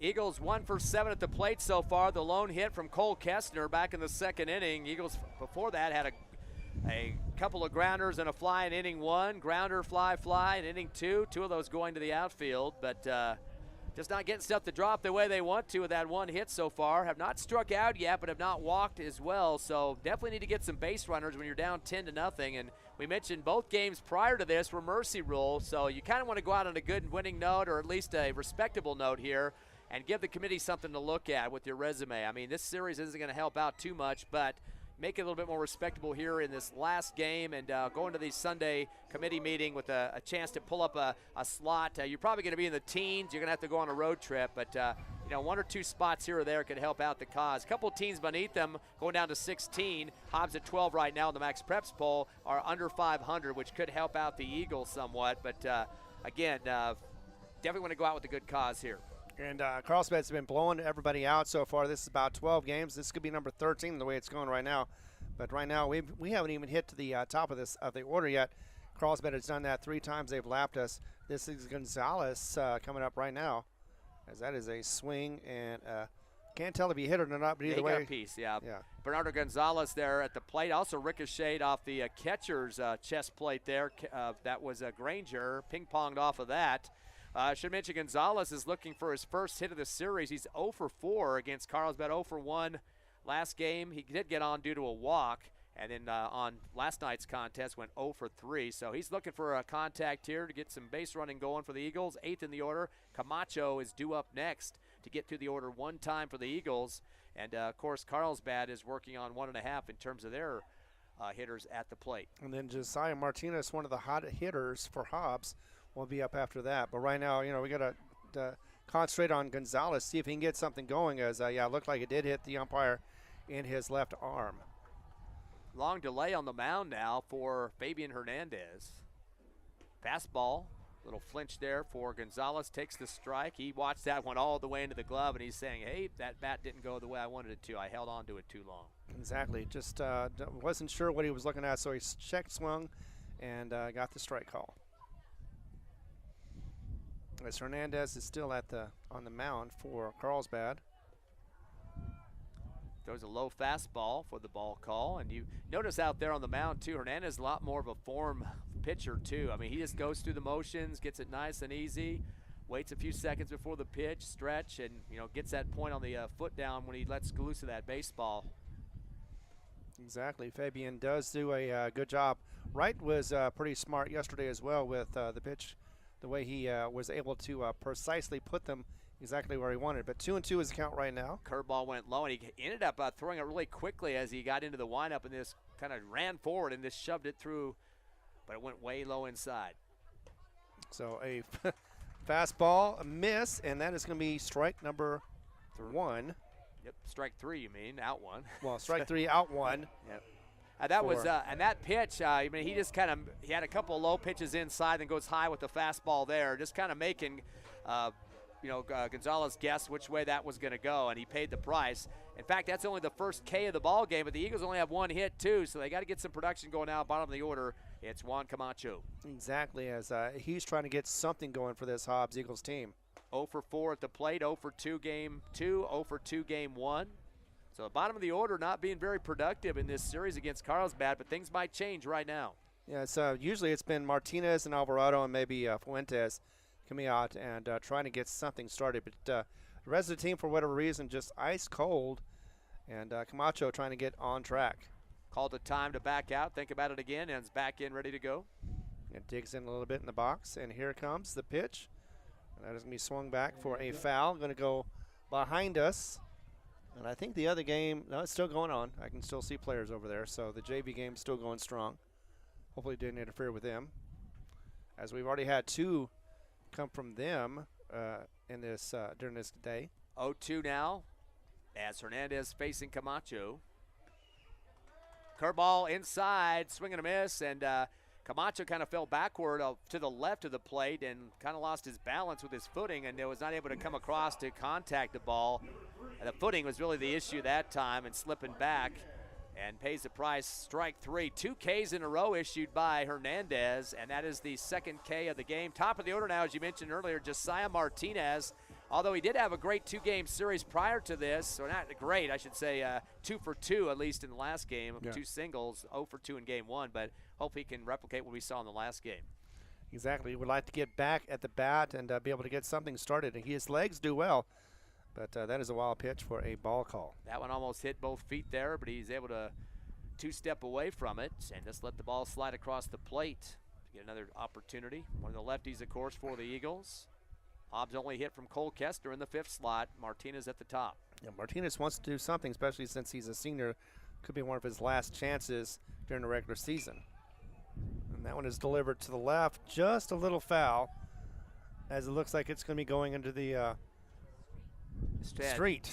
Sails over the bullpen for the Hobbs Eagle pitching core over there. Nobody in that bullpen right now, and it hits towards the entrance of the facility here. Winds were dying down a little bit here midway through the game, but it looks like starting to pick up a little bit more now. Well, at least that dirt storm missed us to the north. Curveball inside, a knuckler. Might have hit the handle there for Martinez, but We're not going to call that hit by pitch. I think it got most of the handle that time. But staying alive, 1-2 now for Martinez. 2 outs, though, and there's nobody on the bases, which is not a good sign when you're down 10-0. Exactly, and so far not able to get anything going as Hobbs, as they are, like you said, down by 10. As Martinez is going to try to get this one out. And unfortunately another, at least he's alive, but it is a foul ball to the left once again. Yeah, same spot where it was just a second ago near the entrance. A bunch of fans jumping up every time to see which car won the lottery. Exactly. Not the lucky lottery, but or the free souvenir of the ball, which is not as much as the windshield or wherever it hits. Get out your credit card. That was going to be outside for a ball call. 2-2 is the count. So still alive is Martinez, but definitely needs to protect that plate, see if he can get something going. And Carlsbad just not willing to give up anything at all any more than they have to. And, of course, 2 outs, though, so he's got to protect the plate with that 2-2 count. Definitely wants to continue this inning as that one goes outside, too, to give us a full count, 3-2. And now he's got something to think about. Will he give us some junk? Yeah, I think throwing those 2 low and outsides is kind of lulling you to sleep. I might come back high and inside now to kind of brush back Martinez and get him stuck. Exactly. You get so used to that outside pitch, you might not see that inside.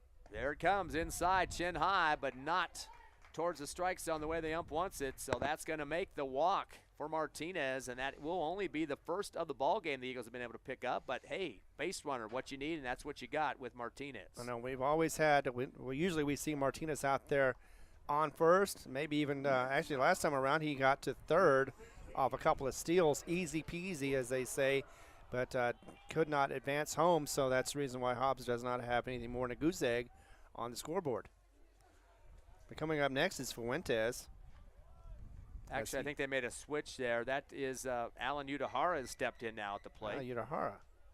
Didn't see the sub being called there, but they got it. Right. They used to always call up to the press box. Last couple of seasons, I haven't been seeing that as much. They'd call up and say 19 in for whatever, but had to wait to see that number turn before you can decide who that is out there. Udahara, of course, we saw him in relief in the second game of this triple header. As that is going to be a quick steal, and unfortunately, though, he's going to be punched out, and Udahara doesn't have to worry about getting at bat as Martinez. He'll come back, though, in the next inning. I know. I mean, he won't lose a step. He'll be back in the next inning, but he wasn't able to get anything going as Martinez is thrown out at second, and that will end that third inning, and we're going to go to the top of the fourth as we have a limited number of innings now as Carlsbad leads 10-0. We're going to be back right here live on the Hobbs Eagle Network.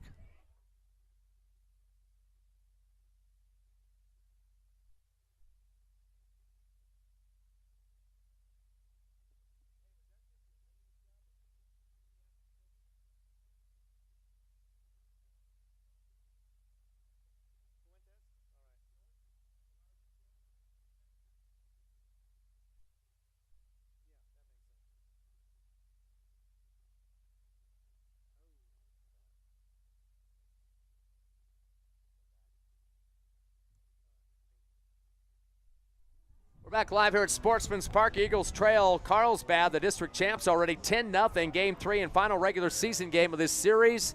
We just got updated that Udahara was at the plate because they had subbed him at shortstop. He came in for Fuentes. He'll be back in the next inning to get a chance to get back up at the plate. Right now, Eagles in their second pitcher, Luke Parrish, the reliever for Jaden Hernandez, who started this game. Fabian Hernandez continues for Carlsbad. Again, Hobbs down in a mercy rule problem right now, 10-0. And don't want Carlsbad to add on to it. We saw that in the last game earlier tonight where Carlsbad continued to trickle in the runs as they just continued to add them up and eventually got 8 in the 5th. Right. The Eagles did get it down underneath 10 at one point because Carlsbad got a little bit too greedy on the bases, but then they came back and added those 8 to just really wallop the Eagles in that one, 18-2. But still, this game ain't over yet, and hopefully the bats can come alive. But first, they got to play some defense, as they're going to have to face the batting of Gus Risher. He is 0 for 2, ground to second, and had an error that got him a run eventually. Exactly. So, and they make it happen no matter what, whether they get hits or not. Even that one was an error, and like you said, he did get the run in. First one was a strike. This one, just outside for the ball. So we got a 1-1 call right now against Risher as Luke Parrish is on the mound. Parrish is going to be a quick reloader here. He's going to keep the pitches coming. Fastball high, gets off the glove of Kestner, off the webbing there to chase it to the right. And, yeah, he's a lot more quick release here that we're seeing tonight with Parrish out on the mound. And definitely going to make the batters work for it a little bit. But a 3-0 count, so getting way ahead is Risher. Exactly, and that's unfortunate. Sometimes I wonder if those quick releases are worth it as he walks Risher on a ball 4. Yeah, fastball went outside, kind of doing a little sidearm action, kicking the foot up and then just kind of throwing it to the side and trying to get some extra ump behind it. But that time, unfortunately, gives Risher a freebie there to first. It's the third walk of the game. Hazen Wright, who is a pitcher himself, number 6, or remember, make it number 6 in the order, as he is 1 for 2, had an RBI double and a run and ground out, though, on his first at-bat. Exactly, and hoping that we'll get the first one instead. But that looks like it's going to be a strike call for Parrish as that first ball was delivered. Kind of a slider action coming on the sideline there again from Parrish. A little low on that look that he was throwing across the plate. And then he looks back over to first and gets Risher to run back. And he's back out leading off once again, kind of playing cat and mouse against the pitcher. Yeah, just has that nice little gap there, as that one is going to go over to the left gap. And Solomon Adaris is going to have to track it down to the wall and the warning track as well, as that one is going to be a nice double for Wright. Yeah, deep left corner. That continued to sail down there and just trying to get over the quick as he can as Armendariz. Back-to-back doubles for Hazen Wright, as he's 2 for 3 at the plate now. Knocking to the door again. The Cavemen have the runners at second and third. Bringing up Trevor Collins. He walked earlier, got a run, flew to shortstop, so he got it right into Fuentes. Of course, Utahara now playing short for the Eagles. Yeah, and once again, Wright being able to be in the right place, but this time around wasn't able to get that RBI like he did last time. However, it is Collins, like you said, and he got hit by a pitch. No, he wasn't the one. That was Doty who was up next. He got hit by a pitch. Fastball just a little high appears for ball 1 to Collins. He is 8th in the order. Dowdy and Molinar 9 and 10 to round out the order for the third time for the Cavemen.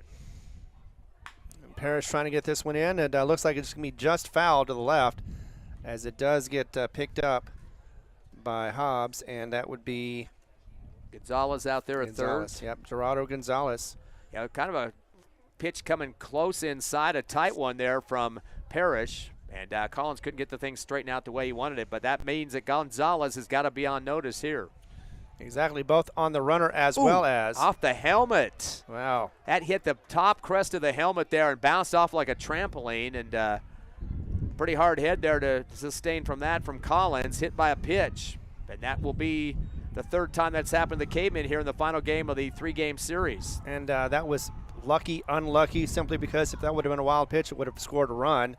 Maybe even 2, depending on where it went to. But instead, bases are loaded, and there is no outs. That is not a good sign for Hobbs. Yeah, big pinch here for Parrish. He goes the fastball down low, almost gets through the legs of Kestner behind the plate there.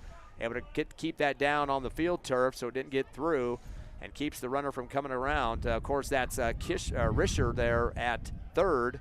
Right at second, and Collins at first. And not an envious place to be is Parrish, as that one does go off to the right for a foul ball. As Hunter Dowdy is the one at plate right now, trying to get more runs to come in for the Carlsbad cause. He's 0 for 1, struck out, and then got hit by a pitch. He's one of the 3 that were nailed. But even a walk would get him an RBI, and he gets hit in the back. And guess what? As soon as I said that, I should have shut my mouth. There's an RBI with the hit by a pitch. Actually, I don't think they count that. They do count it on a walk, but if it's something you don't really do yourself, they're not going to give you a bonus on that one. So that will not be an RBI, but it will be his second hit by a pitch for him. But nevertheless, Risher does come in to score once again. In fact, that's his second time crossing that plate, and that's 11-0. This time around, it's going to be another one because of a wild pitch, and that is going to score. Looks like that's going to be Wright. Yeah, so Risher and Wright both getting across. 2 big mistakes for the Eagles, and adding insult to injury makes it 12-0. And then, you're down by 10. Of course, anything you score is going to get that out of the mercy rule. But then you have these insurance runs, and it gets harder and harder to take care of business. I mean, it sounds pretty easy to say that, but 10 is like manageable. 12, 13, 14 is where you're going to have you better have a big rally going, and the bats just aren't there when they need to be, as the Hobbs Eagles struggling at this point. Exactly. Not only that, but they're also not even able to get out of their own way as far as they just cannot get more bats up there to get some produce any runs at all. Molinar last in the order for Carlsbad. Oh, he's got a golf swing. That thing's going to get some air underneath. That might be hard to handle with the wind. Left fielder is going to come over, sliding right, caught for the Eagles by Armendariz. Going to chuck it home, and it's off to the left. Good save there for Kestner to get a hold of it, but is going to still score a run as tough play deep in left field. Exactly. One of those situations, once again, like we said, you get 3 on and no outs, and there's a whole lot of things that can happen. And so far, Carlsbad has made those possible. And, yeah, that was their first out, actually, for Hunter, as he is called out for that fly out to left. Luckily, Saul Armendariz was able to camp underneath it and be able to get that one. Just couldn't get anything more after that. Winds are really starting to gust up here now. The fastball coming into Quintella. Quintella is 2 for 2. He had a single to start with the run, an RBI double, and then was hit by a pitch. So he's been on base all 3 times here in this game. That's Lopez. Or excuse me, Lopez. My bad. Yeah, Lopez 1 for 3. He had a single and a run, flew to center, flew to left, and had a walk. Also scored a run after that. 4 innings, 4 times around for the lineup. And one of the reasons why Carlsbad's got this big lead. But 1-1 is the count right now against Lopez. And Quintella is up next if he does get up next. Curveball inside, and he's going to foul that away to the right. So all the innings have been scored for Carlsbad, 2, 3, 5, and 3 right now, 13-0. Mercy rule's 10, but that's going to have to be extended into the 5th inning before Carlsbad can pull the victory and go 3-0 in this series. Right, unless something happens that Hobbs can able to get a whole lot of runs produced in a couple of innings, this could be a quick one. Slider going way outside and low as Kestner has to slide to go get it to the right. Runner still at second. 2-2 count with 1 down. Eagle defense trying to get themselves a chance to get the bats back up to the plate. Exactly. They want to try to at least do something for this home crowd. They're still here as the temperature drops just a little bit with the wind, but they're still hanging around trying to see if we can get something going, a big rally. You told me it'd be 70 at 9 o'clock. I don't know if the wind, if that's dropped a little bit below that, but it could be worse, I guess. No precip to worry about. Exactly. And, the weather has never been one of those that is faithful enough to do what the weatherman says. Full count now. Time called by Quintella, steps out of the box. I think he was waiting for the windcast to get by him there. Once again, Lopez, and yeah, just had to, he looks like he's a frail little guy up there as the wind is blowing. It looks like it could just blow him off that box easily as he gets that pitch. And a swing and a miss. And that is one of the few strikeouts we've had so far in this game. In fact, I think that's the first one for Luke. Third of the game total, though, for Carlsbad. Well, the good news is Luke just tallied up his 10th strikeout for the season. But still, he would love, of course, to have gotten those long before those runs came in. So Quintella, who's a potent hitter, too, that's another thing. That's a big milestone, as Quintella definitely been one of the top hitters for Carlsbad in this series. And it's just hard to even throw anything to him because he's always going to get a piece of it. As came into this game, he was 7 for 7 in the 2 prior games of this and had 2 home runs in the game earlier where they won in mercy rule fashion. Right, as he is talking to the ump right now. It looks like everything is okay. I believe he had 2 singles and got hit by pitch, and the last time up was Quintella. So, yeah, Quintella, then after that is going to be the pitcher, Hernandez. As that is going to be hit to the left and just foul once again for a strike call. Going to get that 1-1. As Luke Parrish is just trying to get anything going to get this out, this final out. Finally, we have 2 with 1 on second. And that is going to be Hunter Dowdy. Curveball inside, going to get through the gap out to left center. I don't think the runner's going to get around third. He'll stay at third. Slide there. The throw coming in from center. Nice chuck by Camacho to get it to third.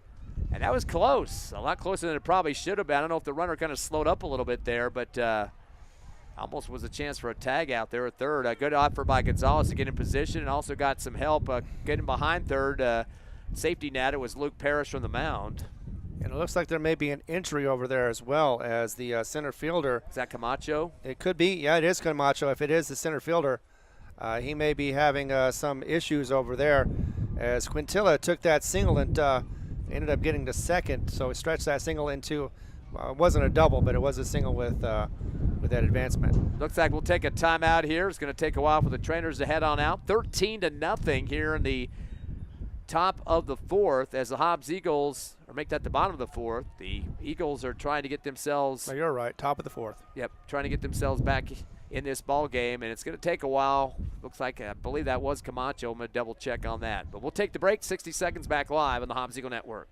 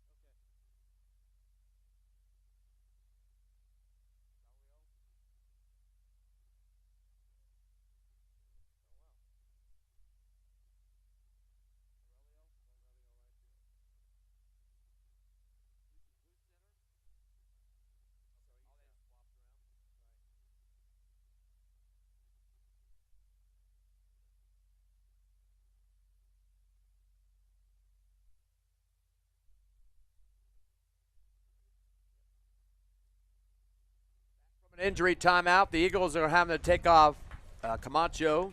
Juan Camacho looks like he has some type of leg injury. They're bringing in from center field right now, and looks like they'll be making a switch. Martinez is going to switch from right to center. And one of the seniors checking in for the first time in this game, Aurelio, will have a chance to play outfield. Thomas Aurelio, one of the 7 seniors. He's in right. Carlsbad still at the plate with 2 down. They lead 13-0. That was after a single was converted by Don Quintella. He's at second now, runner at third as well. Again, 13-0. Mercy Rule's 10, but we're still in the fourth. Hobbs will get a chance to bat here in the fourth, but of course, Mercy Rule does not come into play until the 5th inning. Right. And the Hobbs would have the last bat anyway in that situation, so they could whittle away that underneath 10 if they need to, which they should hopefully need to, because that's right now at 13. Exactly. With the last game, they only got 2, and then that was all they could do for the whole game.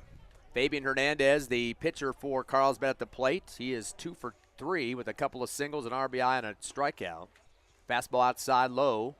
Ball 1-1 count now to Hernandez as he continues to face Luke Parrish, the relief pitcher for the Eagles. Yeah, Granger up next if needed. Of course, 2 outs and 1 on. Second base is set for Carlsbad as that one is delivered a little off the mark. And that will be a ball call. 2-1 is the call right now against Hernandez, Fabian Hernandez. You don't want this guy to get away from you because that would be a walk, would make it loaded bases again. Oh, yeah, that's right. There is one on third as well. Forgot about that guy. Oh, as that one does get away. Let's see if we can get it back in time to Luke. And no, unfortunately, that is going to be another run scored off a wild pitch. Ball came around the right side of the plate to the backstop. Parrish came and covered home as Kessler had to chase back the ball, and flipped it back to Parrish. He jumped on the plate, but of course the runner had already come through to make it 14-0. Hunter Dowdy is the one that came across for the Carlsbad cause, and increasing that lead once again, and giving them another possibility of a blowout. Fastball high and outside will be the walk now for Hernandez, as that will be the 4th issued walk of the ball game. Runners at first and third, and that's going to bring up this cleanup man, DeMarco Granger. I was going to say Granger. He got hit by a pitch to start his first at bat, and then ground out to second and third. So he's been keeping him in the infield so far, and definitely like to get that thing out at the second to get the force out and get the Eagles up on the offense. Exactly, and Granger hasn't been hitting as well as he'd like to lately, but maybe we can get out of this inning. And nope, another wild pitch instead, and that one is not going to score any more runs. They're just going to go ahead and advance the runner to second. Or is that it's going to be Hernandez. Although you look over to Coach McGaha out there, he put his arms up in the air as he's asking his runner, why did you not go all the way? I had you signaling going home, and you put on the brakes about a quarter way up the third baseline towards the home plate, came back, and Coach put his arms up in the air. What are you doing? Right. I thought he was playing very conservative and didn't know what was going to happen. Probably would have scored, though, off that one, as that is a strike. 1-1 is the count right now. Against Granger. Just being a good sport, I guess. Didn't want the score to go to 16-0, but right. Yeah, there's some coaches that believe that it's harder to do. And I mean, basketball you can do it, football you can do it. It's not so easy sometimes when you've got certain rules like this in baseball. 1-1 pitch coming, the fastball low and outside, and Kestner is able to save that with a backhand, and pops up on one knee and looking down that third baseline to make sure the runner didn't get too far extended so he can throw him down, but he's back to third in time. Yeah, Cole is definitely getting a workout behind the plate as being a catcher. It isn't just being able to squat, being able to get that ball too. As that one is going to be just inside for the strike call. 2-2 is the count right now, as Parrish is trying to get this third out and be able to get this inning ended with those 5 runs from Carlsbad and 2 on. Yeah, the hit count right now is not too good. 9-1, 8 more hits for the Carlsbad Cavemen. And we're just amazed that we have that 1 hit for Hobbs at this rate. 2-2 is the count right now, as that one is delivered, and it's going to be a ball. So we're going to go to another full count, 3-2, 2 outs, 2 on. That pitch, a curve going high to low that time, just dropped a little bit too low for the ump's liking, and still giving Granger a chance to stay in the game here. Would love to see Parrish ring up another strikeout, be able to get a second one of the game, 11 in the season, if that is possible. That is it. Curveball hits the outside corner. I thought Granger thought he was going to take a run up that first baseline, but I guess he knew that was going to be called the strike, and that will be the 3rd K of the game for the Hobbs Eagle pitching. And just like that, even though 5 runs come across, a lot of hits for Carlsbad, that is another disastrous inning for Hobbs, as we are going to the bottom of the 4th, though, still alive with this one as we're down 15-0. We'll be back in just a moment right here on the Hobbs Eagle Network.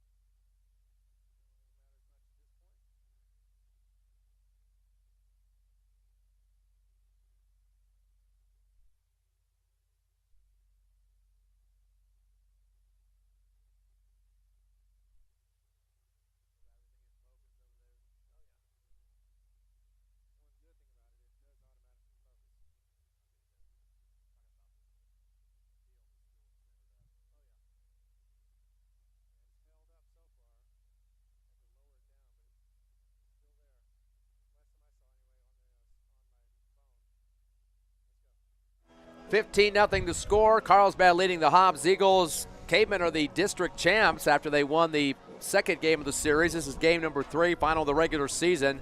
Don't forget the playoff seedings will be announced on Sunday on nmact.org, the New Mexico Activities Association website. They'll have a I think it's going to be a recorded show, which I'm really happy they cut back on the basketball show this past year.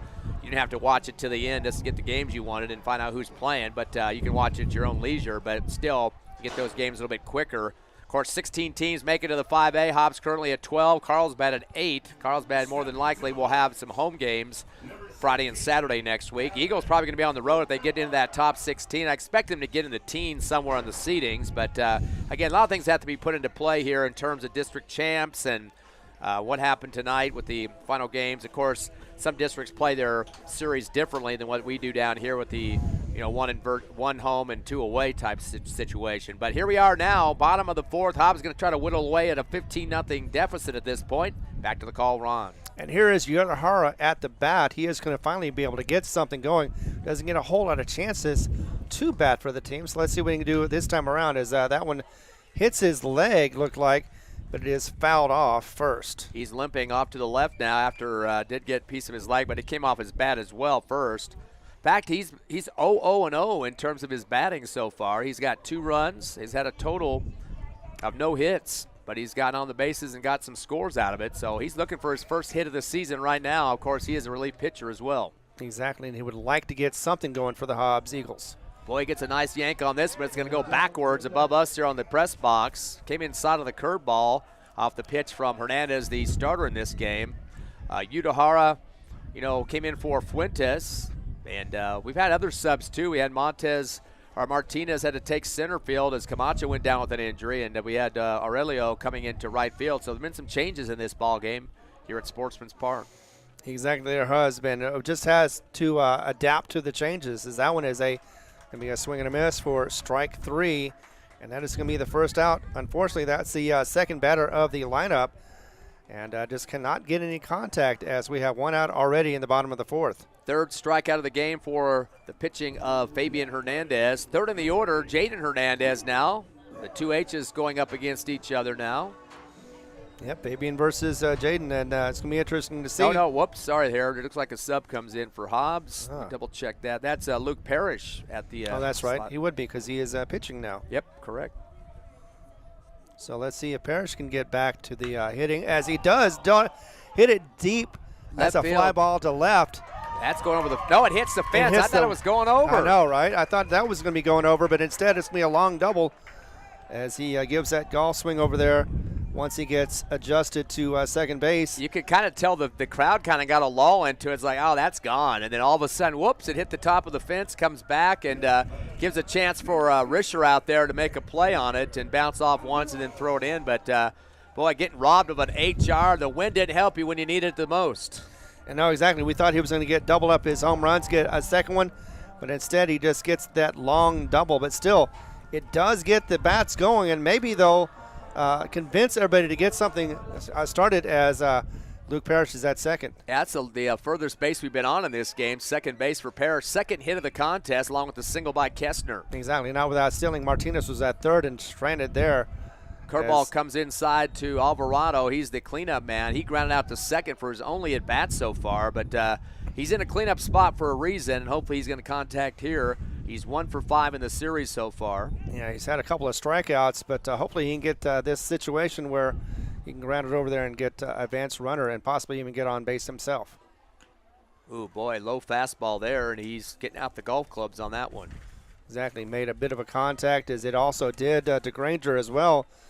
Kind of fumbled it a little bit because it looked like it hit him, but nevertheless, he's still in the game, Granger is, and Alvarado still at bat with a 2-0-2 count. Remember, 27 RBIs will lead the team. He does have 8 doubles, which he'd get an RBI here if he could get one to bring home his teammates. Exactly. He would definitely relish that one as well. Of course, he'd also like a home run, but instead he dribbles it over to shortstop, who gets it to right, and right on time, as that is the first out. Did not advance the runner. Of course, that is Luke Parrish. Parrish did a little two-step out by second base, kind of getting in the head there of Molinar, the shortstop, to make him think, am I going to go off to third? Are you going to have to try to tag me or throw it back to second? No, I'm going to kind of stay outside of second just a bit to make you think about it and go ahead and throw it to first and keep Parrish alive at second. So Eagles want to be in scoring position, but they got 2 outs now, Ron, and they've got to get out of this shutout. I know, and you hope that was going to slow down Molinar just enough to be able to get the runner to advance, but unfortunately, Alvarado was not able to run it out. So, yeah, we're looking at another hit real quickly. That was Kessner, yes, Cole Kessner, as he is going to be caught at first. And Wright tags him out. Basically didn't have to, but it did anyway. Molinard kind of stinted back the shortstop and got the dribbler off the ground and nailed a hard shot over there to just barely beat Kessner. And unfortunately, the Eagles cannot get where they need to be, home plate. I know, and 2 in a row hit to Moliner. He's able to deliver it in time to Wright, right on time. And unfortunately, that means that basically 1 hit, 1 on, and no runs come in, no errors as well. So we're going to the top of the 5th. And it is a huge lead that Hobbs is going to have to dig out of on this one. 15-0. This could be the final inning. Be back in just a moment right here on the Hobbs Eagle Network.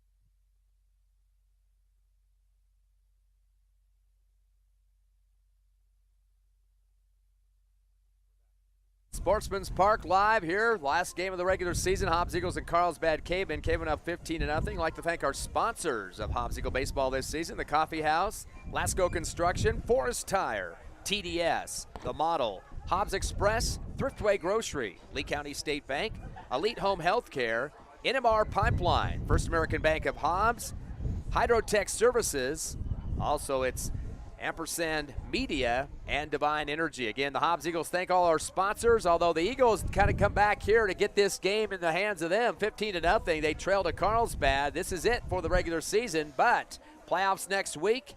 Hobbs would love to have a 3-game series to get to play. That more than definitely is going to be on the road wherever it might be. 16 teams will get in. Hobbs at number 12 right now on the Max Preps poll. Carlsbad at number 8.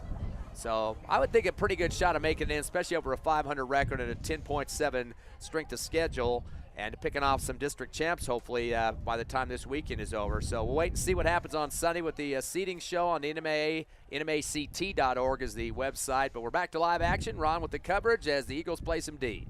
Exactly, and we're hoping to see a good game next week. But right now, of course, we're dealing with this one here. Gessner, Risher is up to bat right now for the Carlsbad Cavemen.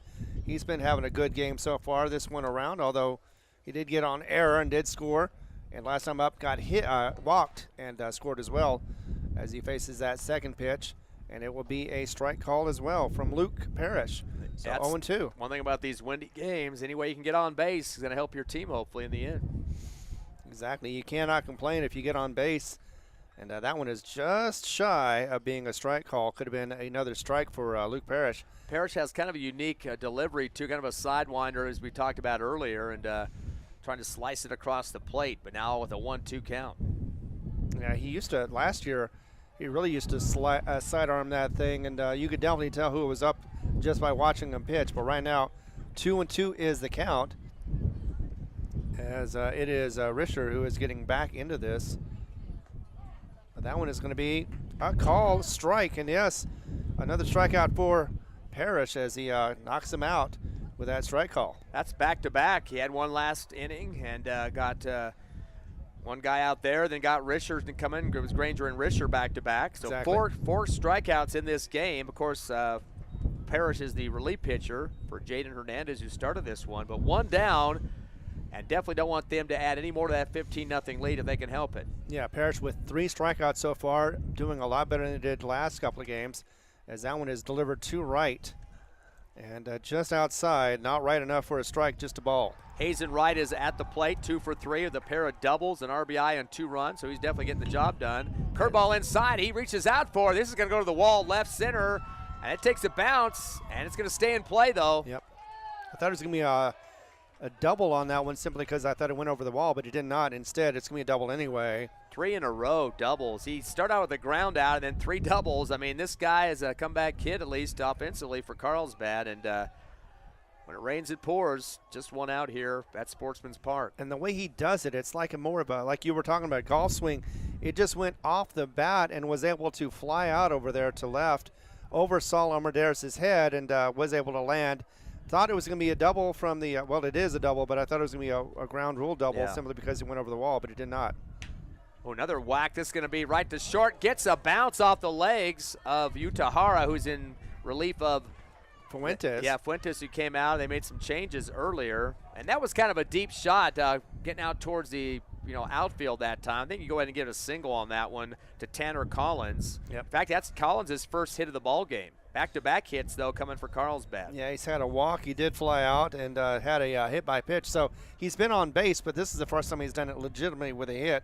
And now we have Hunter Dowdy up again. 11 hits in the ball game for Carlsbad, just 2 for the Eagles. Bring that one up as a strike as Hunter just watches it go by for that first call strike. He's been on base twice, being hit by a pitch, scored a run, and struck out. So 0 for 1 at the plate. And once again, another strike call for Parrish.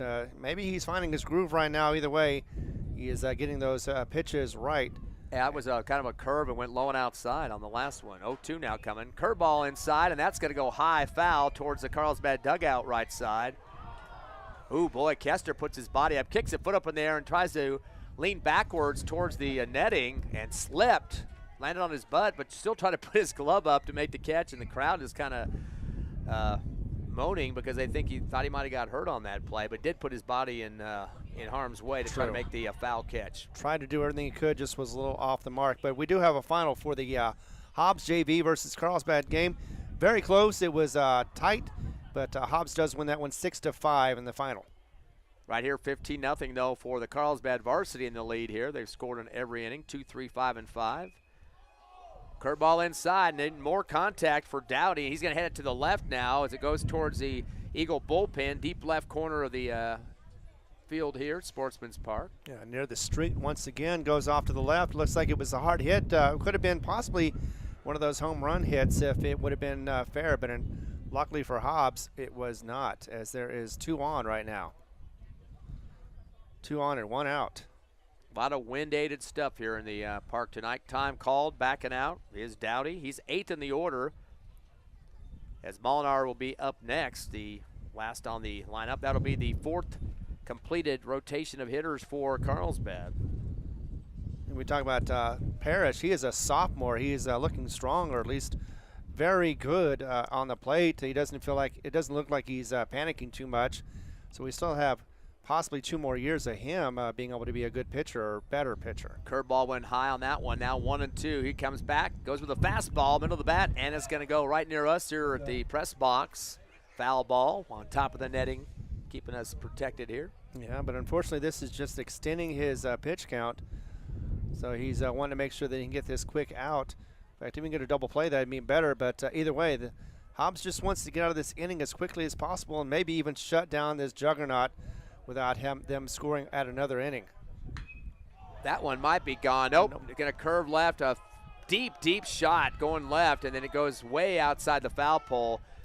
That would have been a 3-run homer, but runners at first and third right now for Carlsbad. Doesn't need to go to the fence with it. I mean, just getting at least a single would get a run to score, but getting up 15-0, 5 insurance runs over the mercy rule right now for Dowdy, and he's going to switch the side of the plate now. He's going to go to the back to the right swing here. I see, and yeah, that one definitely was long enough for a home run. It just wasn't fair enough.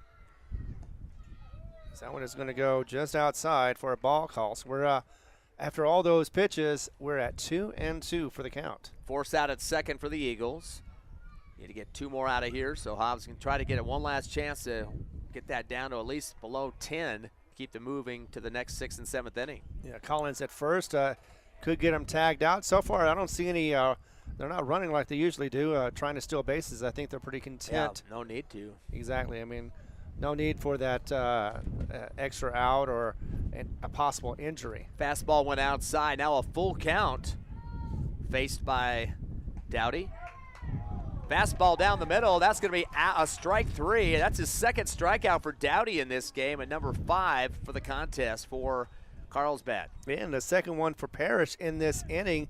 I do believe he's rung up 5 now, and he's doing very well. He had 9 coming into this contest, so he's definitely making the most of his appearance. Molinar steps in, the shortstop. He's 1 of 3. Did have a single, scored a run, flew out to left field, and also had a ground to short. So infield, outfield looks here so far. Takes the first pitch inside for ball 1. 1 out needed for the Eagles, and then their chance for the offense, down 15-0. And possibly their last chance. They're going to have to get at least, 6 to get back into this, make it under 9 if they want to extend this after 5. That one is delivered for a ball call. 1-1 is the call as we get back to the batter. Fastball a little high on the next one, making it 2-1. Of course, coming into this contest, Carlsbad at 7-1 after winning earlier tonight over the Eagles. 4-4 for Hobbs, and we're still going to have to get the finals of that Clovis-Roswell series. Clovis won game 1, Roswell game 2. Exactly, so they have the rubber match, game 3. Don't know yet, haven't heard anything, but of course as soon as we do, we'll relay that to you. 3-1 is the count right now as Parrish is looking to see if he can get this last hurrah, this last batter out with another strikeout, and there it is. No, that's sorry. That would be if it was, but now it's just full count. Trying to get him 3-2, but now it is 3-2. So if he can do that again, then he can ring up 3 strikeouts in this inning and get out of it. There's one of your stolen base attempts. Yep, they called the strikeout. They said he came over the top of the ball and did extend that wrist and broke the plane, and that will be the K you were talking about. So that will be the 3rd out as the Hobbs Eagles is going to be coming to the plate shortly. And amazingly, Carlsbad for the first time in this series does not get any runs to come across. They did leave 1 on and had 1 hit, but that was it. So, yeah, no hits, or 1 hit, no runs, 1 left on, and we're going to the bottom of the 5th, possibly the last hurrah for this series as well as for Hobbs in the regular season. As we're getting up 15-0, though, we'll be back in just a moment right here on the Hobbs Eagle Network.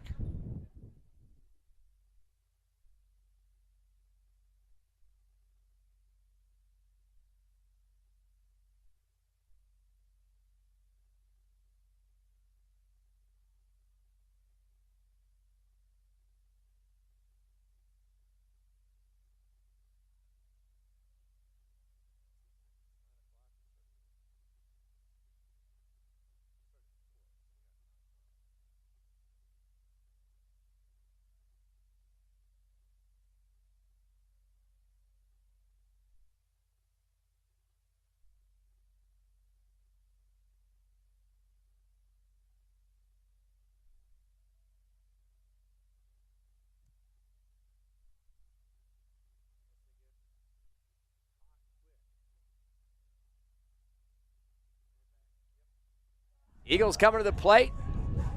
Bottom. All right, Eagles coming to the plate as it's going to be Armendariz coming up next to start off the Hobbs Eagles. And they have not had a whole lot of chances to be able to get bats.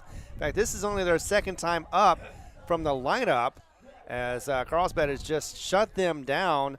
Hobbs hasn't had anything in this game, had only 2 in the last game as well and 2 in the first. So, yeah, it's been nothing but Carlsbad, but Hobbs wanting to get hot, needing to do it right now if they want to continue playing. Eagles have had 2 hits in this game. Of course, Parrish coming in. He got a double in his first at bat and then also a single earlier by Kessner. That's the only 2 hits in the contest. They've had a total of only 3 strikeouts, but a lot of grounders in the infield. Going towards the shortstop and second base has really cost him. A total of 11 hits for the Carlsbad Cavemen. That's a big difference in the ball game. They've got 3 players with multiple hits so far, but right now it's a Hobbs Eagle offense. As Saul Armendariz comes up, he flew to center field back in the 2nd. So that means that Hobbs has rung up more strikeouts than Carlsbad, but still, in the end, it's the runs. As that first one is just a little high for a ball call. Fabian Hernandez getting ready to go the distance for the Cavemen, as he was the starter in this contest. Yeah, just did the same thing earlier. That was the pitcher went the whole 5. Swing and a miss for Armendariz. Tried to take a quick cut on that one, just could not get that. That's not him. They have a sub back in there for the Eagles. That is Armendariz. Why does it say? I wrote down the wrong number. My bad. All right. Or down 10, it's 13. Nevertheless, yeah, it's not Alvarado. But that one is hit just shallow inside the infield, and it's going to be going once again, same results. Mulliner goes over to our right and is able to get that first out. He did a good job of stepping in front of second base. Came out of his comfort zone there at short and stepped up in front of second and nailed that throw. So that's going to bring up the Eagles' Christian Montez. And actually, so Kenyon. Yeah, Kenyon Johnson's going to take over for Montez. So Johnson's getting his first chance at DH usually, and been playing some first base tonight as well. Would have only been his second time up for Montez, but instead it is Johnson, and he fouls that one off to the right for his first time up in this game. Kenyon Johnson batting 179 this season. He's got 5 hits, 7 RBIs, so he's got a few more besides from the hits category there. He's going to have to hit this one to the left. He's not a fast runner, so he has to make sure that he gets it on the ground. If he gets a flat, of course, he doesn't have a chance. High fastball coming in from Hernandez. The count goes to 1-1. He is 7th in the, or actually Johnson coming in for Montez, 7th in the order. Still have a couple guys to finish up for the second time. This is the only second time going through the batting order for the Eagles. You got Gonzalez and Camacho, but Camacho's out. Yeah. Yes, due to the injury. Yes. Yeah, Rallo is going to be in, and that's going to be the first time in a while since he's been batting. And while we're talking about that, that was a called strike. 1-2 is the count. So once again, Johnson's going to have to protect the plate and make sure that he gets something across. If he wants to continue, we've got 5 runs, 6 actually, if we want to continue playing after the bottom of the 5th. 1 ball, 2 strikes to Kenyon Johnson, 1 down, nobody on the bases for the Eagles, trailing 15-0 here to Carlsbad. And Johnson looking at this pitch. It will be a ball. Fastball went low and outside. Very close to that strike zone. Exactly. So definitely got to be protecting the base here for Johnson, and don't want to be caught looking on this next pitch. Granger actually talking to the ump for a moment, just asking about that last one right there. I thought so too, but in any case, it is a called ball, so Johnson continues to stay alive.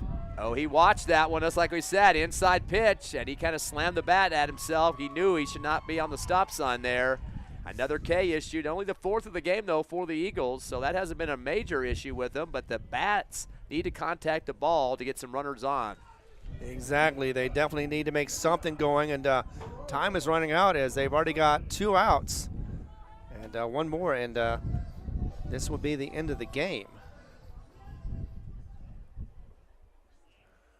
As it up next is going to be Gerardo Gonzalez, senior, who's playing third base.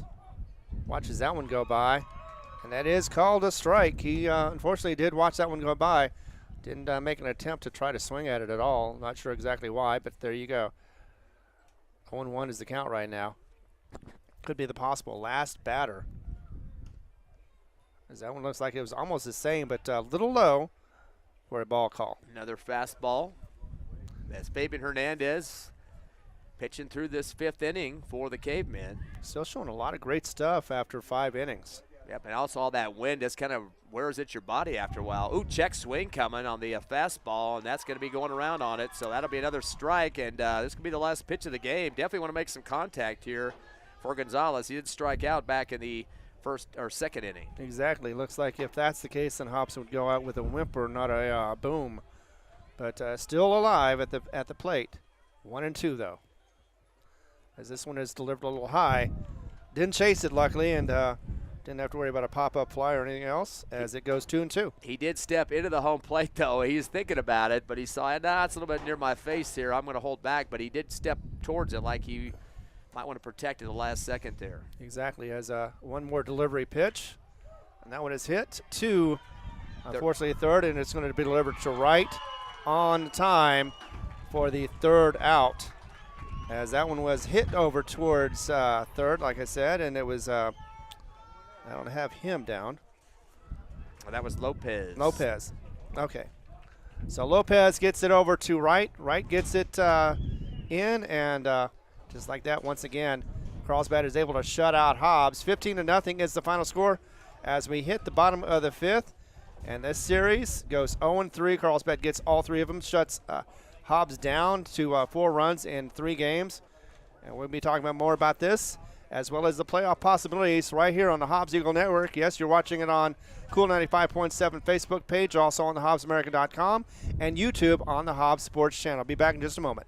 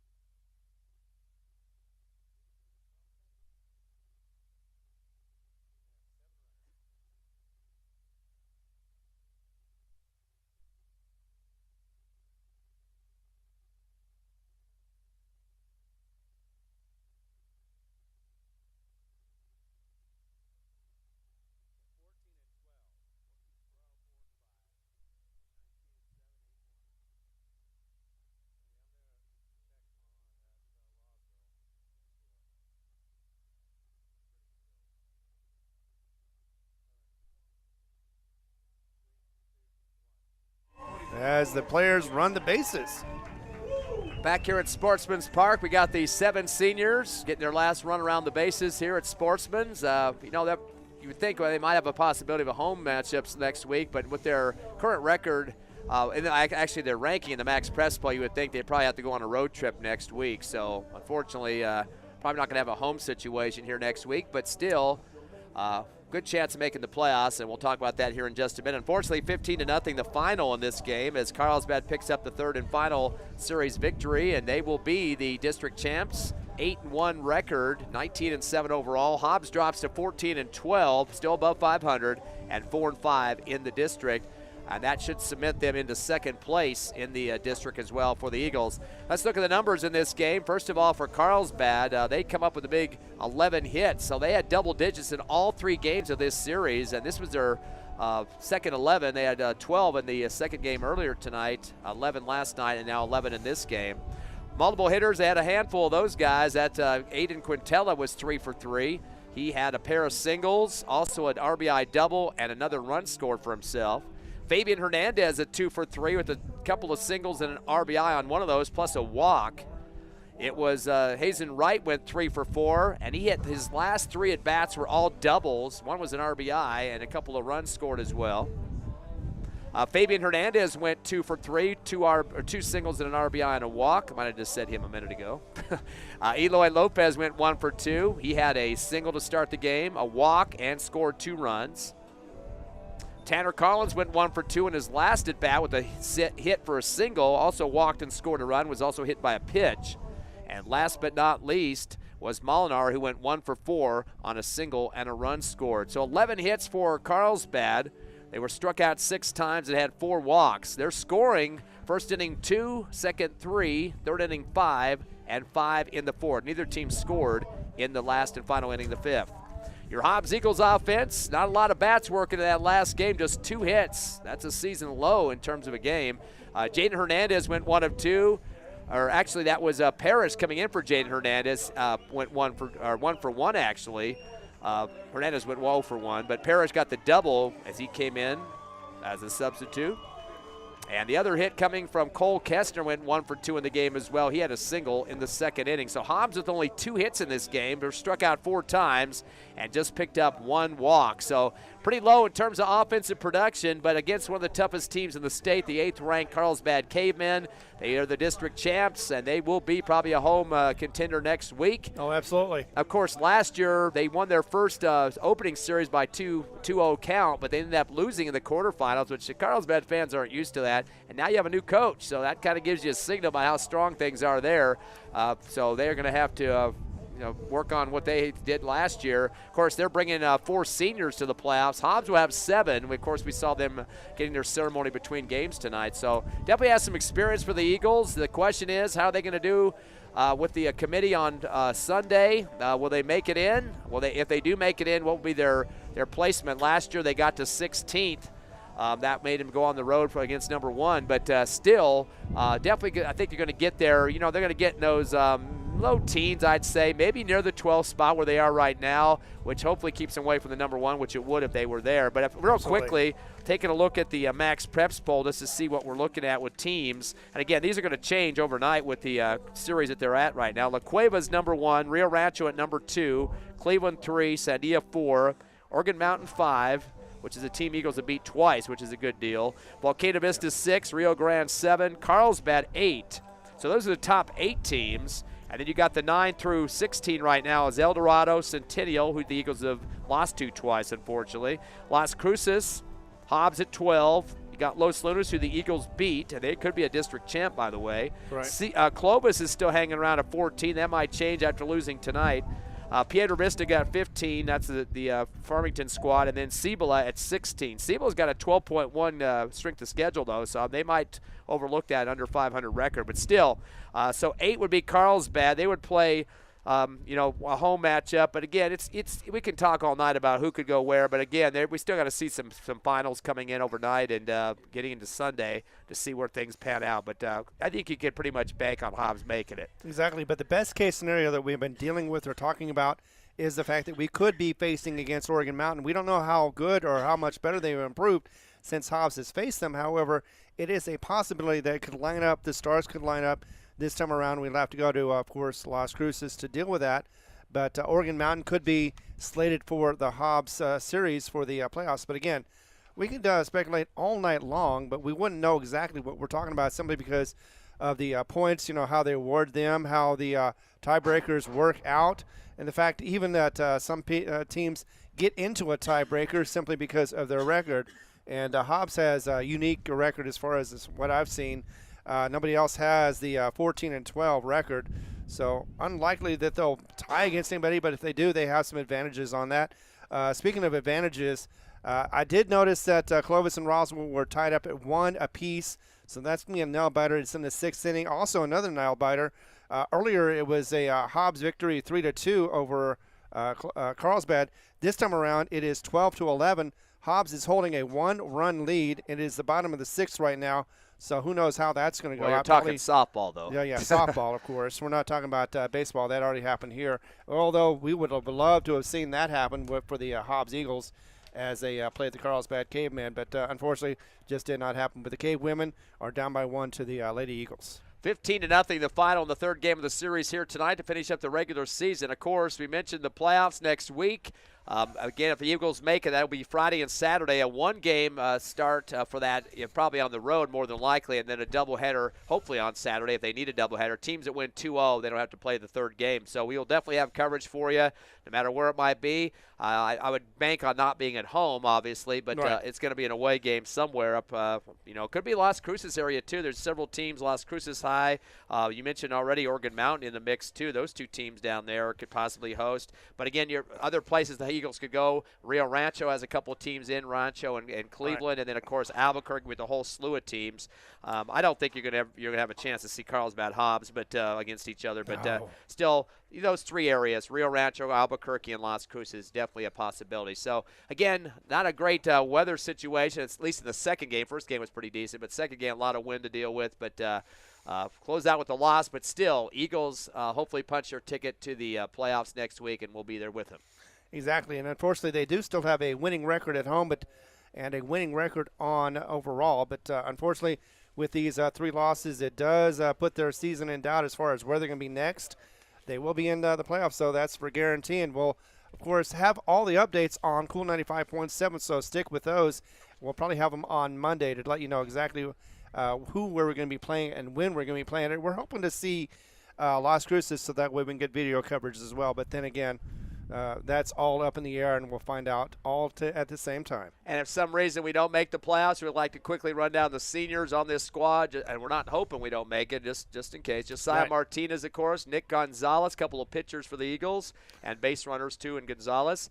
Gerardo Gonzalez, 3rd baseman. Xavier Alvarado, 1st baseman for the Eagles. I also played some outfield. Canyon Johnson we saw tonight, of course. He's a DH. He pitches. He plays bases, 1st base. Saul Armendaris out in left field for the Eagles. And Thomas Aurelio got a chance to play some action here in that final game of the series, the senior as well. So 7 seniors, hopefully back in action next week, and we'll have some time with them in the playoffs. Again, final score, third game of the series, 15-0 as your Eagles finish up, and we'll head to the playoffs hopefully next week. I'd like to thank Ron Gunner, myself, Ty Friend, and Tiffany Stewart back at the station.